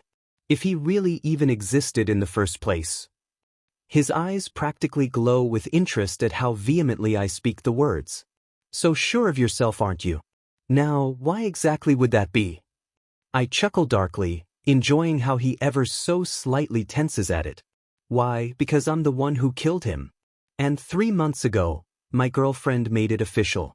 Now, a smile stretches across my face. Not one of the ones that I'm told makes people wish for sunglasses, no. It's one that nearly splits my face in half. One that Hime said sends an eclectic shock through her body when she sees it. One that doesn't belong to anyone sane. So it's a good thing that crazy is fun. There's only Midasei. And I pull the pin on the grenade in my left hand and roll it towards the hero. His eyes widen, and the object is immediately covered in tightly packed feathers to try and contain the explosion. But that's not enough for the hero, since anyone with a lick of knowledge about evolution knows that human bodies have improved to such a degree as to be considered superhuman when compared to pre-Quirk era people. Even the quirkless have these improvements, which means that weapons needed to be improved just as much. Though not as noticeable with guns, grenades make it easy to see the difference when compared with old videos of their pre-Quirk counterparts. Though it isn't that hard, Kaken needs to actually put in some effort to match their power. Which is why in addition to wrapping it, he has a multitude of feathers carry it high into the sky where it won't harm our audience. He's so focused on it as it explodes that he's barely paying attention to me. After all, I'm already incapacitated, and I've already used my trump card in the grenade. Which is why he's taken completely by surprise when the second one gently bumps against his foot. But he's not a pro for nothing. What feathers he has left pour off of him in a wave and shoot towards the civilians on the sidelines, snagging onto their clothing and flying them to safety as quickly as possible. The few that aren't mostly have enough sense to run for cover to try and avoid dying. All except for one dedicated idiot who just stares at us wide-eyed with his phone held up, apparently recording the whole fight. There's no doubt in my mind that he's going to be as dead as Hawks and me. If it was a real grenade, that is. When it explodes, it's not in a fiery explosion. Instead, it's a sparkling one. Glitter flies through the air at speeds too fast to dodge, and the entire area becomes covered in the frustratingly stubborn decoration. I have no doubt that the storefronts closest to us will still be sparkling even a month from now. That's not even mentioning the spot on the street where the explosion originates from. But that's for someone else to deal with. While everyone is disoriented, I slip out of my jacket and shirt, cut the laces on my shoes while holding back tears at my unavoidable betrayal and start running as fast as I can. It's going to take forever to get the glitter out of my hair, I grumble to myself as I pull out my phone. Seriously, couldn't Hawks have just ignored the incredibly suspicious guy standing on a street light? He could have just gone and cannibalized his cousins in peace, but no. I bet the glitter got all over his chicken, I chuckle. Serves him right, making me leave behind my shoes, shirt, and jacket. Though it is odd how I could just pull out like that. Though I guess most people would be put off when the feathers cut into their arms while taking them out. I shrug the thought away as Kurogyri answers, a portal of darkness appearing not long after. I walk through, wondering if this could be considered a successful debut. Not many people can escape Hawks unless they have a fire quirk, so I guess I could call it a win? We'll see. Hawks stares at the abandoned clothing where the villain was just minutes ago. He coughs, a small cloud of glitter puffing into the air as he does. He just stands there for another moment, staring at the glitter-contaminated blood stains around the pierced parts of the clothing where the villain was cut, pulling his arms out. He looks down to his side, where the bucket of fried chicken that was meant to be his lunch is still held in the crook of his arm. It sparkles just as much as he figures he does at the moment.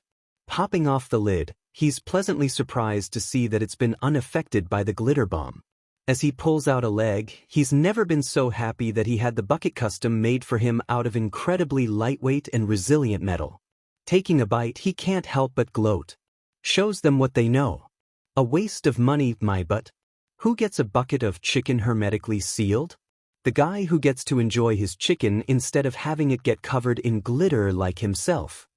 He quickly polishes it off, sighing as he seals the lid back in place and tosses the bone in a nearby trash can. Despite his cavalier attitude, he knows how serious the situation is. He's one of the few who knows the full situation regarding the notebooks Nizu told them to be on the lookout for. Good news, he knows who has them. Bad news, the situation regarding the suicide of Izuku Yagi might not be as simple as everyone believed.